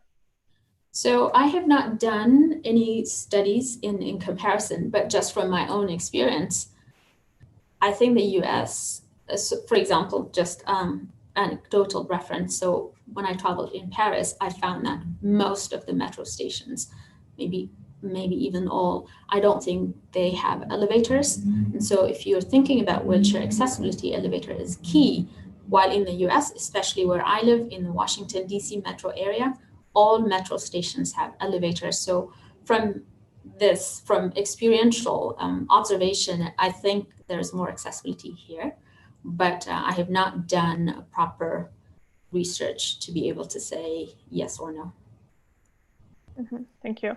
Yeah, I think there's definitely a larger conversation here around equitability, accessibility for obviously Lyft and Uber, but also more broadly around transportation, as you mentioned. So my question is sort of around, what do you see as solutions to these problems, and who do you think would have an impact in terms of a policy to change the issues that you're talking about? Do you mean specifically about transport network companies or just in general? Yeah, generally. So I'm not super familiar with this topic in terms of, is there a particular body that oversees these things? Is there something that we can do from a policy standpoint, from the federal level, or, is it funding or other policies that you see that you think would improve transportation? Okay, so on a federal level, there is the Americans with Disabilities Act that regulates accessibility on 5 policy areas, and transportation is one of them. And so what the ADA mandates is that public transport systems are accessible to people who have various disabilities. So there's that. But what it does is it has regulatory mandates where there are directives, but there are also incentives to encourage, for example, taxi owners to make their vehicles accessible and things like that. But even still with that, it's still a challenge to make transport systems accessible because there is cost involved and it's very costly. So for example, the average vehicle that can accommodate wheelchair, it's 10,000 or even more, much more expensive than just the regular car. So if you are a taxi operator, you would have difficulty in purchasing that and maintaining a vehicle that is wheelchair accessible to provide transport services. So there are still challenges, but there are also regulations that are trying to support and advance accessibility across all modes of transportation. But the problem with Uber and Lyft or transport modes like that is they do not fall under the mandate of the Americans with Disabilities Act, because in the US, the courts have not been able to rule that they are actually transport companies. Therefore, there is a lot of challenge around transport network companies. And actually, my doctoral research focuses on particular on that. How can we make them accessible? Currently, because they're not ADA compliant, and how do we work around that, or how do we find a way to make them accessible while they are not ADA compliant? Or can we work towards making them ADA compliant to improve accessibility level, especially for wheelchair users, but in general for all people with disabilities? That's really important. Thank you so much. You're welcome. Great. So let's move on to our final speaker, speaking on a totally different topic, Joshua Lockman from Arizona State, who will tell us about deep decarbonization and alternate ways of imagining energy futures.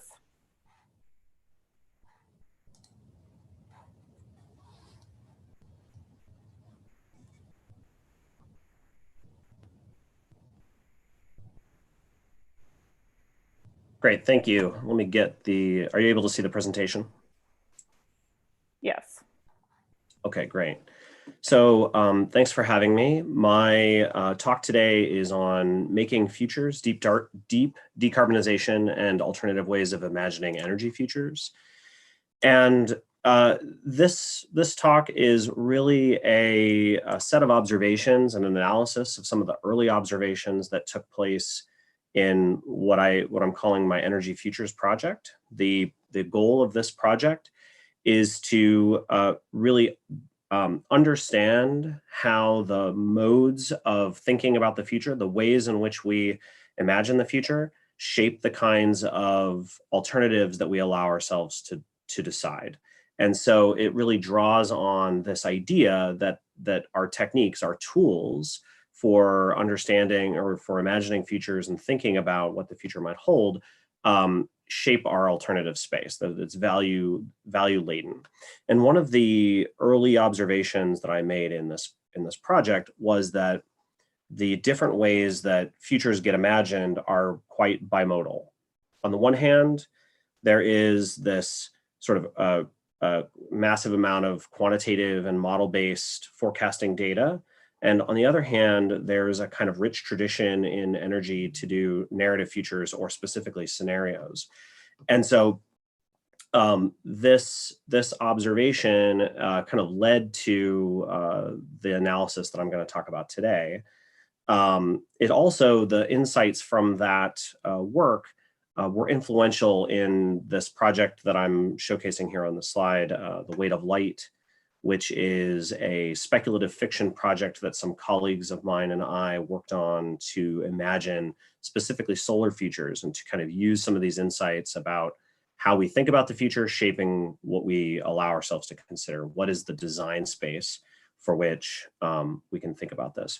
A quick note on what I mean by deep decarbonization and energy transition is in the moment that we find ourselves with quite a bit of pressure from climate change and from social movements and technological development, energy systems globally are going through a pretty massive transformation away from fossil fuels, more towards renewable energy. And the deep decarbonization approach is, can we achieve an energy transition in time to avert what the International Panel for Climate Change says, 2 degrees C, 1.5 degrees C at times is this threshold by which we should decarbonize before we reach the worst cases of climate change. So, so my observations led to these six cases. So I've taken these 6 different visions of the future.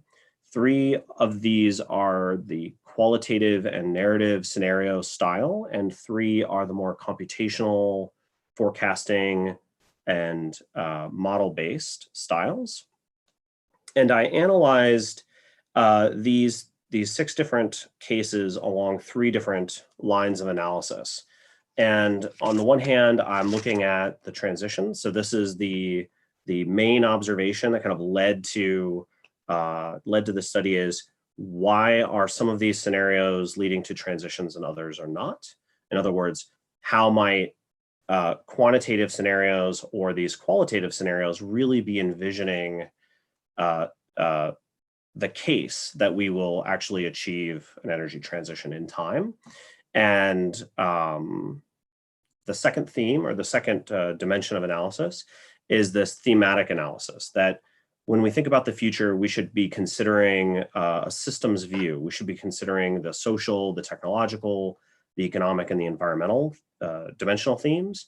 And so I study that within these cases. And then finally, and I'll only speak briefly about archetypes, because the archetype work is leading to some future work or some work in progress.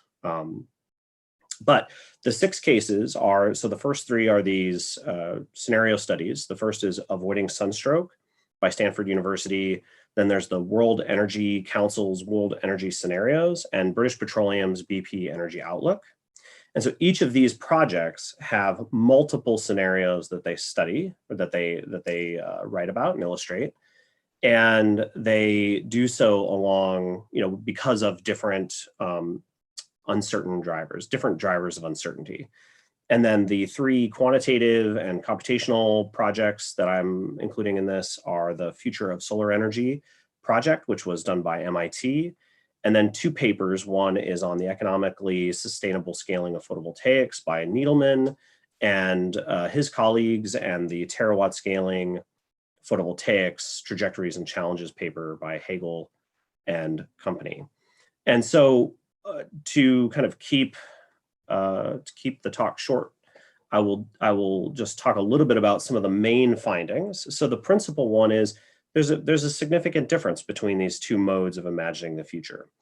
And the one that is, I think, the most striking is that scenario analysis is usually something that we consider to be a much more expansive view of imagining futures. We consider that it takes in quite a bit more varieties of variables than a model can, and so then ought to ostensibly illustrate or mark out a wider boundary of the future. But what I find in these observations is that none of the scenario projects have a scenario in them that that illustrates a successful energy transition avoiding climate change. Yet all of the quantitative scenarios, all of the quantitative projects have at least one, if not more, illustrations of a successful energy transition. And so maybe I'll leave for the Q&A some thoughts on why that might be. Haven't quite reached that level of analysis for this project yet, but I have some hypothesis. And I think one of the reasons that one of the other things that this leads to is looking at the thematic analysis of the different scenarios. All of them considered economic and social themes, social dimensions, but most of those social dimensions were along very political lines. And the quantitative works looked at very techno-economic analysis. It was all technological progress and the economics associated with that. Very little in terms of the social and political, except as an externality or as an exogenous force.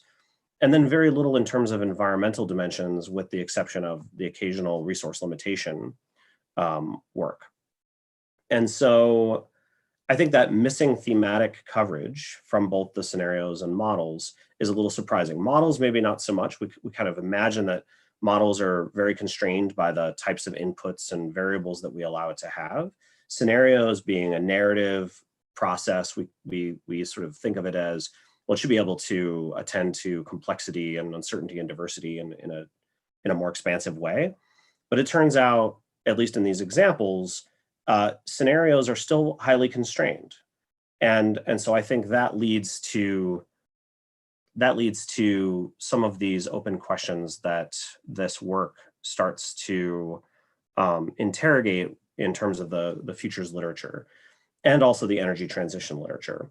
The first is, this study looked at how futures are produced, what kinds of futures imagined are being made, but not necessarily how they're being used. And so closing that loop between the knowledge claims on futures projects and the decision-making that happens in organizations that use these kinds of things, that's going to be kind of the next step in this project. But also, futures are mostly isolated. They are written from a blank sheet of paper almost every time. And so given the fact that even the scenarios are highly limited in the types of themes and dimensions that they're able to cover, what would it mean for the future's academic space to have these in dialogue with one another? So what would it take, what would it mean for scenarios to be mixed with other scenarios? What would it mean for scenarios to be mixed with other quantitative projects as well? And so this is leading to kind of the next phase of my work, which is the cross-national comparative case studies, using an anticipatory knowledge system framework, studying how utilities primarily, but also energy companies, are integrating knowledge claims from both scenario projects and from their own kind of forecasting and model-based projects to make decisions and start to answer some of these open questions. Okay, thank you very much. Thank you. Yeah, this was fascinating. I think one of the things that's really interesting about your work is thinking about taking sort of a data-driven project and thinking more about the societal impact, and in terms of sort of broader, as you mentioned, not just the technical side, but also the environment, and in terms of solar energy and all these things you mentioned. So do you have, and this is, I think, I'm curious about solar energy specifically, because this is something that has been, I feel like, in the news more. Do you think that's one of the ways to pursue in the future? Is that one of the most useful models, or are some of the other ones you mentioned? Yeah, so I think that, at least based on the reading of these scenarios and a lot of these models, I think that the models would predict that solar energy, photovoltaics, have the potential to lead to an energy transition, to avoid climate change, to mitigate climate change. The fact that none of the scenarios have that come to that conclusion strikes me as kind of interesting and problematic. And I think one of the things that scenarios do that the models don't do is they're considering a lot of the political variables. And so while if we could wave a magic wand and produce 10 terawatts of solar panels tomorrow, yeah, we might be successful in avoiding climate change. But we don't have that magic wand, and politically we will never have that. From speaking from the lens of these scenarios, we probably never will have that magic wand. And because of that complicated nature, it is it seems to be putting more constraints on the system rather than fewer. Yeah, we've received a few questions from YouTube. I think what you said sort of addresses what John was asking. So I'm going to ask the other one. In terms of, is this geared sort of specifically towards academics and other experts, or sort of who do you think would play a role in sort of the future of energy? Is it what kind of stakeholders? Yeah, so I think there's two parts, right? On the one hand, and maybe there's three parts. So on the one hand, there's the academic critique, and this work kind of draws on the sociology of the future and post-normal science, methodological choice, that all have an academic home, but also have a practical application to how we understand science and technology and how we govern new and emerging technologies. I think there's also the practical point that these are being used by organizations, and understanding how that use really occurs is helpful. Great, thank you so much. So we're a little bit over time. So I'll just ask if there's any final questions. Okay, then just to wrap up, I want to thank everybody for participating, giving your presentations today, and to our audience. I think it was a really interesting connection between sort of data and more societal impacts of how these different issues go about. So even though it was difficult to sort of come up with a a general theme, I think we can sort of see how these come together to better society through these different projects. So thank you for that. And I guess I'll turn it back to Devon. Great. Thank you so much to everyone at SD Global Consortium for these last two workshops. So we've come to the end of the sort of official workshop part of the SPRU PhD Forum. So I just have a few final words. My name is Devon Weems. I've been in the background the last 2 days and really enjoying all the presentations here. I'm a first-year PhD researcher at SPRU.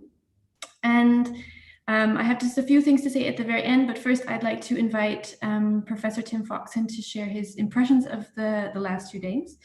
And as a short introduction, Professor Tim Foxon, he moderated a session this morning, and he is the SPRU doctoral program convener, which means he's the first person a PhD researcher meets at Sussex, and his friendly smile accompanies us all the way to the end. In addition to this work, he's the professor of sustainability transitions. So he has deep knowledge in the interplay between technology innovation, social factors, and economic interdependencies in challenging transition contexts, such as a sustainable low carbon energy system that we've been talking about in this last session. So his long career working with grand challenges and with early career researchers, I think makes him a great candidate to give us his final words on his insights from this year's SPRU PhD Forum. Thanks, Tim. Great, thanks very much, Devon. Shall I? Oops. Okay. Yeah, so thanks very much to Devon, I mean, particularly for all her hard work in keeping the technological aspects on Zoom and YouTube working well during the forum, which has been great. And obviously to thank particularly the SPRU first year PhD cohort for organizing this very successful online forum. So that includes Devon, Jessica, JC, Pablo, Michaela, Abeer, Yasmin, Abbas, Shah, Tamina, Javier, and Yushi. So yeah, well done, everyone. So as we heard in the opening discussion, this is the 26th annual SPRU PhD Forum, and it's evolved over the years with an evolution to an online forum this year. But it's continued, though, in the tradition of providing a forum for SPRU and other PhD students working on science, technology, and innovation policy from around the world to present and discuss their ongoing research in a friendly and supportive atmosphere. So that's great. And obviously pleased with a new innovation this year to be joined by our colleagues from the US and Canada as part of the Science and Technology Global Consortium, working on similar issues on science and technology studies, as we've just been hearing. Very interesting presentations. So Jessica also sent me some stats about how successful the forum has been, with over 140 participants, 29 presenters from 18 universities, 750 followers on Twitter, 3,000 impressions on Twitter, and by lunchtime today, and I guess we've probably had even more by now, 751 views on YouTube. So it's reached out to a global audience, which is great. And of course, the presentations and discussions that we've had this year focused on grand challenges in science, technology, and innovation for policy and practice, and in the shadow of the COVID-19 pandemic. And I think the presentations have highlighted the value of these approaches to address issues which are highly relevant to how we survive and recover from the pandemic, including issues around the need for collaboration between industry, academia, and policymakers, how technologies and innovation will develop in an era of globalization and how processes of globalization may need to adapt, the how technological change can disrupt existing practices in ways that are both socially beneficial but potentially socially damaging as well. How new technologies and medical practices can help deliver the sustainable development goals that contribute to and combine economic, social and environmental objectives. The crucial but double-edged role of information technologies, and about how and what we measure and value in society. So, some of the lessons that I draw from this about are that, we need to better understand the value of scientific advice to policy, but also the limitations and the need for democratic processes to debate and reach agreement on how we apply scientific knowledge together with social values to solve problems such as those we're facing at the moment. We need to go beyond a narrow economic valuation of costs and benefits to consider a wider range of social and environmental values.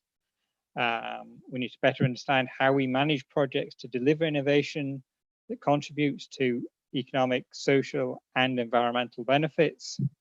We need to find more rapid transitions to a net zero carbon economy and society. We need to understand how information technologies can be implemented in a way that's socially beneficial. And we need to figure out how to do all this in a way that benefits the least well-off and disadvantaged in our societies. So as you've seen, our PhD researchers at SPRU are working on these issues as part of this global community of scholars and policy actors that this forum has contributed to. And I think that, the presentations, I'm not going to try and sum them all up, but they point the way to finding answers to some of these questions, and not least by critically examining the desirability and feasibility of futures and imaginaries that show us that answers to these questions are possible. So as Jeremy, Ben, and Relitza, my colleagues from SPRU, said in the opening session, these solutions need to empower people and show how we recover from the current crisis in a way that avoids going back to the way we did things before, and embodies the values of community support and solidarity that we've seen have emerged during this present crisis. So my message to you all is to keep going with your important research, keep believing that a better future is possible, and keep supporting each other in trying to understand that future and in making it happen. So thanks, everyone. Thanks a lot, Tim, for those encouraging words for the early career researchers and also pulling the various threads back together. I just have a few last organizational points and a few thank yous. So the last 2 days have been live streamed on YouTube, and these videos and all the presentations are now saved there through the same links. Anyone can go back at any time to watch the workshops or read through any of the comments. So if you have any problems with that, just please give us an email, we'll help you out. And second, I'd like to thank all of the speakers that we've had through the last 2 days and all of the moderators who've helped us out. Again, back to the kickoff forum with Professor Steve McGuire, Dr. Raleigh Hiteva, Professor Ben Martin, and a particular thanks to Professor Jeremy Hall, who was in the kickoff, but also has given us a lot of valuable feedback in bringing this event together. We have never held this event before, and neither have we held anything like this online. So we are very grateful to all the guidance that we've had and the support from a very broad team. So as Tim mentioned, and it was mentioned yesterday, this has been going on for 26 years, and this was our year to do it. So the 2009 cohort was involved in bringing this together, and I want to thank all of my dear colleagues for supporting in the different ways they could in this very challenging time. And I'd also like to thank the rest of the SPRU PhDs who gave us a lot of good documents and processes from the previous years, and the senior researchers who have also been helping moderate the last 2 days.